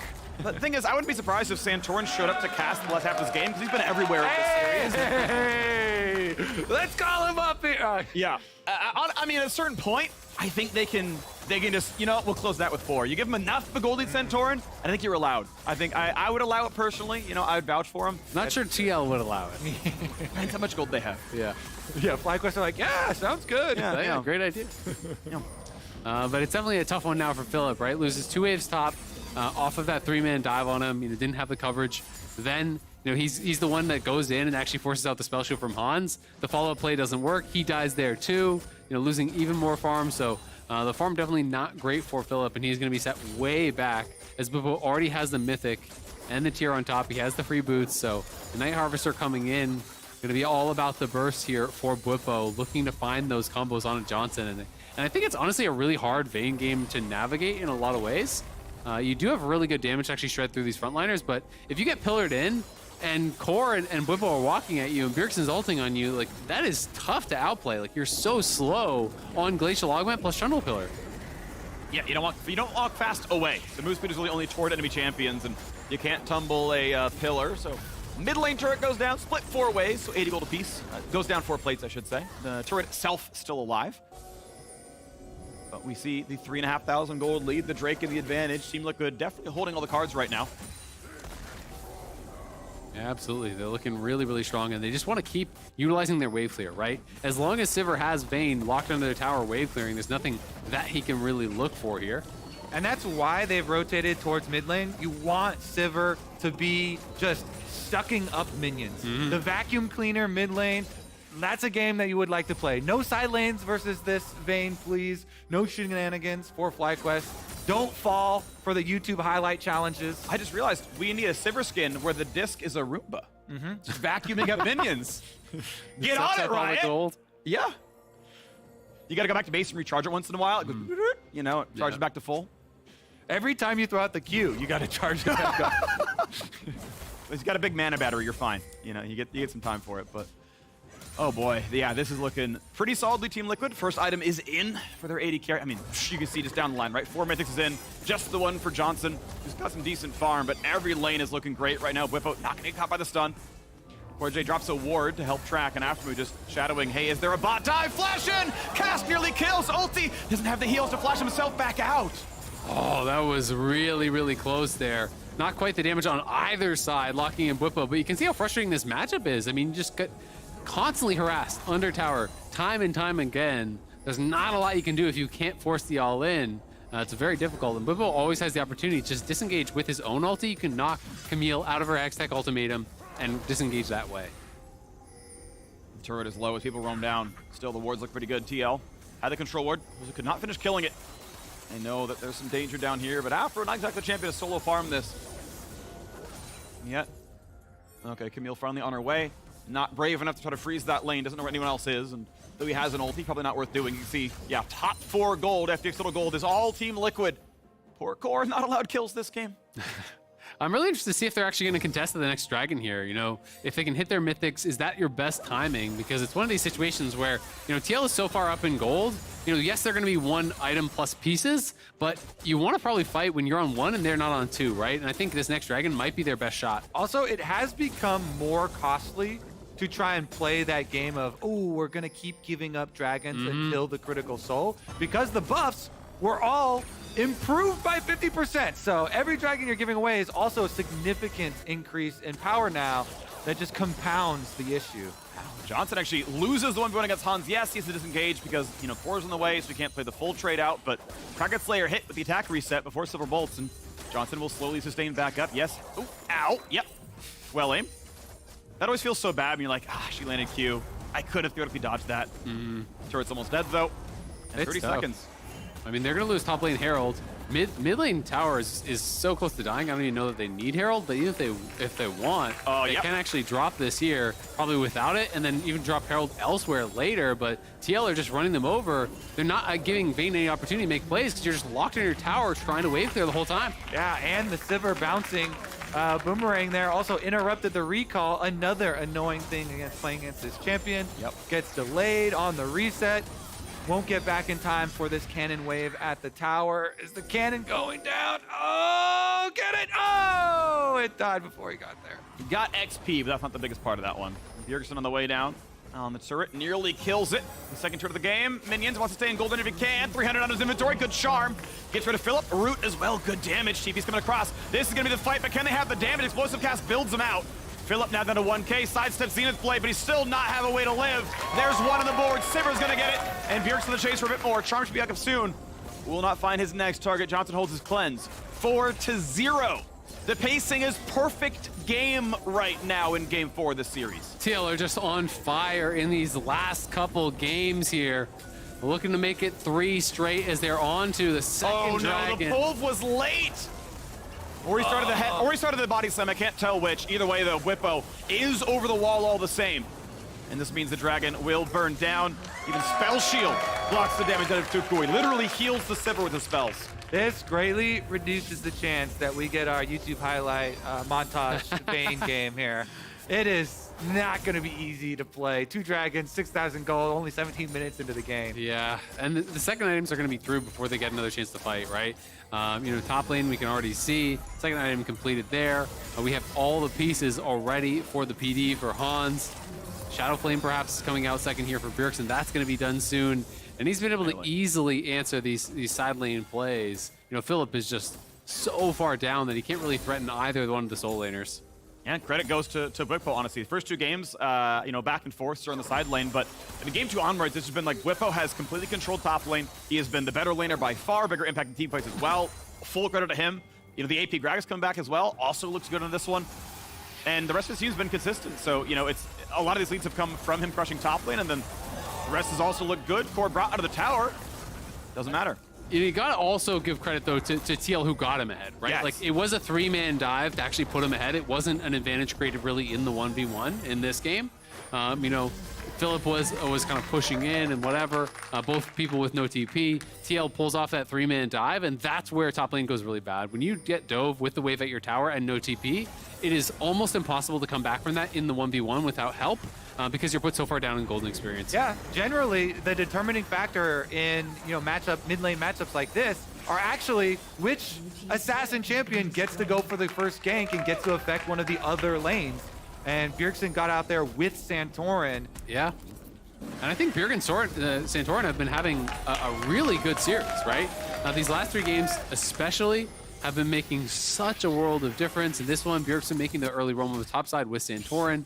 Santorin has been back-to-back-to-back good games. The swing game was amazing from Bjergsen, going legendary in that one. So it's been a very strong series from the mid-jungle of TL. Absolutely agree. 7,000 is now the gold lead. Still on pace for perfect game against FlyQuest to close it out and send it to the lower bracket. Or they wait to see if EG picks them or the winner of CLG C9. But this is the pace we are on. I mean, this is still a massive lead TL's way. Still 2.5 for the next Drake. Another 5 beyond that for the Soul. I don't know when FlyQuest find their way in because they don't have a lead anywhere on this map. Well, at this point, you need to trade for some objective bounties. Like, you do not ever want to go heads up 5-on-5. And they're built for split pushing. That's basically their only out in this game. Yeah. Hey, I'm going to go split push. I will get top tower objective bounty. You guys outplay them. Good luck. Yep. You know, you give them a thumbs up, pat on the back. I believe in you. Let me see that outplay. I'm just going to look at my top lane, and hopefully at the top of my screen, it will say ally has slain an enemy champion. Yeah, absolutely. I mean, you're looking for long shots no matter what you do, right? And we can see it's like every time Johnson and Hansama are on screen, Johnson is struggling to kill the wave. They're going to goes the in engage here. with the big play. Bjergsen gets out in time, charms the clone. Low on health, but staying healthy enough. Tukui could not get onto the back line, had flash, did not have ult. Could not get the spells to land to kill the Ahri. Yeah, they get the flash out Bjergsen, so not bad, but still not really what they wanted from that. And Bubu able to answer topside, so we'll defend the tower up there for now. It's got to be, you know, up to these side laners. Got to find that play, as you're saying, Kobe. You need to find some sort of window of opportunity where you can look for the outplay, where you can find the 1v1. And only individual plays like that really are going to delay the game and kind of stretch TL apart to a point where maybe you have a window in. But because your wave clear is so bad, TL really just need to stay as a squad, push in waves, force them to answer, and Fly will always be behind the play because they're so slow to clear out these waves. Speaking of being behind the play. Yeah, well, Tuk can jump the wall and show up into Bjergsen's face, sidesteps the charm. He will buy a lot of space. Still a minute away from the Drake spawning, so it's Camille running towards the top side. A juke to safety. Did they catch the right champion over the wall? Back into the mix, and there is no way out anymore. There's the Everfrost to claim it. Tukui goes down. Bjergsen continues to have 100% kill participation. Really well played. TL just make the collapse towards bot side, and still FlyQuest just pushing up towards these towers. They will get the top lane tier 1, so should go gold positive on this play, but they have no control in bot side. Absolutely no vision at all on that side of the map. You can see even in their own bot jungle, like not one ward, right? So it is almost impossible for them to actually walk in here. TL setting up shop in the area. If Afro face checks, he's going to be in trouble. What do they got in the Team Liquid shop these days? What are they selling? They're selling all kinds of merch. They still got a Marvel deal going on? I don't know. No? Don't think so. Let's check it out. Because honestly, Team Liquid, 8,000 gold Dragon arriving. They would love if they could get the team fight. Oh, here we go.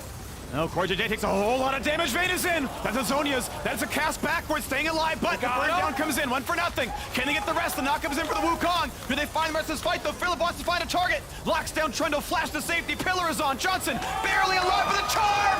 Lands, and Bjergsen keeps it going. A 3 for nothing. And Tukui is going to fall. You have to believe out of the tower. Find another. Jose drops. It's a 5-1. Even when the fight starts with a huge chunk pick out on the CoreJJ, they blast them. Yeah, TL had so much AoE damage there. For a moment, you think maybe Johnson could have the montage play here. But the ricochets coming through from Sivir, the damage coming through from Bjergsen, Trundle Pillar lands onto the Vayne, and there's nowhere for him to go. Charm after charm after charm land. TL moved to Soul Point here. We can see it again. The initial play is great. The combo in, the hookshot lands. They have the condemn into the wall, but the stopwatch comes through, and then body slam, flash, ulti, everything on a Johnson. Cleanse, flashes out, and you're thinking maybe, but Johnson is just getting chunked down by all this random AoE damage that is coming through. The ricochets getting him lower and lower and lower, and he can't really ever free fire. Then the boomerang blade hits him. The Trundle Pillar comes down, slows him up. He gets nailed by the charm, and Bjergsen is just going off in this game. Yeah, Bjergsen Ahri is looking dang good. Look at this charm as well. Whoop.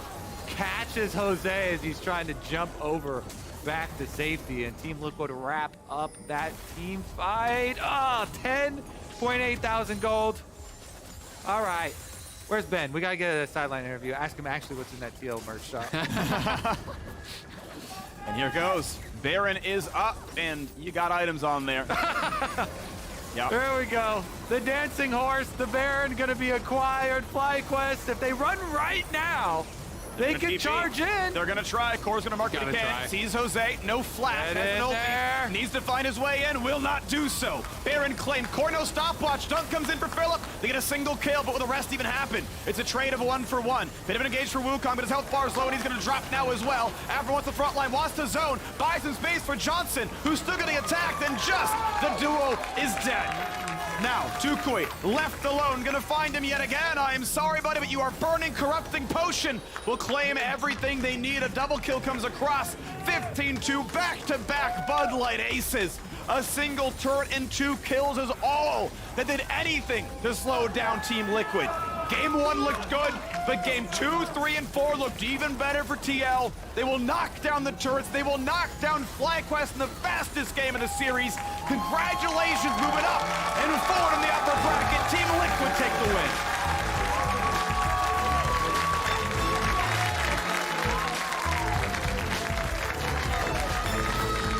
What a monster series from TL. Game 1, could have shaken other teams, but you said it for game 2, 3, and 4. They were even more dominant. This one all over in under 25. The team play was there. They drafted well. They responded to even the surprise picks incredibly well, utilizing the Trundle Pillar plus the Ahri to land the charms on the Vayne. Back-to-back fights. Johnson cannot outplay that. And TL just looking so damn solid. You have to think there's no shot the EG are going to pick TL, and that is setting up for the TL 100 Thieves rematch again. These two teams have been on a collision course time and time again over the last couple of years. I would say wait until we see tomorrow. Wait until we see tomorrow before you write off the other team. I'm willing to take that bet. TLG, we have actually already made that bet. TLG versus Cloud9 tomorrow as well. That one is guaranteed to be a banger. Guaranteed action from beginning of the game till the Nexus explodes. Yep. Those two teams have been the most volatile in the LCS. Team Liquid today, though, they smooth it out. Again, the veterans. Composure on stage. Best of 5s in playoffs. Go the full distance. Game number 1, they were not thrown off. They bring it fight back. Thank you for the Capicobi side. Appreciate it. Shout out to the fans. TSM and Golden Guardians await in the lower bracket for FlyQuest, as well as the loser of tomorrow's match. FlyQuest are not out. They will bounce back. They will play, I forget if it's going to be Thursday or Friday next week, but they've got a 5-6 day turnaround, and they will be back on. And then you got to make the run again. Top 3, make worlds. You can still win from the lower bracket. It's what EG did in spring. Yes, you have to step up. Yes, you got to do better than a 1-3 loss to TL to make that happen, of course. But hey, it's time to bounce back, right? The road is not over for them, and so we'll see how FlyQuest can do in weeks 2, 3, and onwards. Yeah, absolutely. And the road will get easier for a while for FlyQuest. They're going to be going up against some weaker opponents in the lower bracket here. TL was obviously a big ask for them. This is the number 3 seed that they were going up against.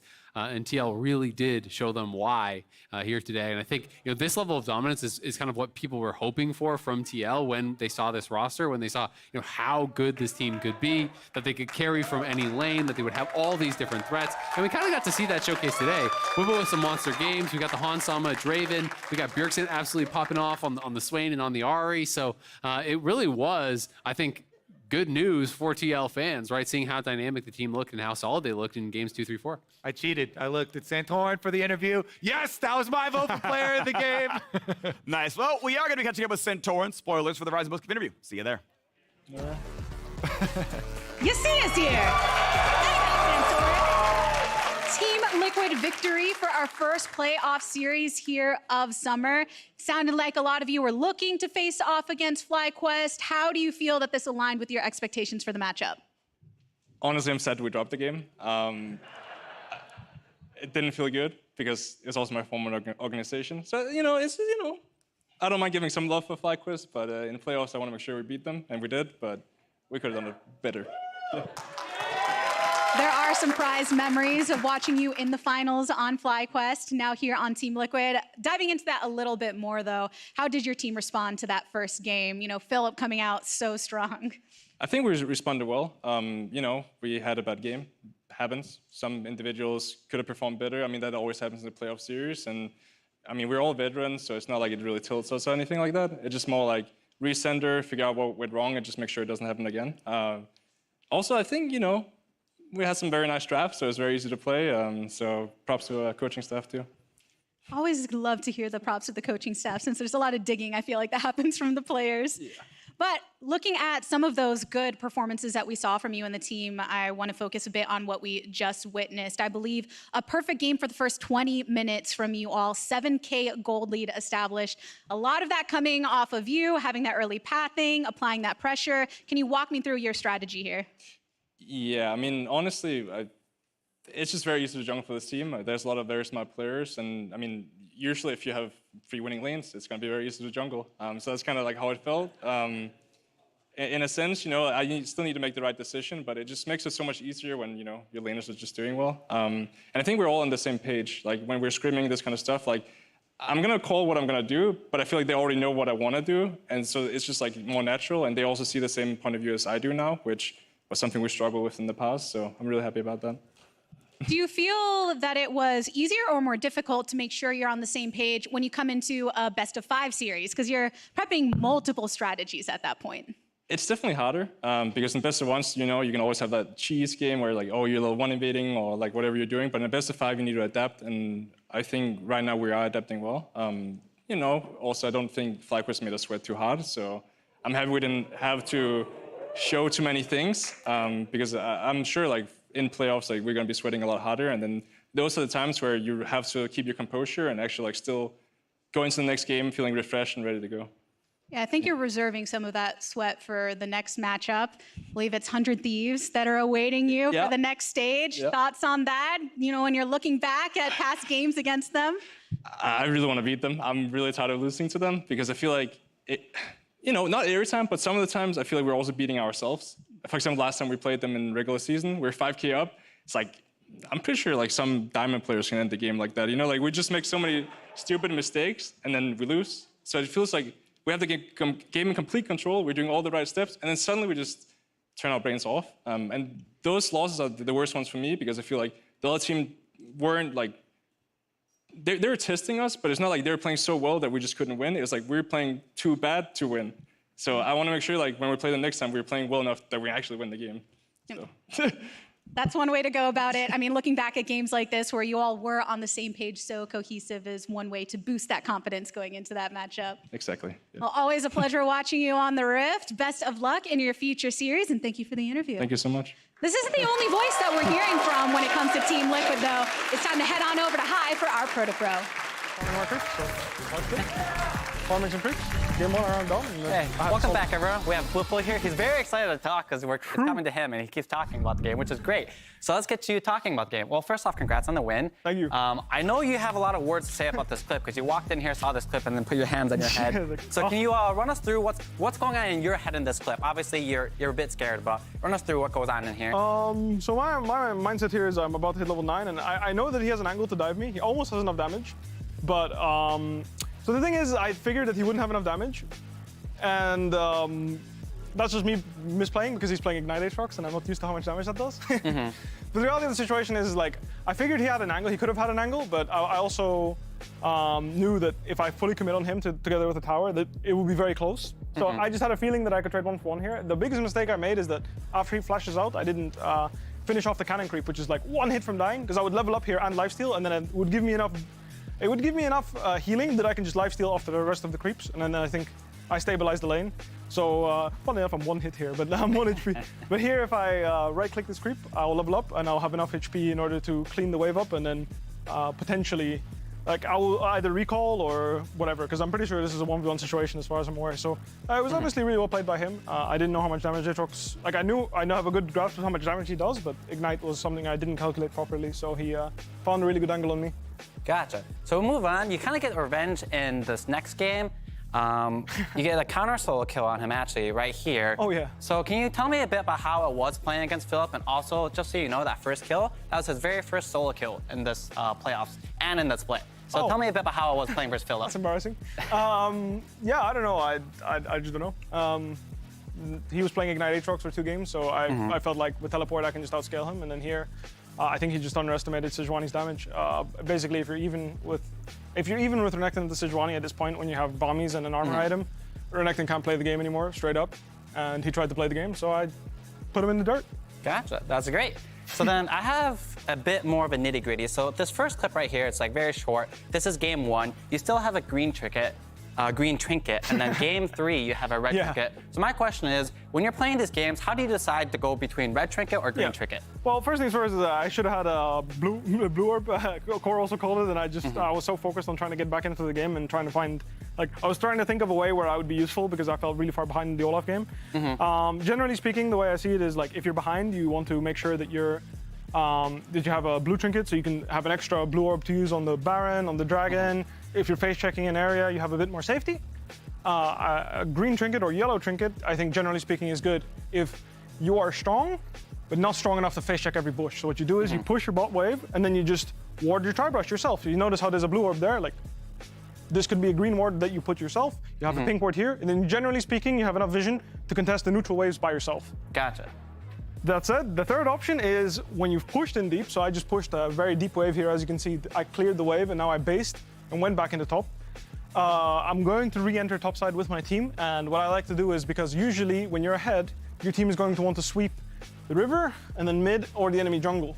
So when you're the top laner and you come through your jungle, I like to have a sweeper that I then activate to either sweep this area if my team hasn't, or to have an extra sweeper to take care of the areas that are, generally speaking, hard to get on the first try. So when you're sweeping vision, usually with jungle support, it's always going to be enemy jungle here and in the river area around the Baron pit. So what I like to do is I like to go like this and sweep around the area. Same in the bot side, I will go here and I'll sweep in this area. You can touch the TV, you can draw on it. Oh, yeah, sure. So basically the path you like to take is, sorry. Go for it.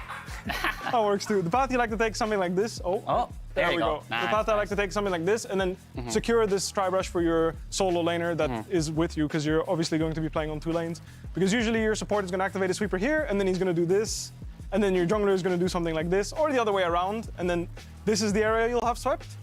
But sometimes here there's a nasty TP ward, or there's a nasty TP ward on red or something, and as a top laner, if you're coming into that side anyway, you might as well grab a red trinket since it has a shorter cooldown than the other 2, and just clean up whatever's left and give your team some more space. Now, in this game, I don't think I did it, because even if they TP'd behind us, we would just win, so it's whatever. It's just more pressure in this area, then I can sweep here.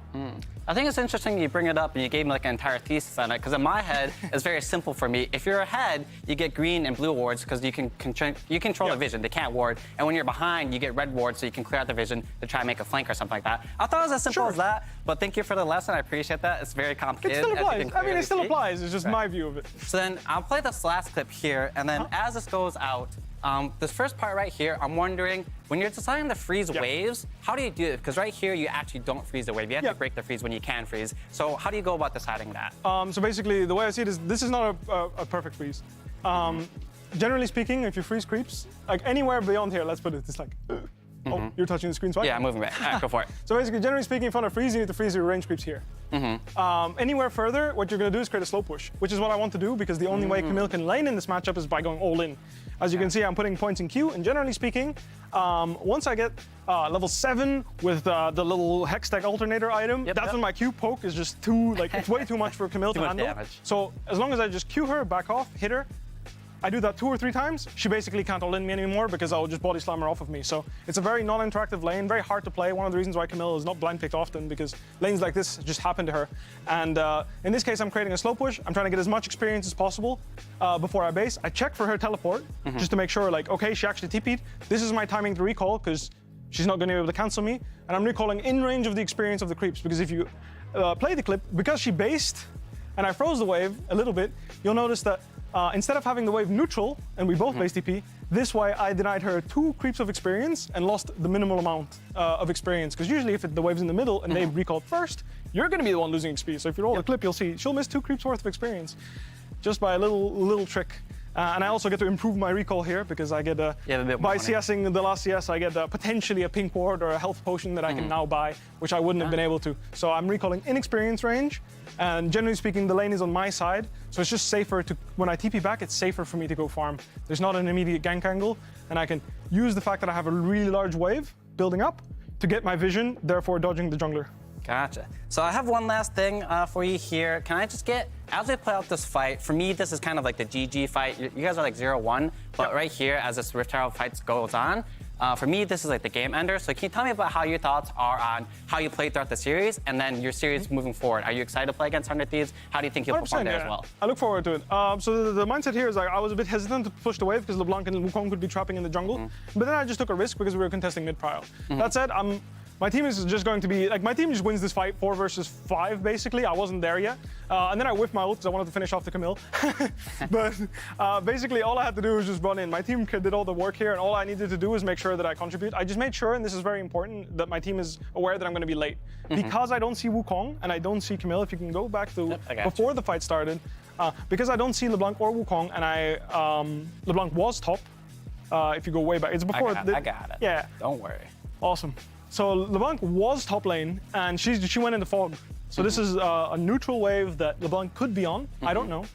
And Camille is mid, which means that Wukong not showing mid is very dangerous for me, because if I get chained from the bush here, for example, they could potentially kill me. Wukong has ult, LeBlanc has ult. It can be very dangerous. So I just let my team know I'm going to be later. Then when I felt like it was a good timing, I took a risk to push the wave. And now I'm moving in to support the team, and if my team just has the confidence that they're going to win. Beautiful charm by Soren there. Hans mentioned it as well, but he basically just completely neutered Alistar. He couldn't play the game. He got charmed on the flash combo, and the fight is just immediately over. So it was honestly really well played by my team, and they won a 4v5 straight up. And I came in to collect some extra dollars.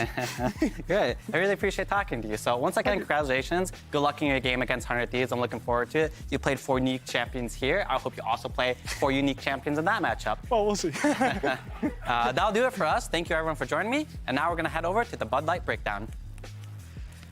Thank you so much. Hi, thank you, Whippo. That was Congrats glorious. to the entirety of the Team Liquid squad for stringing 3 in a row together to complete that sweep after dropping the first one to FlyQuest.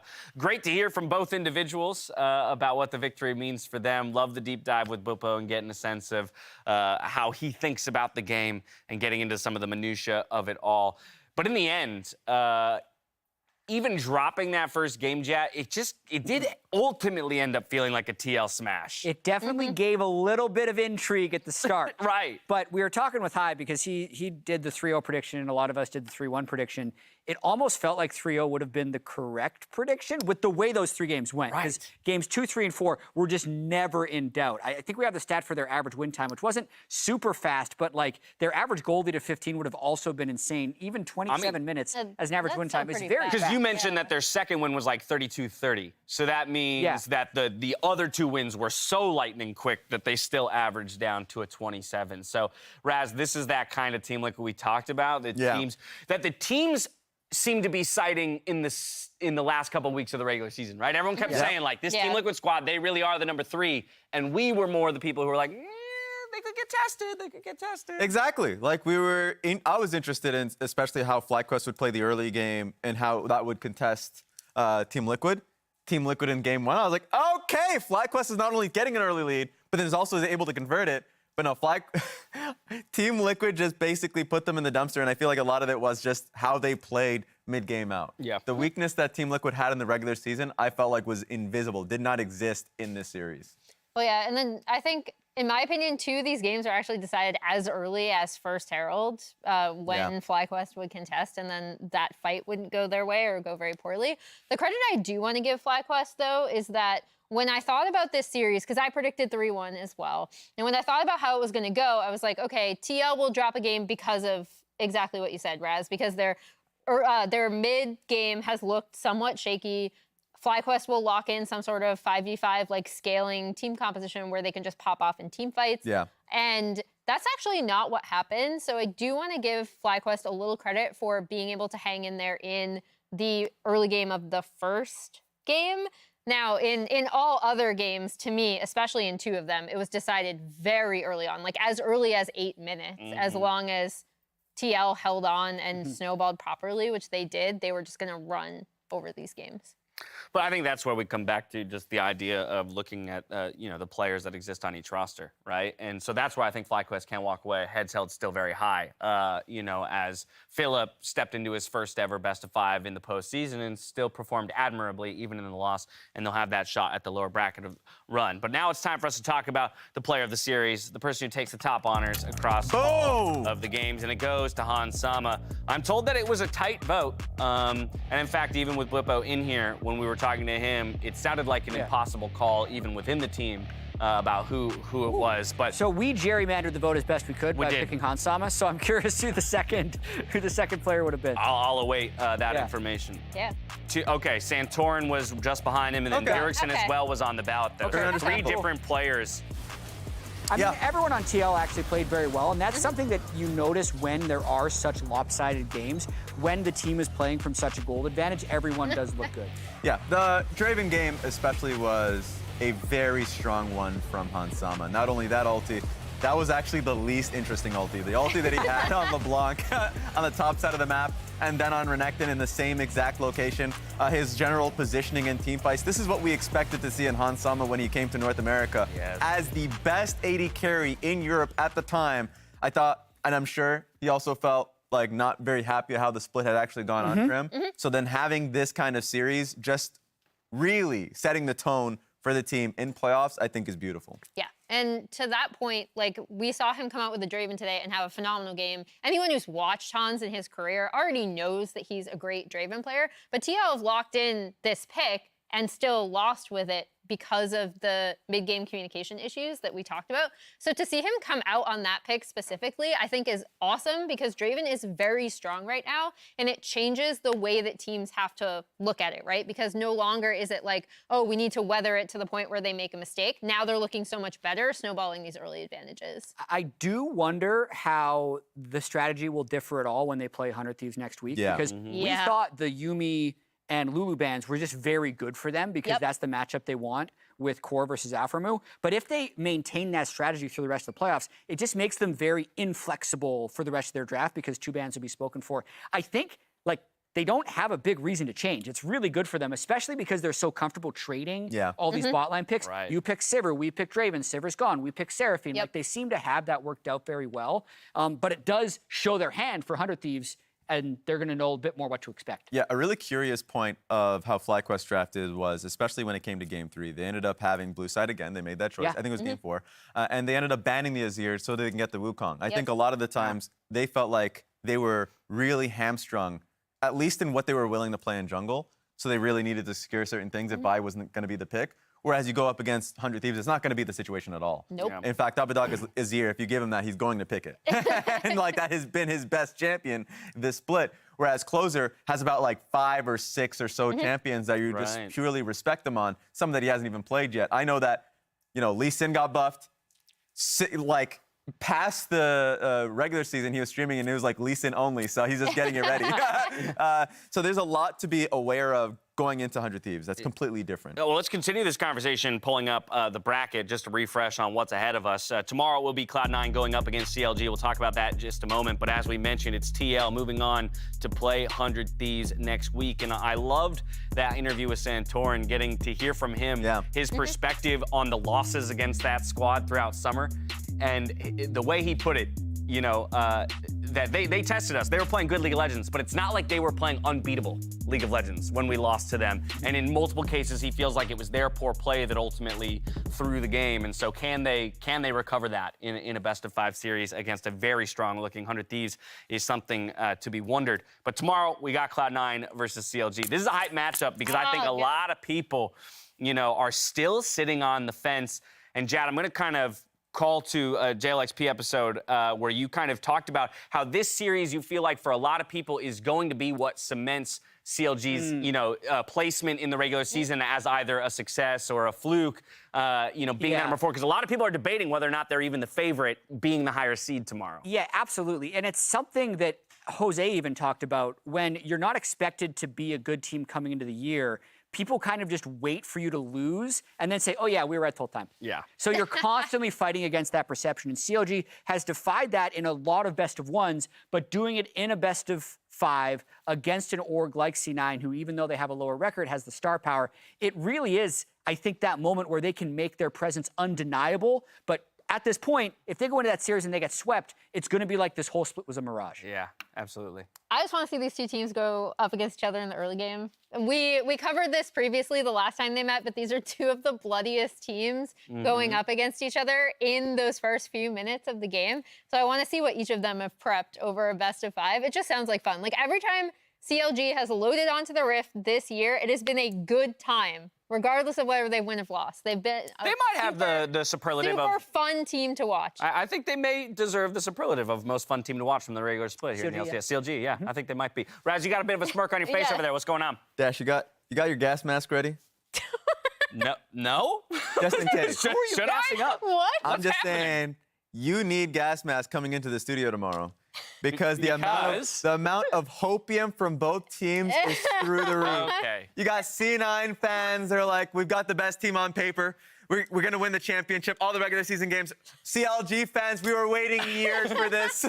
Kobe, every time he goes to sleep, CLG championship, CLG championship. I love that you bring that up because in such a weird way, it does feel like there are so many stakes on a non-elimination best of 5. Yes! Right? It's like both of these teams are still in, even if they drop the series tomorrow. But because of that, it's the realization of the star power that Cloud9 has and that we've been waiting to see. Will that actually occur? Or is CLG going to hold fast to what they've done all throughout the split and actually prove themselves to be the 4th best team? It's going to be exciting, and it's mostly because of the fan bases that are so charged in both these teams, like on their side. So I'm really excited for this one. And I can't wait for the predictions graphics tomorrow because whoever loses is going to hear it from every fan.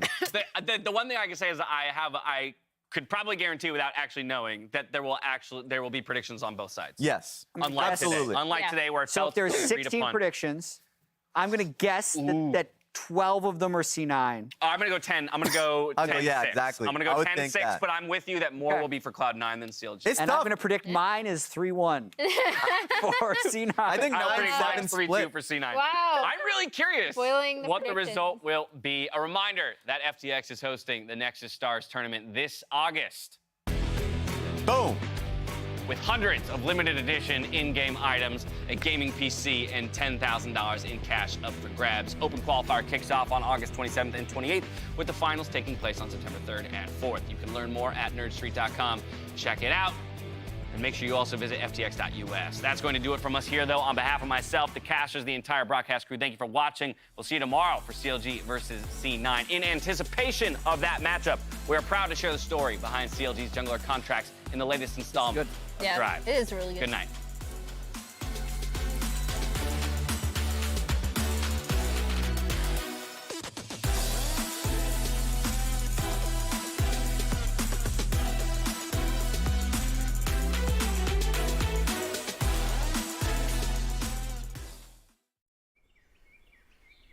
I think when I was at the bottom of my career in academy, reflecting back on how I grew up and how my family's doing, definitely played a very key role in bringing myself up. I think, I have to do it for them. I have to provide for them and make sure they're also living comfortably, and they have no one else to fall back on. It's only me that they can rely on, and I want to help them, and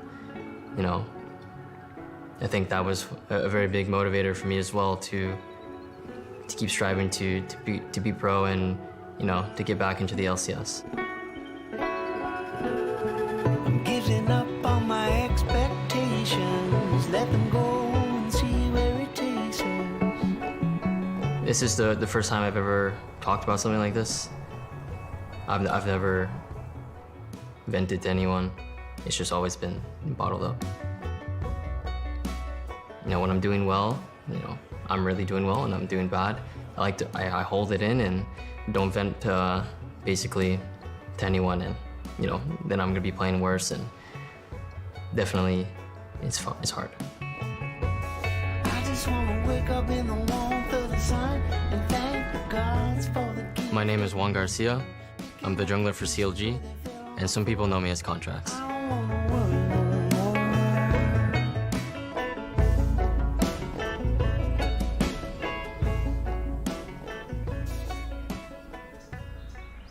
So I grew up in just like a single mom family. My dad passed away before I was born. Relied a lot on my mom and, you know, also my brother as well. My brother and my grandma. That's pretty much the kind of like the family that I grew up with. My mom always like worked 2 to 3 jobs growing up to, you know, support us, make sure I could eat, you know, I could live in a house, didn't have to worry about working another job. Just overall doing everything she can to support me and my brother. I was 4 months pregnant with Juan when his dad was in a car accident and was killed by a drunk driver. Trying to raise 2 kids on my own with working 2 jobs, it was just hard. So my mom's had a few jobs. She mainly worked as like a waitress, and she also did an office job for a bit. She works at a bar with my grandma now. My mom watched him while I worked during the day, and while she watched Juan, they played online PC games, like, you know, hunt for the hidden objects or ABCs, or he used to just sit on her lap and just, they'd do it for hours. It was great. It sounds funny, but you know, the grandma was always on the computer playing like solitaire and like Mojang and like all like these marble games. She was the one that got me my first computer when I was younger. Getting home from school right away, I would go into League. I would wake up early in the morning to watch LCS, watch Worlds. So I was definitely very dedicated, and it's always something that was floating in my mind when I started getting higher rank, but not something I was necessarily pursuing. It kind of felt like I got lucky in a sense. C9 offered him this amazing contract to go down and live in the house. I was terrified. I'm like, who's gonna watch him? You know, he doesn't know how to use an ATM card, he doesn't know how to do laundry. Like, you know, I still cook his dinners. What is he gonna do? So it was a big step for both of us. I remember him calling me from Santa Monica, doing FaceTime and showing me his washing machine, telling me which buttons he's supposed to press to do laundry. It was crazy. I was more concerned about school. I mean, I wanted him to go to college and do better than me working 2 jobs, trying to raise kids in a family. So I was really trying to push him to college, but so I let him go. I figured he had to follow his dreams. I mean, if I had one, I would hope my mom would let me go. So that's what I had in my head to do, let him do. My mom was very supportive of like letting me have hobbies and, you know, just playing games and enjoying what I do. Her letting me have like this opportunity to even attempt to go pro, very grateful. To start off, we've got Cloud9. They're welcoming in rookie jungler Contracts. He's looking to be that missing piece to get Cloud9 back to the very peak of the North American LCS. He was just another young, talented, extremely mechanically proficient NA jungler, just wants to outplay everyone at every possible moment. Here comes Contracts! And Contracts trying to turn around. Jensen does not Contracts! He's over the back blood! Kicks Starlock into the Tara range! Woo! Just breaks the game over his knee, looking for number 5. Here comes the damage up, but he does! 5 solo kills for Contracts! My rookie year was definitely expected for myself. I feel like that was like the expectations I had for myself at the time. I was a very confident young player. Finds it, gets it! Oh my god, Contracts! That was probably like the peak of my career where I was like the happiest and I was playing the best, and you know, I had everything set up for me.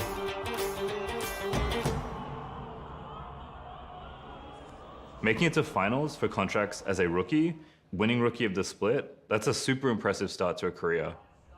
It's shocking to think how good he was, to think he wasn't on that team again. C9 became my home, you know. I was really happy there.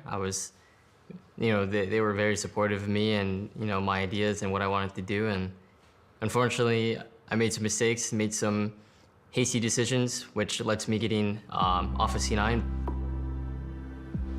I had a really good offer from C9 that I wasn't, you know, I just kept wanting more. You know, I was too greedy.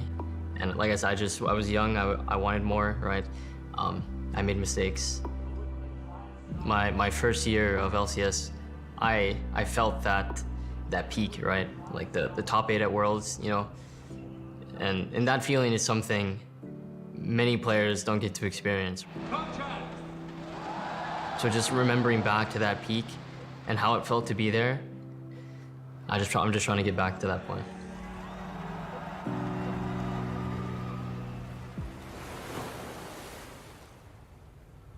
I definitely took a lot for granted, at least from when I was on C9.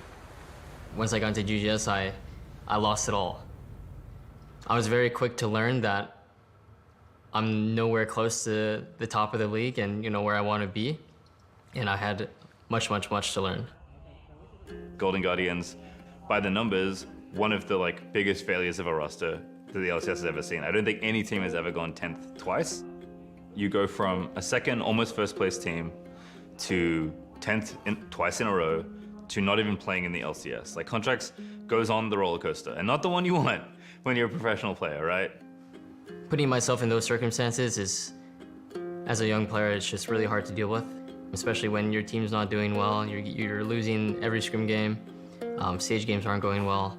It's definitely something that adds up over time and builds up a lot of mental stress. And I think at some point during those GGS years, I kind of just gave up on myself for a bit. Didn't put in much effort. Was kind of just going with the flow and really just driving by.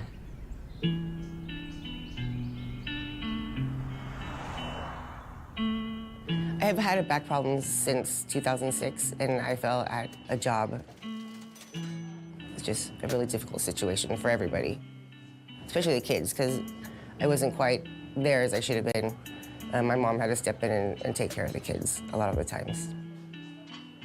Pain, medication is just, it's hard. And people that don't go through it don't understand what it does. It grabs onto you, the medication does. And unfortunately, it did grab onto me. I wasn't present like I should have been. And I just hope he understands that it wasn't something I chose to do, and I just love him, and I just hope the best for him, and I just miss him. At the time, I was definitely, angry, upset, frustrated, disappointed. It's just so hard for me to relate to, being addicted to something like that. So that's why I was really frustrated and disappointed, because I just could never see myself in that kind of scenario.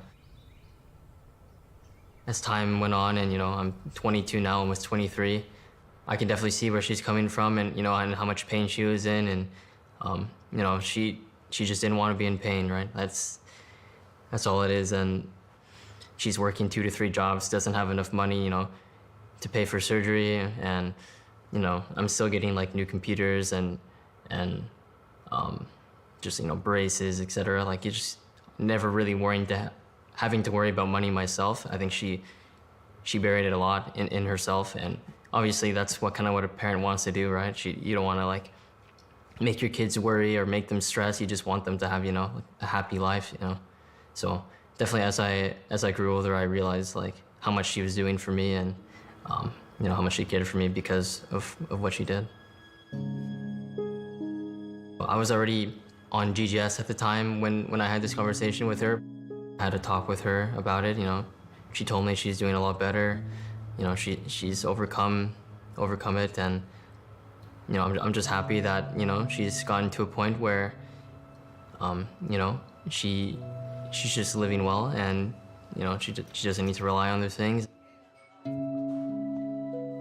Every life situation, problem gives someone a little bit of a lesson. And I think me going through that situation, and him and Juan seeing what happened with me, who wants to be in that situation? No one wants to be in a situation where they're struggling. And knowing that he fell off and he wasn't being thought of as one of the top, that it gave him an absolute motivation to keep on going. Because I was contemplating just not playing anymore, but kind of just told myself that, I'm gonna give it another go. I'm gonna put in all the effort that I can to be the best and get back into LCS. And that was kind of the turning point in my career, where it kind of clicked to me to where I'm gonna put in the effort to be the best that I can be. we have a new person coming into the EG lineup. Contracts swapping in for Svenskeren. I subbed in for EG in 2021 summer. It was probably one of the most emotional games of my career. I think it was just really surprising to me to go against the first place team and perform with this much confidence. Like that game for me felt like I was just in flow state. Well, that looks risky. Moonfall pop. Contracts looking for the solo play. Finds a Contracts in the 1v3 outplay. And he's going again. Hey, look at that. Oh, that's so filthy. Let's fucking go, boys! Oh, it feels good, man. And after the game, after we won, you just start getting emotional. I couldn't control it. I think I kind of backtracked. I'm like, wow, it's been like 2 years since I've been on stage.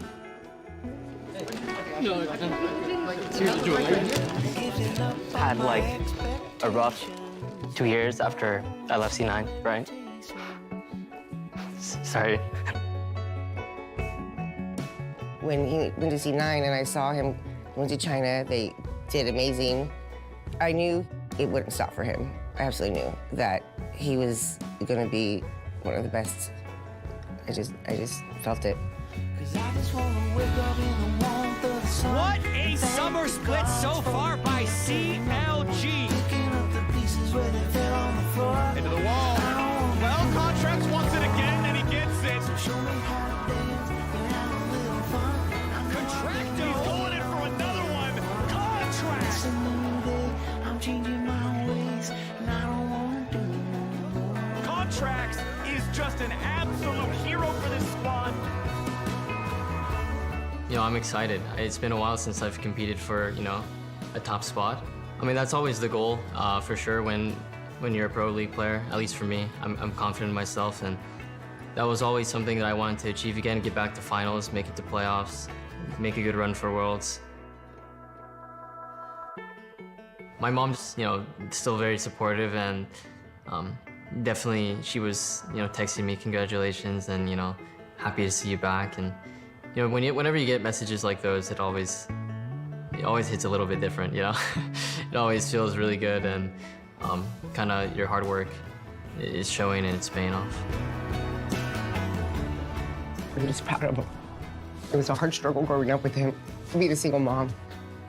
And I'm just glad he's doing well.